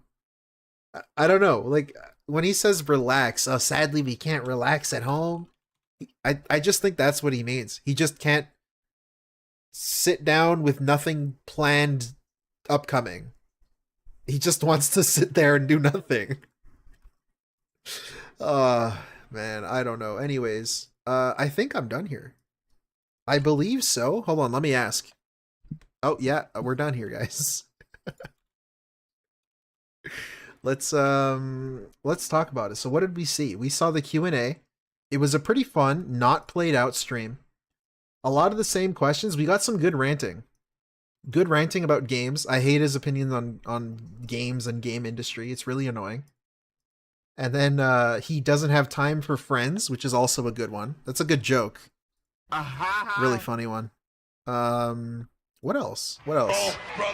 That's kind of it. Brother. So I guess that's it. Hey, thank you. Thank you guys for watching. Why does he have appointments every single week? Something must not be good if he's doing that every week. I don't know. By appointments, I don't even think he means appointments. I just think he means like grocery shopping. Maybe he has a couples therapy thing. I don't know. Some people have been jokingly saying that, but it could be true. Yeah, I don't know. I don't know what he means by appointments. But yeah, regular errands are appointments to him. Yeah, that seems to be the case. Like maybe by appointments, he's trying to say, we don't have food in the house, so I have to go buy food. Like that's an appointment because he has to do it. I don't know. It's very weird. Very weird. Anyways, thanks guys for watching. Thank you so much for watching. I appreciate it. Thanks for the likes. Thanks for the super chats. Thanks for chatting. Memberships, everything. Big ups, guys. I guess we're ending now. Thank you so much. And I'll see you next time. See ya. Keep spending. I earned the car. If they ain't 6 stars, I don't wanna Buy more. Huh? Spending all my money on this whole game. Oh, play for 2 more hours. You ran out. Buy more. If it ain't 6 stars, Keep spending. if it ain't 6 stars, I don't want it. I earned the card, right? I'm like proud of myself. Oh my god, I actually earned this card, and wow, it was very hard to do. I'm one of the few people in the game who even earned it. I think it was only like 20 people in the whole game who had the card or whatever. Okay? And I can tell you exactly what happened. Here's the thing.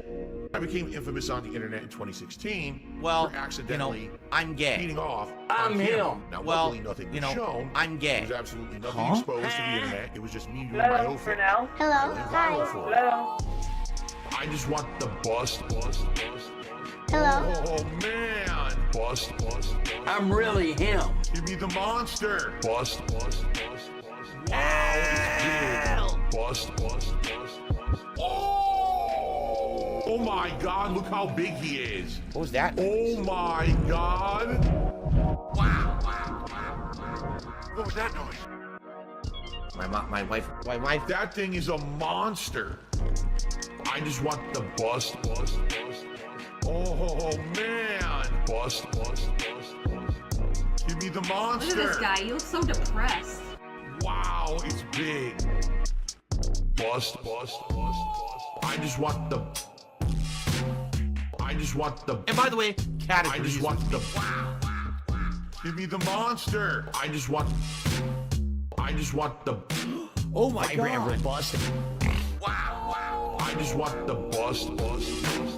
I just want the. I just want the.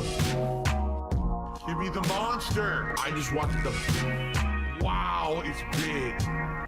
Where did the load go? I just want the bust. Young out. Oh man, bust. Give me the monster. Bust. Wow, it's big. Wait, my Bust. I I just want the. I just want the. I just want the bust. I just want the. I just want the. I just want the bust. Well, you know, I'm gay.